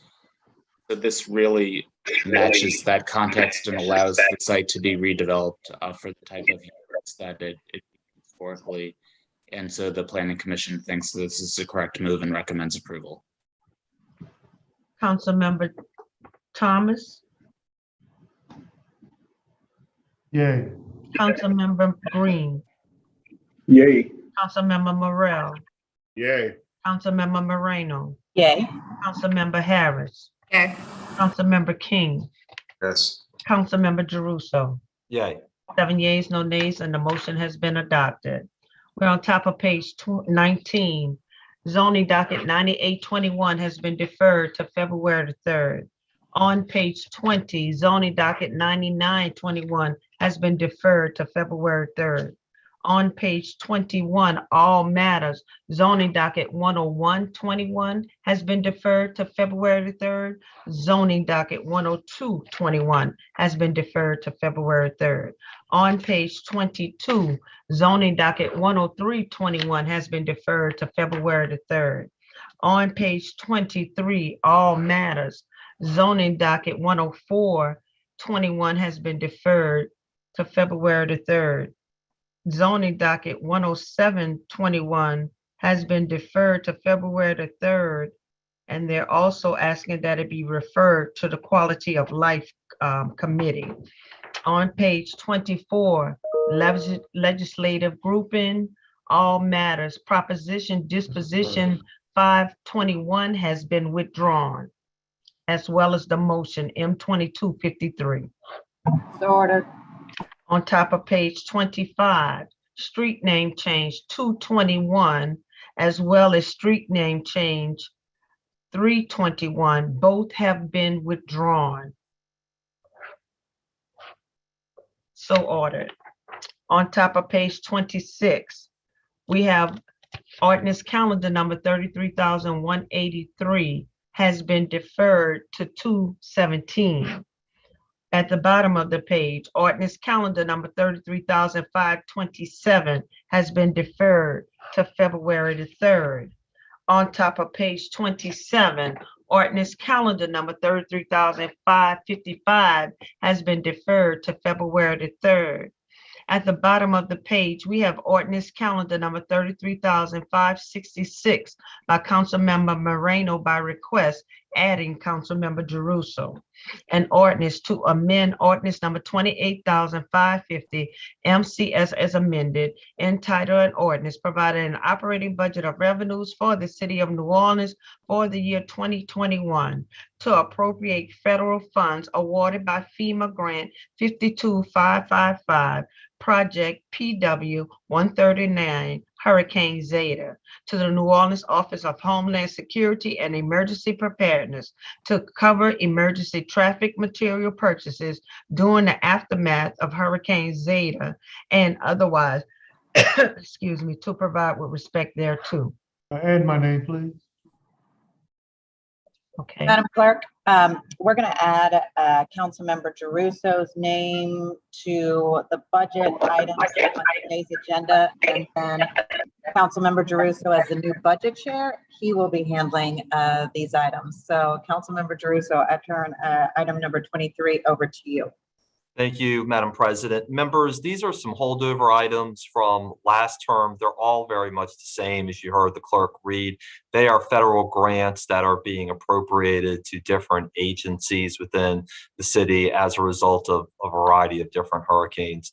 Because this is such a pro forma matter and the matters have been applied for from the federal government and being appropriated essentially as reimbursements, I didn't see the need to hold it up by making it go through committee first.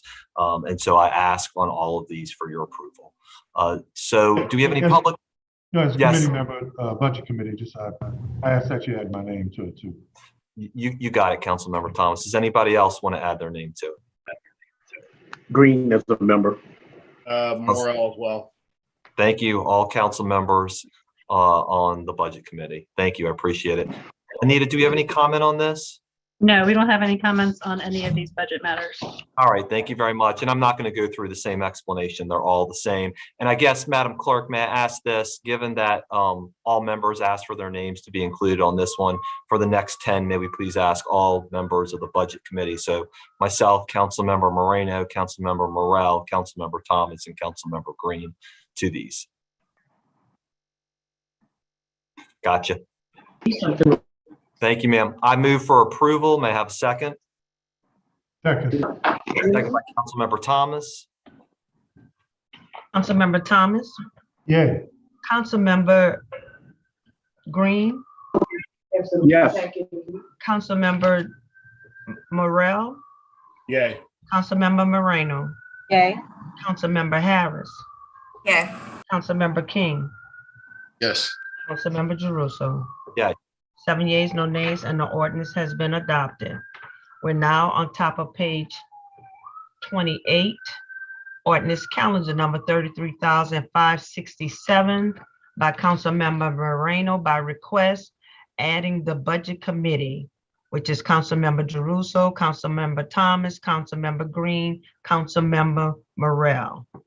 Thank you, Madam Clerk. Move An for, ordinance to amend ordinance number 28,551 MCS as amended, entitled an ordinance providing an operating budget of revenue of expenditures for the city of New Orleans for the year 2021 to appropriate federal funds awarded by FEMA Grant 52555, project number PW 139 Hurricane Zeta, to the New Orleans Office of Homeland Security and Emergency Preparedness to cover emergency traffic material purchases during the aftermath of Hurricane Zeta, and otherwise to provide with respect thereto. thank you, Madam Clerk. I got so excited about these, I didn't even let you read the thumbnail. I appreciate it. Move for approval. Second by Councilmember Moreno. Councilmember Thomas, Yay. Councilmember Green, Yay. Councilmember Morel, Yay. Councilmember Moreno, Yay. Councilmember King, Yes. Councilmember Jeruso. Yay. 7 yeas, no nays, and the ordinance has been adopted. Ordinance calendar number 33,568 by Councilmember Moreno by request, adding the Budget Committee, Councilmember Jeruso, Councilmember Thomas, Councilmember Green, Councilmember Morel, and Councilmember Helena. I didn't call your name the first time because your name is already. I know. Thank you. An ordinance to amend ordinance number 28,550 MCS as amended, entitled an ordinance providing an operating budget of revenues for the city of New Orleans for the year 2021 to appropriate federal funds awarded by FEMA Grant 52556, project PW 798 Hurricane Laura, to the New Orleans Office of Homeland Security and Emergency Preparedness to cover emergency lodging during the aftermath of Hurricane Laura, and otherwise to provide with respect thereto. Thank you, Madam Clerk. Move for approval. Second. Second by Councilmember Moreno. Madam Clerk. Councilmember Thomas, Yay. Councilmember Green, Yay. Councilmember Morel, Yay. Councilmember Harris, Yay. Councilmember King, Yes. Councilmember Jeruso. Yay. We have 7 yeas, no nays, and the ordinance has been adopted.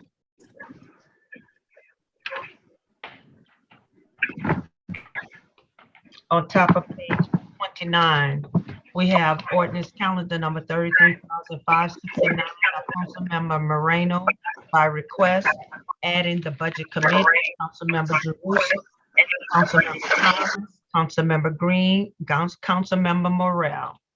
An ordinance to amend ordinance number 28,551 MCS as amended, entitled an ordinance providing an operating budget of expenditures for the city of New Orleans for the year 2021 to appropriate federal funds awarded by FEMA Grant 52556, project PW 798 Hurricane Laura, to the New Orleans Office of Homeland Security and Emergency Preparedness to cover emergency lodging during the aftermath of Hurricane Laura, and otherwise to provide with respect thereto. Thank you, Madam Clerk. Move for approval. We have Second by Harris. Second by Councilmember Harris. Councilmember Thomas, Yay. Councilmember Green, Yay. Councilmember Morel, Yay. Councilmember Moreno, Yay. Councilmember Harris, Councilmember Harris, Yay. Councilmember King, Yes. Councilmember Jeruso. Yay. 7 yeas, no nays, and the ordinance has been adopted. At the bottom of the page, we have ordinance calendar number 33,570 by Councilmember Moreno by request, adding the Budget Committee. Councilmember Jeruso, Councilmember Thomas, Councilmember Green, Councilmember Morrell. An ordinance to amend ordinance number 28,550 MCS as amended entitled an ordinance providing an operating budget of revenues for the city of New Orleans for the year 2021 to appropriate federal funds awarded by FEMA grant 52557 project PW 837 Hurricane Laura to the New Orleans Office of Homeland Security and Emergency Preparedness to cover personnel costs incurred due to Hurricane Laura and otherwise to provide with respect thereto. Move for approval. Second. Second by Councilmember Moreno. Councilmember Thomas, Yes. Councilmember Green, Yay. Councilmember Morrell, Yay. Councilmember Moreno, Yay. Councilmember Harris, Yay. Councilmember King, Yay. Councilmember Jeruso. Yay. 7 yeas, no nays, and the ordinance has been adopted. We're now going to go to page 30.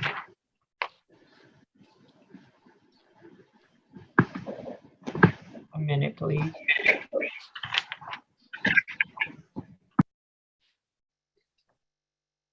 We have ordinance calendar number 33,571 by Councilmember Moreno by request, adding the Budget Committee, Councilmember Jeruso, Councilmember Thomas, Councilmember Green, Councilmember Morrell. An ordinance to amend ordinance number 28,551 MCS as amended, entitled an ordinance providing an operating budget of expenditures for the city of New Orleans for the year 2021 to appropriate federal funds awarded by FEMA grant 52557 project PW 837 Hurricane Laura to the New Orleans Office of Homeland Security and Emergency Preparedness to cover personnel costs incurred due to Hurricane Laura and otherwise to provide with respect thereto. Thank you, Madam Clerk. I move for approval. May I have a second? Second. Second by Councilmember Moreno. Madam Clerk? Councilmember Thomas, Yes. Councilmember Moreno, Yes. Councilmember, oh wow, Councilmember Harris, Yay. Councilmember King, Yes. Councilmember Russo. Yay. We have 7 yeas, no nays, and the ordinance is adopted. We have ordinance calendar number 33,572 by Councilmember Moreno by request, adding the Budget Committee, Councilmember Jeruso, Councilmember Thomas, Councilmember Green, Councilmember Morrell. An ordinance to amend ordinance number 28,550 MCS as amended, entitled an ordinance providing an operating budget of revenues for the city of New Orleans for the year 2021 to appropriate EMPG grant FY 21 funds awarded by the Governor's Office of Homeland Security and Emergency Preparedness, State of Louisiana, to the New Orleans Office of Homeland Security and Emergency Preparedness for the purchase of equipment and otherwise to provide with respect thereto. Move for approval. May I have a second? Second. Second by Councilmember Harris Moreno. Give it to Sarah. All right, we'll give it to Harris on this one. Councilmember Thomas, Yes. Councilmember Green, Yes. Councilmember Morrell, Yes. Councilmember Moreno, Yay. Councilmember Harris, Yay. Councilmember King, Yes. Councilmember Jeruso. Yeah. We have 7 yeas, no nays, and the ordinance has been adopted. We're now on the top of page 31. We have ordinance calendar number 33,573 by Councilmember Moreno by request, adding the Budget Committee, Councilmember Jeruso, Councilmember Thomas, Councilmember Green, Councilmember Morrell.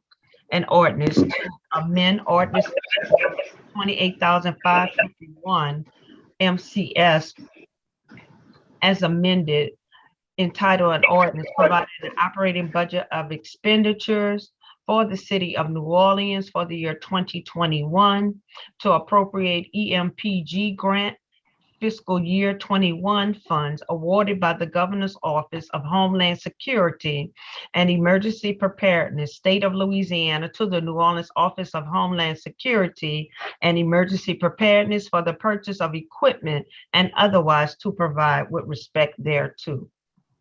Move for approval. May I have a second, please? Second. Second by, thank you. Councilmember Thomas, Yes. Councilmember Jeruso. Go ahead, Councilmember Jeruso. Yay. Councilmember Green, Yes. Councilmember Morrell, Councilmember Moreno, Yay. Councilmember Harris, Councilmember Harris, Yay. Councilmember King. Yes. We have 7 yeas, no nays, and the ordinance has been adopted.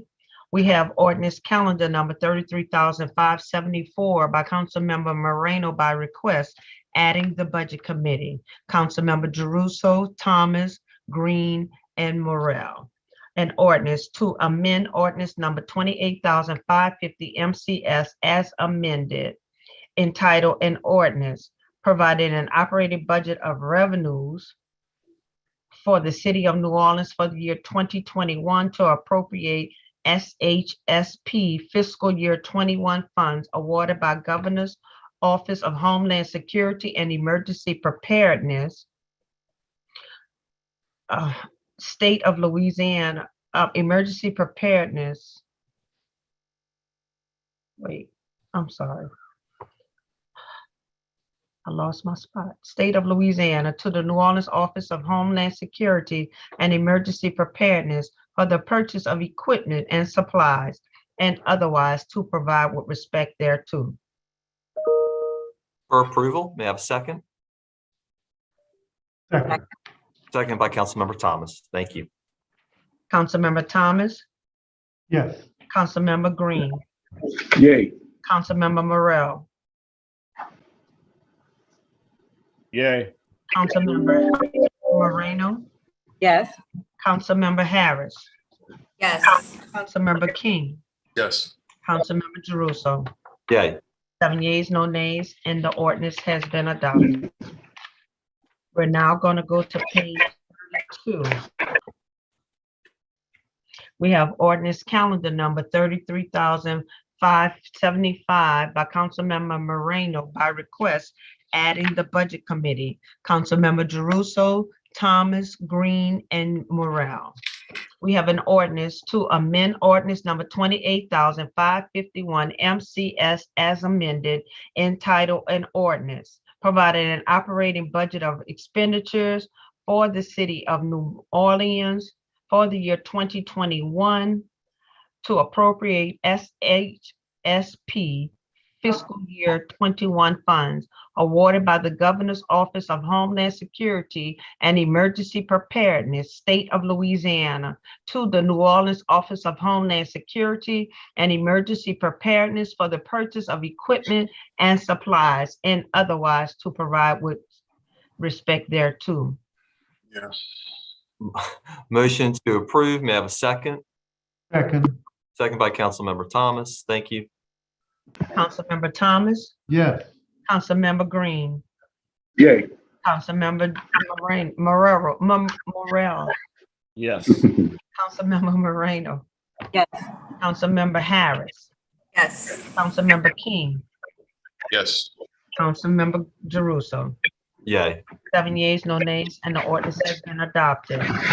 We have ordinance calendar number 33,579 by Councilmember. Oh, this ordinance has been deferred to February the 3rd and referred to the Budget Committee. On top of page 33, we have ordinance calendar number 33,588 has been deferred to February 3rd. On this one, we have a comment, correct, Anita?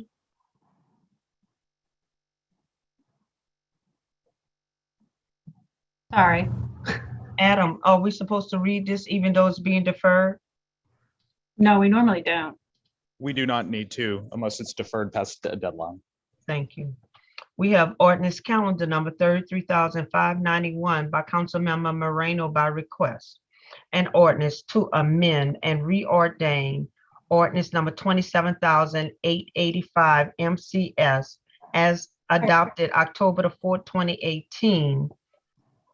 An ordinance providing relative to the Sanford Sandy Krasnoff New Orleans Criminal Justice Council to revise the membership composition of the Sandy Krasnoff, Sanford Sandy Krasnoff Criminal Justice Council, revised terminology used in the ordinance and otherwise to provide with respect thereto. Thank you, Madam Clerk. Members, this is by request. This adds an additional seat to the New Orleans Criminal Justice Council, the Sandy Krasnoff Council, and it also refocuses in on citizen input and also having representatives from really key focused areas on reentry, mental health, victims of and survivors of crime advocates, youth advocacy, and those are some of the key areas that we're hoping to now get more expertise on coming from different representatives from the public. But I do have Commissioner Stevens, who is with us. If Commissioner, if you'd like to make any comments. This is Adrienne Tobler from Commissioner Stevens' office. I'm not sure if she was able to get on. We are really excited about this ordinance change. We are excited about having more citizen engagement, focusing on the 5 focus areas that the council has been focusing on. And this was approved by the Criminal Justice Council at the November meeting, the last meeting of 2021. Any council members have any questions for Ms. Tobler? If not, I can take public comment. There is no public comment.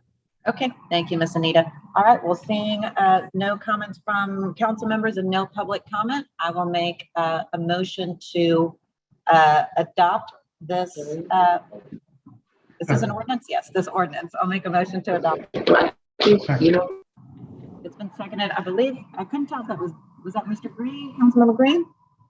Okay, Councilmember Green. It's been seconded by Councilmember Green. Councilmember Thomas? Yay. Councilmember Green? Yay. Councilmember Morel? Yay. Councilmember Moreno? Yay.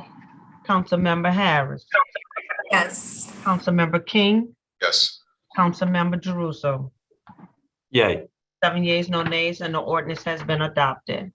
We're now on top of page 34, ordinance calendar number 33,592 by Councilmember Moreno.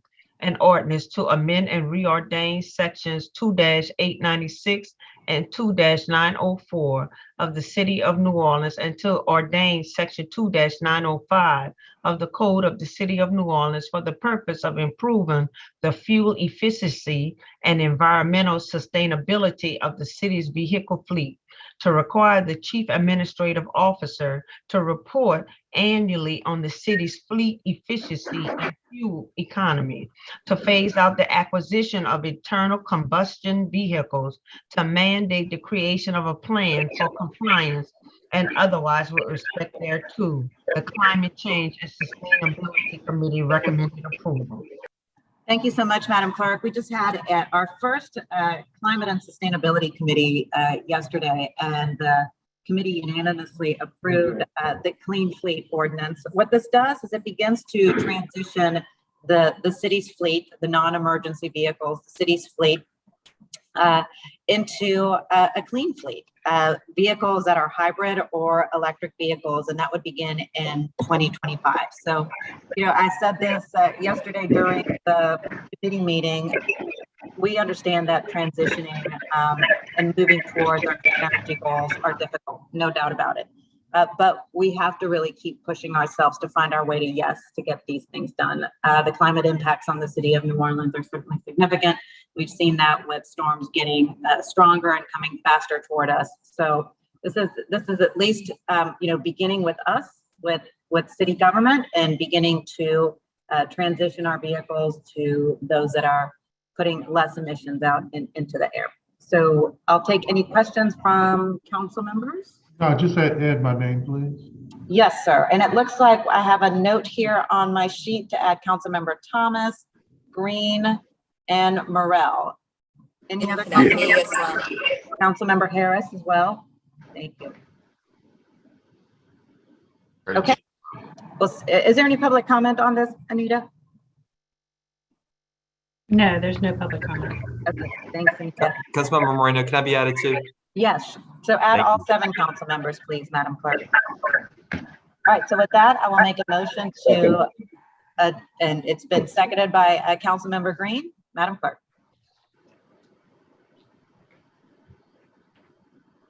Councilmember Thomas, Yes. Councilmember Green, Yes. Councilmember Morel, Yes. Councilmember Moreno, Yay. Councilmember Harris, Yes. Councilmember King, Yes. Councilmember Jeruso. Yeah. 7 yeas, no nays, and the ordinance has been adopted. At the bottom of the page, motion line over M21-121 has been withdrawn. Order. So ordered. On page 35, motion line over M21-338 by council members Moreno, Glapion, Jeruso, Banks, Gisses, and Palmer, Brissett, and Nguyen, ratifying, confirming, and approving the appointment of Doe Michael Edwards as a member of the New Orleans Tourism and Cultural Fund, effective upon approval by the Council of the City of New Orleans for a term ending on September 23rd, 2022. Thank you so much. That's Dow Edwards, Chief Dow. Chief Okay. Dow, yeah. Chief Dow. Thank you, Madam Clerk. So the council gets an appointment to the New Orleans Cultural Fund, and Dow Edwards has been really interested in serving in this position. I think many of us know him from just a variety of different community and cultural events. He's also been super instrumental in working on Armstrong Park and municipal freedom initiatives. I think he'd be a really strong voice for the city council. And if anyone has any questions for Dow, I think we're getting him on. So I can provide him to speak with all of us if you all are interested in asking him any questions, but he's very eager to serve in this position. Any questions for Dow? None whatsoever. I think we all. Or any comments about Dow? I think we all know him. Yeah, I think he's overly qualified for the position. This should have been done a long time ago. Yep, I totally agree with you, Councilmember. Okay, well then I will need to have him be our representative. Members, I'd like to also add that Dow Edwards, in the midst of all of the things that he does, he's also a mentor with the Silverback Society. Just wanted to point that out. He's a hard worker. Okay, thank you, Councilmember Green. Appreciate that. Sorry, you were breaking up a little bit, but I think that I got what you were saying. Yes. Thank you. Okay, well, if there are no questions and no additional comments, any public comment on this, Anita? No, ma'am. Well, then I will make a motion. Councilmember, just my apologies. On this one, we're going to have to suspend Rule 15.1. So we'll just have to take that suspension vote before we get to the merits. Okay, so I have to move to suspend the rules first. Correct, 15.1. Okay. I'll make a motion to suspend Rule 15.1. So I can get a second. Seconded by Councilmember Thomas. Madam Clerk? Councilmember Thomas, Yay. Councilmember Green, Yay. Councilmember Morel, Councilmember Moreno, Yay. Councilmember Harris, Yay. Councilmember King, Yes. Councilmember Jeruso. 7 yeas, no nays, and Rule 15.1 has been suspended. Thank you, Madam Clerk. Now I'll make a motion to adopt. I think, did somebody second already, Madam Clerk? I can't remember. Second. It's been seconded by Councilmember Thomas. Councilmember Thomas, Yay. Councilmember Green, Yes. Councilmember Morel, Yes. Councilmember Moreno, Yay. Councilmember Harris, Yay. Councilmember King, Yes. Councilmember Jeruso. Yay. At the bottom of the page, motion line over M21-339 has been withdrawn. So ordered. On top of page 36, motion line over M21-354 has been withdrawn. So ordered. At the bottom of the page, resolution line over R2211 by Councilmember Moreno. A resolution directing the City of New Orleans and Sewage and Water Board of New Orleans to procure 100% renewable power to meet each organization's energy needs. The Climate Change and Sustainability Committee recommended approval. Thank you, Madam Clerk. This was the other legislative item that received unanimous approval at the Climate Committee yesterday. This begins to transition city facilities and sewage and water board facilities as well toward purchasing renewable power, for procuring renewable power. I mentioned yesterday that for our city facilities, it's probably easier because we're not generating our power like sewage and water board is, but we can create these power purchase agreements with Entergy New Orleans to purchase renewable power, as many other cities are currently doing right now across the country. And another city that is on the Gulf Coast, Houston, is actually the leader in this type of initiative, empowering 100% of its city facilities with renewable power. So if there are no questions from council members and no public comment, I will move adoption of the resolution. Second. Seconded by Councilmember Green. Councilmember Thomas, Yes. Councilmember Green, Yes. Councilmember Morel, Yes. Councilmember Moreno, Yes. Councilmember Harris, Yes. Councilmember King, Yes. Councilmember Jeruso. 7 yeas, no nays, and the resolution has been adopted. Thank you, ma'am. On top of page 37, we have motion M2243 by Councilmember Jeruso, selecting Councilmember Joseph I. Jeruso III as the council's voting representative on the Revenue Estimating Conference, and Councilmember Helena Moreno to serve as the council's non-voting representative on the Revenue Estimating Conference, and that both of the foregoing selections shall be effective on the date of adoption of this motion. Members, this is a typical motion that the chair of the Budget Committee is appointed as the voting member on the Revenue Estimating Conference, and then typically this rotates among the president as who sits on it. So that's all this is asking for. So without any questions, I would move for approval. Seconded by Harris. Seconded by whom? Councilmember Harris. Thank you. Councilmember Thomas, Yes. Councilmember Green, Councilmember Moreno, Yay. Morel, Yes. Moreno, Yes. Harris, Yes. King, Councilmember King, Yes. Councilmember Jeruso. Yay.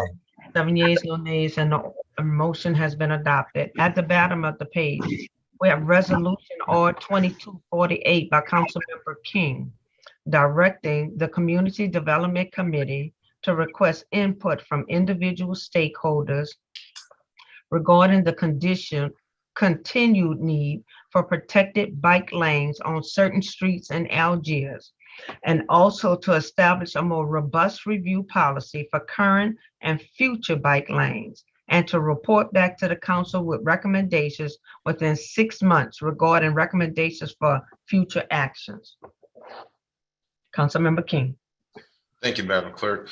This resolution was drafted by me because I heard from the residents of Algiers. They felt left out of the decision-making process with the design of these bike lanes and the erection of the bike lanes. So all throughout the campaign and every Algiers neighborhood president meeting, neighborhood meeting I went to, I was constantly asked, what about these bike lanes?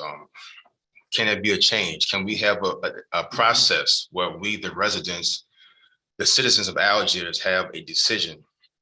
And I promised them, yes, if elected, I will give you that opportunity that you were not given in the beginning of this process. So this is not against bike lanes. It has been kind of put as bike lanes against anti-bike lane people, or bike riders against anti-bike riders. It's not that at all. It's simply to give the residents of Algiers, not any other part of the city, a voice in how their neighborhood should look moving forward. It's nothing more, it's nothing less. So with that being said, I would ask any of my colleagues want to comment. Madam Clerk, do we have any public comment? 91. Actually, Clerk, Madam Clerk, there are 101. 101. Oh, wow. So I know this is a pretty hot button issue. So I'll ask that we have public comments for 10 minutes, 5 for the pros and 5 for the cons. I'll try my best. I was able to sort them in favor and opposed before the meeting started today. So anything that came in, the 20 or so that came in after, I'll have to eyeball. Point of order, the ones that aren't read will still be posted as part of the minutes, correct? Yes, sir. Okay, thank you. All right, so 5 minutes in favor. The first is from David Wadley. I am a property owner and 22-year resident and active member of Our Streets, Our Choice Coalition, a neighborhood leader from Aurora Gardens neighborhood, past and founding president of Aurora Gardens Neighborhood Association, and NOLA Civic Academy graduate.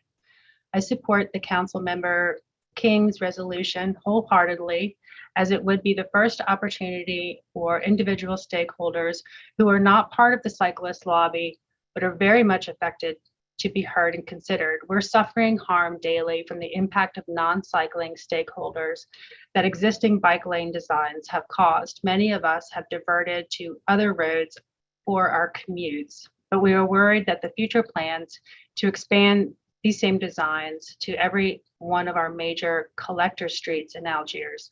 We deserve a place in the democratic process that so far has not taken place due to the very active, well-funded, and nationally organized lobbying of the self-interested cycling activists and their often misleading public relations campaign.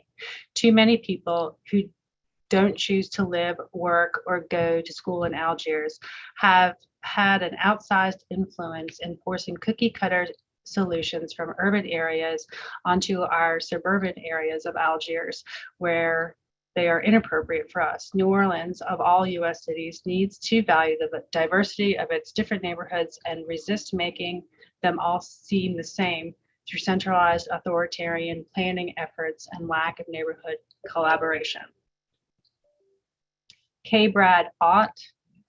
My name is K. Brad Ott. I live at 1132 Merrill Street in the Algiers South Lawn subdivision. I am commenting regarding regular 43 resolution R2248 by Councilmember King. While I'm urging passage of this resolution, I'm also urging that it be amended to also include review and public hearings by the City Council's Public Works, Sanitation, and Environment Committee, as well as the Transportation and Airport Committee.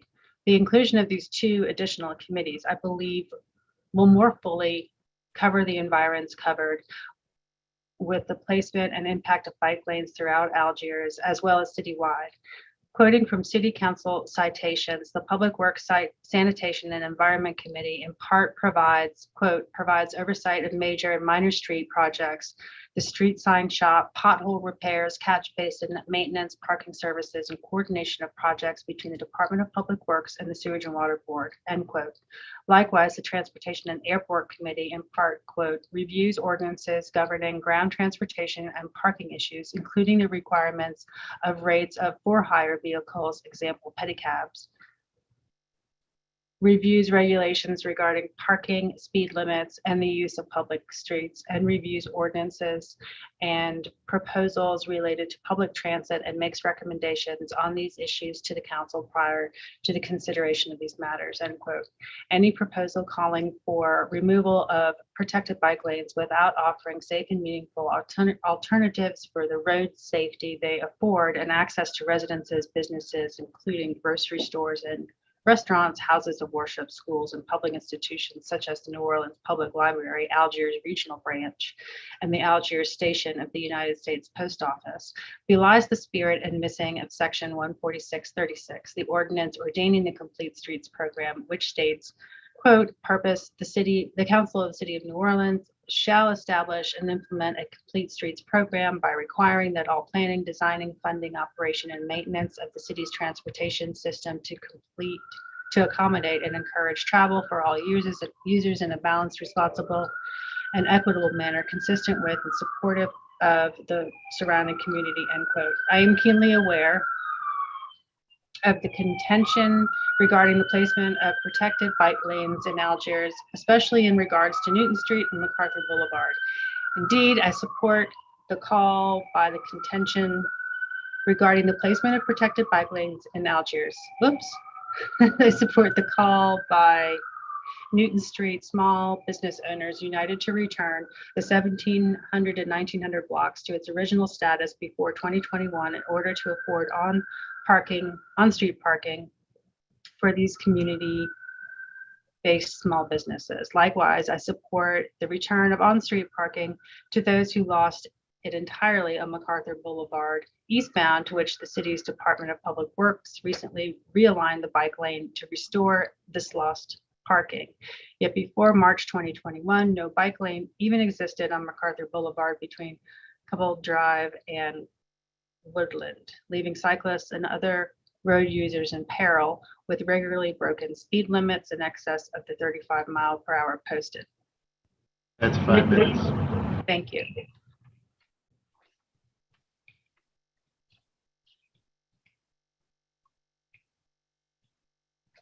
First comment for opposed, Paul Langenwalter. I'm writing in opposition to resolution number R2248, the assertion that stakeholders were not actively courted for input or that the process for planning and implementing the bike's infrastructure was not robust is patently false. The multi-year process is well documented in the public record, and I encourage any counselor unfamiliar with moving New Orleans bikes and the bikeway blueprint to gain a better understanding of the vision embodied in this process. This resolution is superfluous, misleading, serves the limited interests of a few, and attempts to supplant an inclusive democratic process. I've cycled in Algiers for the past decade, and since the installation of the bike infrastructure, I spend more time on my bike, more time in parts of Algiers I'd never been to, spend more money in Algiers, and feel dramatically safer. As such, I ask all counselors to oppose this resolution. Catherine Steitler. I'm a longtime resident of Algiers, and I'm appalled that Freddie King's first motion as a city council person is one that is seeking to remove all of the new bike lanes and make people less safe. Honestly, the fact that he would be bringing something to this meeting that would get people killed at this time as his first act is so short-sighted and terrifying that the thought of him making any decisions for me as a resident of the city of New Orleans and District C makes me ill. I have been following the bike lane saga for months now. I went to some of the planning meetings. I went to one of the protests. Freddie King pandered to a small minority of people who believe that they are being terribly inconvenienced by these bike lanes to get elected. I'm sad to say that it worked for him. The vast majority of people, cyclists and non-cyclists, know that bike lanes protect riders and drivers. They keep everyone more safe. The fact that this man is willing to try and make things less safe for residents of the city blows my mind. I certainly hope the rest of the city council is a lot smarter than Freddie King and does the right thing by keeping protected bike lanes and allowing lower income residents and or residents without private transportation the right to be safer and protected while trying to get to work in other parts of the city. Keep the bike lanes. Alan Boudreau comments, public bike lanes save lives. The public bike lanes in Algiers and throughout the city have made transportation by bicycle a safer alternative for New Orleanians, the benefits of which are many and wide ranging, from reducing greenhouse gas emissions to keeping New Orleanians healthier at relatively little cost or inconvenience to auto drivers. There is no good reason imaginable to remove the bike lanes we have. Please keep them at all costs. They are one of the few areas where our city's quality of life has improved in recent years. Catherine Faust, it's apparent that by introducing this resolution, you don't care about the safety of your constituents whose primary mode of transport is by bicycle. Protected bike lanes are only a nuisance to drivers that want to make improper and illegal use of shoulders for their own convenience. I'm appalled that your first priority is to allow our already notoriously bad drivers to put pedestrians and cyclists in danger. Don't move us backwards, Mr. King. You are in office to represent your constituents, not your own annoyances or preferences. Well, have you counted all the white bikes in the city? Withdraw this resolution. Next comment is from Eileen. Please keep our bicycle lanes. I use them for commuting to work. Then we have Mickey Hanning. Why would you in your first meeting do something to make the roads less safe for cyclists? We need more protected bike lanes, not less. And we need public campaigns to inform drivers of the laws regarding cyclings and the 3 feet they need to give when passing on any road. Adam Launick. I would like to remind Councilmember King and the rest of the council that the improvements recently made to the MacArthur corridor with respect to bike lanes are designed with the safety of all road users in mind and were created with substantial community input. I would hope that we would not backtrack on the important work of creating a more safe and equitable transportation system for all New Orleanians. These lanes have allowed me and my family to use bikes to shop at Algiers Plaza and will allow us to ride safely to the library when COVID is less intense. Roberta McAleer, please, I beg you, do not remove the bike lanes. They are critically important to the many bikers in this community. Alexander Fleming comments, bike lanes save lives, Mr. King. Tim Eskew comments, I object to this idea that bicycle infrastructure is in someone's way when in truth we adopted the complete street model, which respects all road users. Thank you. That was a total of 10 minutes, 5 and 5, right? 10. Councilmember King. All right, thank you, Madam President. I call for a move for adoption of the resolution. Do I have a second? Second. Councilmember Thomas. Councilmember Green. Yay. Councilmember Morrell. Yes. Councilmember Moreno. Yay. Councilmember Harris. Yay. Councilmember King. Yes. Councilmember Jeruso. Yay. 7 yeas, no nays, and the resolution has been adopted. On top of page 38, we have motion M2249 has been deferred to February the 3rd and referred to the Governmental Affairs Committee. We have resolution number R2250 by Councilmember Moreno. A resolution calling a special election for the position of Clerk of Orleans Parish City Court to be held in accordance with the following schedule. Number 1, qualifying dates, January 26, 2022 through January 28, 2022. Number 2, primary election date, March 26, 2022. Number 3, general election date, April 30th, 2022.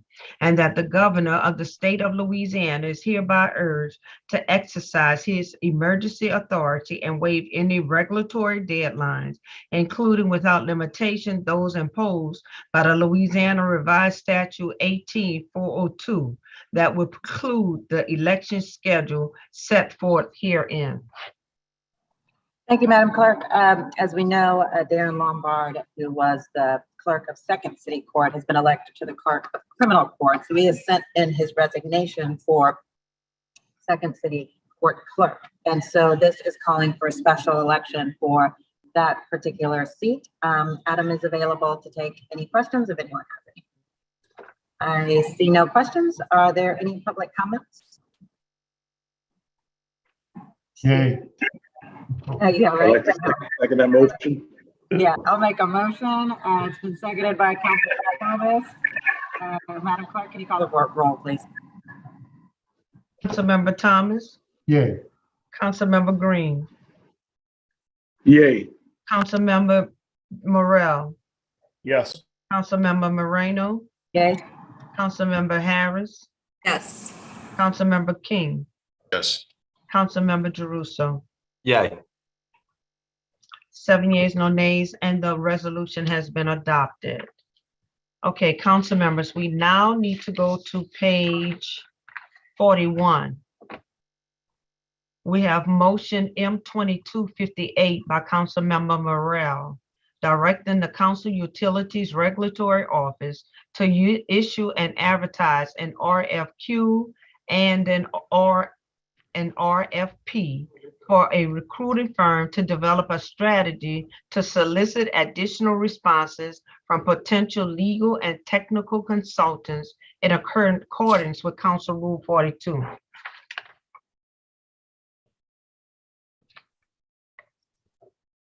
Councilmember Morrell? Yes. Well, I was waiting for my prompt by Councilman Moreno, but that's fine. Just to be clear, Madam Clerk, we're taking these up, items 50, 47, and 48 in that order, correct?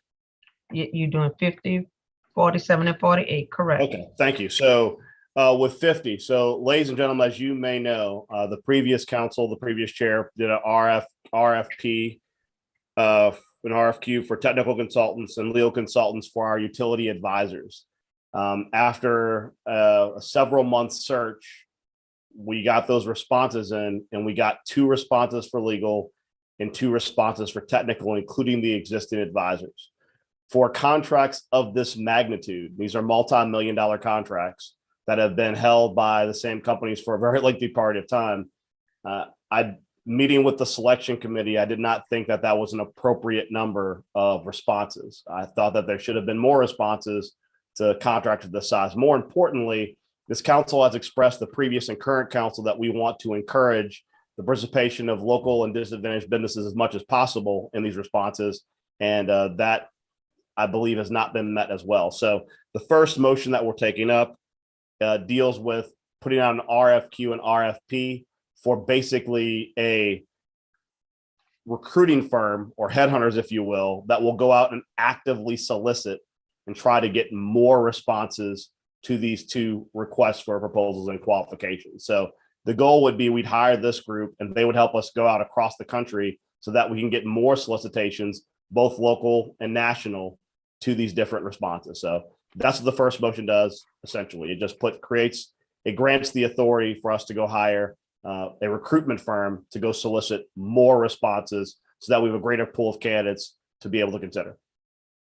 I would just say that, and I appreciate what you're doing and your thoughtfulness around this. And I would, as we look for this particular firm too, that we also are cognizant of the council's DBE requirements as well, even when we put this one out too. Absolutely, Madam President, that will certainly be a significant consideration when we're selecting this recruitment firm. Thank you. I see no questions or any public comment. No, council member. With that, I will move on this motion. Can I get a second? Second.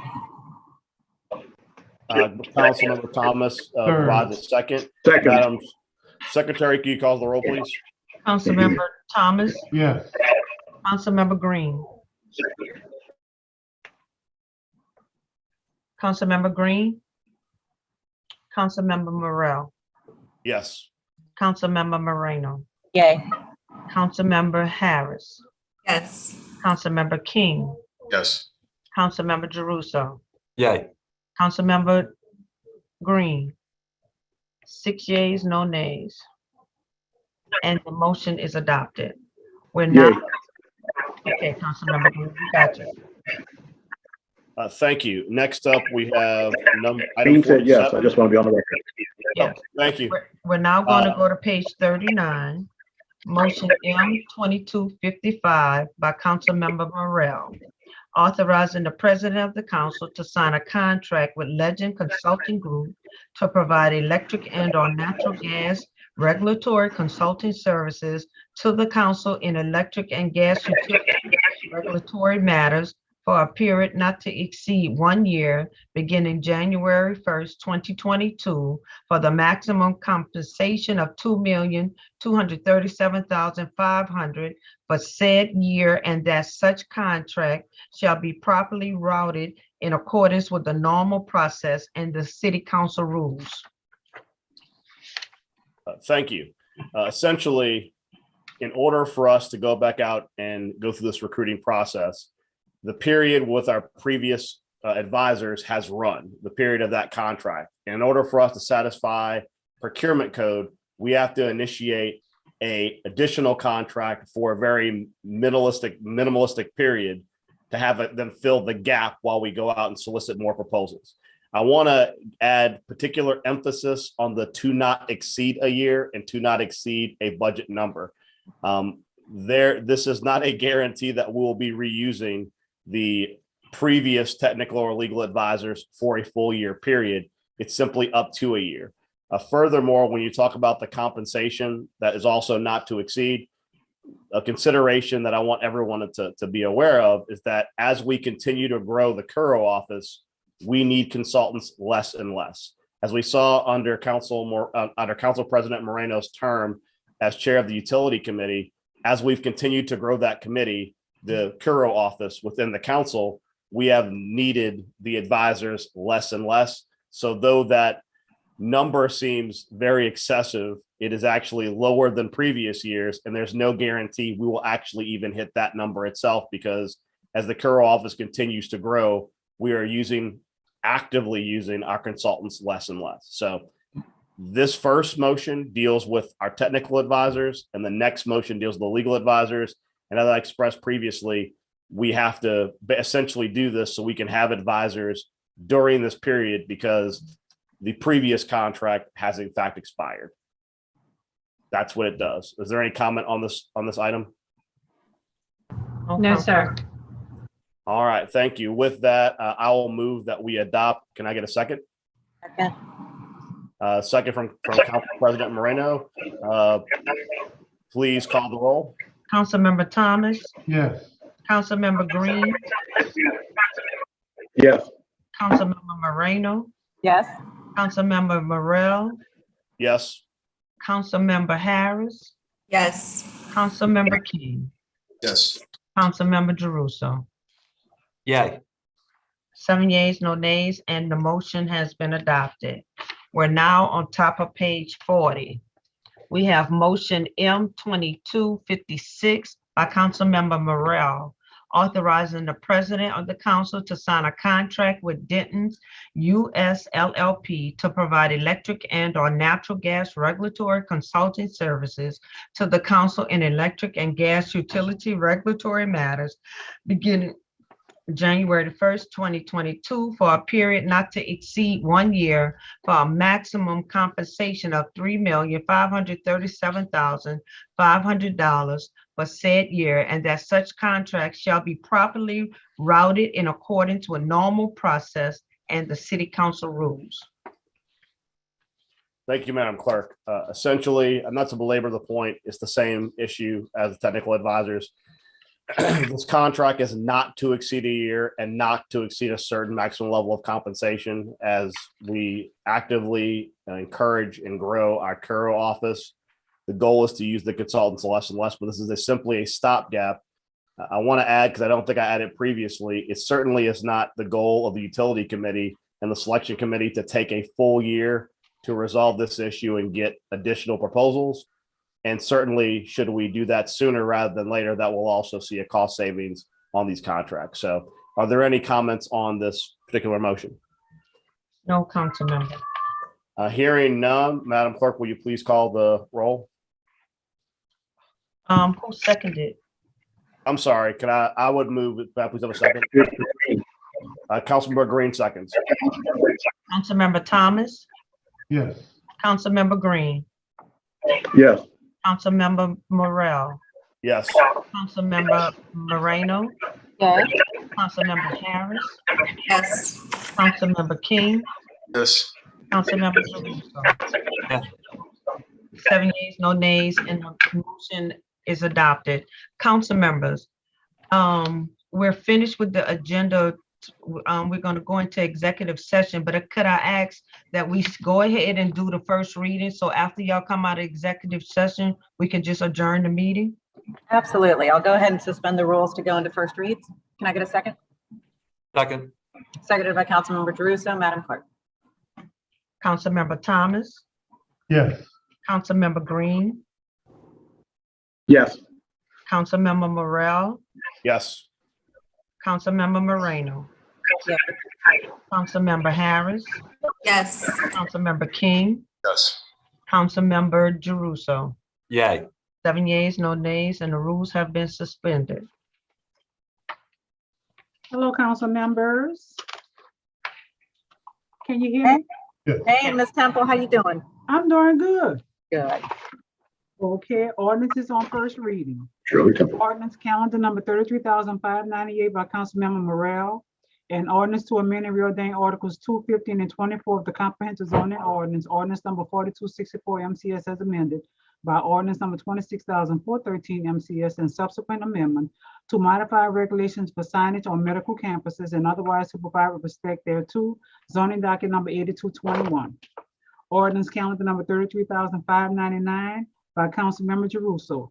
An ordinance to effect a zoning change from a historic urban two-family residential district to an historic urban neighborhood mixed-use district and a conditional use to allow the expansion of an existing bar up to 10,000 square feet in floor area in the historic urban corridor use restriction overlay district and an enhancement corridor design overlay district located on square 450 lots 25 and 26 in the second municipal district bounded by North Rendon Street, Bienville Avenue, Conti Street, North Norman C. Francis Parkway. Municipal addresses 319 through 325 North Rendon Street and otherwise to provide respect thereto. Zoning docket number 8621. Ordinance calendar number 33,600 by Councilmember Jeruso. An ordinance to grant a conditional use of permanent accessory off-street parking lot in a historic urban corridor use restriction overlay district located on square 425 lots 11, 12, and 13 in the second municipal district bounded by North Rendon Street, Bienville Avenue, Conti Street, and North Lopez Street. Municipal addresses 314 through 324 North Rendon Street and otherwise to provide respect thereto. Zoning docket number 8721. Ordinance calendar number 33,601 by Councilmember Thomas. An ordinance to effect a zoning change from a general commercial district to a C3 heavy commercial district located on an undesignated lot in the third municipal district bounded by Shepherdton Highway, Wilson Avenue, Old Gentilly Road, and America Street. Municipal address 7358 Shepherdton Highway and otherwise to provide respect thereto. Zoning docket number 9421. Ordinance calendar number 33,602 by Councilmember Thomas. An ordinance to establish a conditional use to permit a neighborhood commercial establishment in historic urban two-family residential district in the lower ninth ward, off-street parking interim zoning district, located on square 982, lot 11, the third municipal district, bounded by Flood Street, North Galvin Street, North Johnson Street, and Caffin Avenue. Municipal address 2043 Flood Street, and otherwise to provide respect thereto. Zoning docket number 121. Ordinance calendar number 33,603 by Councilmember King. An ordinance to amend and reordain Article 24 of the Comprehensive Zoning Ordinance, ordinance number 4264 MCS as amended by ordinance number 26,413 MCS and subsequent amendments to add the 2-jack signage to table 24.3 designated classic signs and to establish permissions for a replica of any classic sign to be installed at a new location when the business moves, affecting classic signage procedures citywide and specifically designated classic and replica signs. Municipal addresses 823 Decatur Street and 429 Decatur Street and otherwise to provide with respect thereto. Zoning docket number 9521. Ordinance calendar number 33,604 by Councilmember King. An ordinance to amend and reordain Article 10 of the Comprehensive Zoning Ordinance, ordinance number 4264 MCS, as amended by ordinance number 26,413 MCS and subsequent amendments to classify a wine shop as a conditional use in historic Marinese Tremere Bywater Commercial District and otherwise to provide with respect thereto. Zoning docket number 9621. Ordinance calendar number 33,605 by Councilmember Harris. An ordinance to establish a conditional use to permit a commercial use over 5,000 square feet in the historic urban mixed-use district located on square 584 portion of Lot 1A, proposed Lot 1-A2 in the 6th Municipal District bounded by LaSalle Street, Perez Street, Jenner Street, and Napoleon Avenue. Municipal address is 4423 to 4433 LaSalle Street, and otherwise supervisor respect thereto. Zoning docket number 8921. Ordinance calendar number 33,606 by Councilmember Harris. An ordinance to establish a conditional use of permit of ordinance CBD Core Central Business District and the rescission of ordinance number 10,109 MCS zoning docket 2784, located on square 293 lot 0-2 in the 1st Municipal District bounded by Gerard Street, Julia Street, Loyola Avenue, and South Rampart Street. Municipal address 1100 Gerard Street, and otherwise supervisor respect thereto. Zoning docket number 9221. Ordinance calendar number 33,607 by Councilmember Harris. An ordinance to establish a conditional use of permit of curb cut along Porter Street in the CBD 4 Exposition District and the multi-module pedestrian corridor. The petition property is located on a public right-of-way adjacent to an undesignated parcel on square 365 in the 1st Municipal District bounded by Porter Street, Ferret Street, LaSalle Street, and Perdido Street. Municipal address 1515 Porter Street, and otherwise supervisor respect thereto. Zoning docket number 9321, and that completes all the ordinances on first reading. Thank you, Ms. Temple. Appreciate it. Madam Clerk. Welcome. We are now on page 7, executive session. Pursuant to the Louisiana Revised Statute 4216 and 4217A2, the Council of the City of New Orleans may convene an executive session during its January 20th, 2022 regular meeting for the purpose of discussing the following litigations: residents of Gordon Plaza, Inc. versus Cantrell et al. Civil action number 20-1461. Section R3, U.S. District Court for Eastern District of Louisiana, Judge Sarah S. Vance, Magistrate Daniel M. Douglas. John Johnson et al. Versus Orleans Parish School Board et al. Civil District Court number 1993-14333, Division J15, Judge D. Nicole Shepherd. Council members, we need to vote to go into executive session. Thank you, Madam Clerk. I'll make a motion to send us into executive session. Can I get a second, please? Second, Green. Second by Green. Madam Clerk. We have one public comment Oh, you have a public comment? Okay, go ahead, Anita. from Michael Eric Burnside.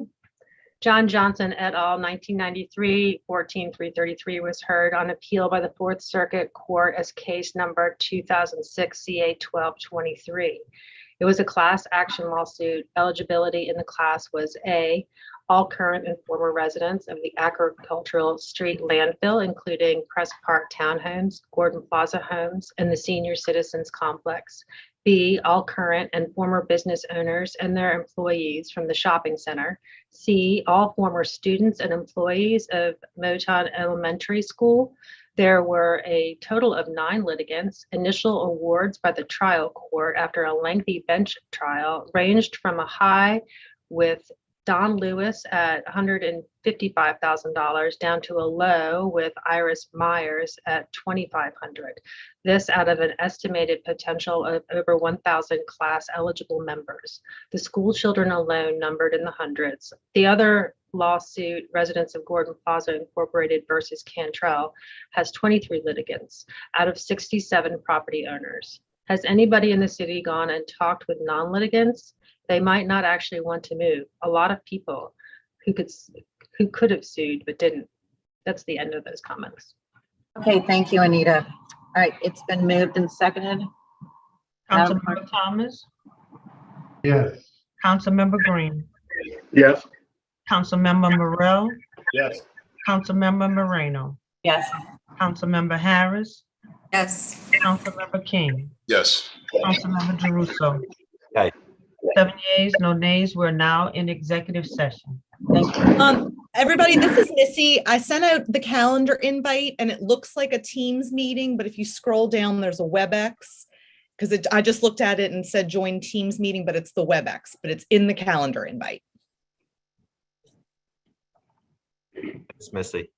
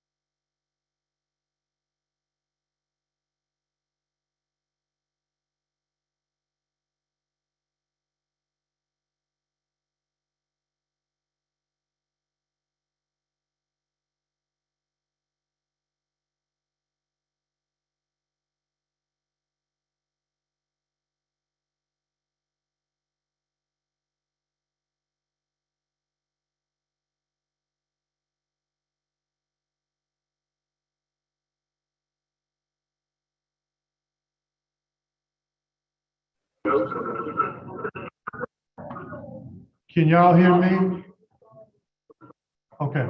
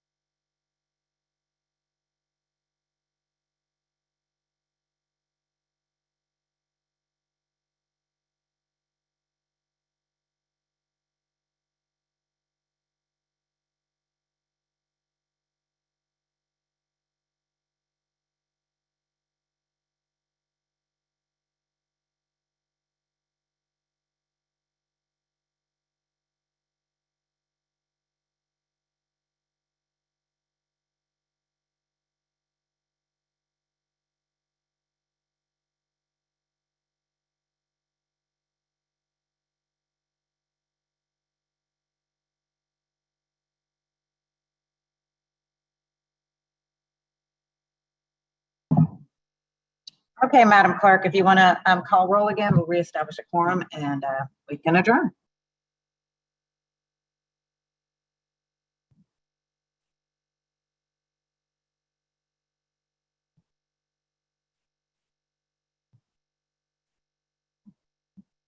Madam Clerk, you're on mute still. I was trying to get my mouse to bring me over. Gotcha. Okay, council members, I'm gonna call a roll to bring y'all back in, and then we will move to adjourn. Correct. Roll call. Council member Thomas, Here. Yes. okay, I got you. I'm trying to find, okay. Council member Green,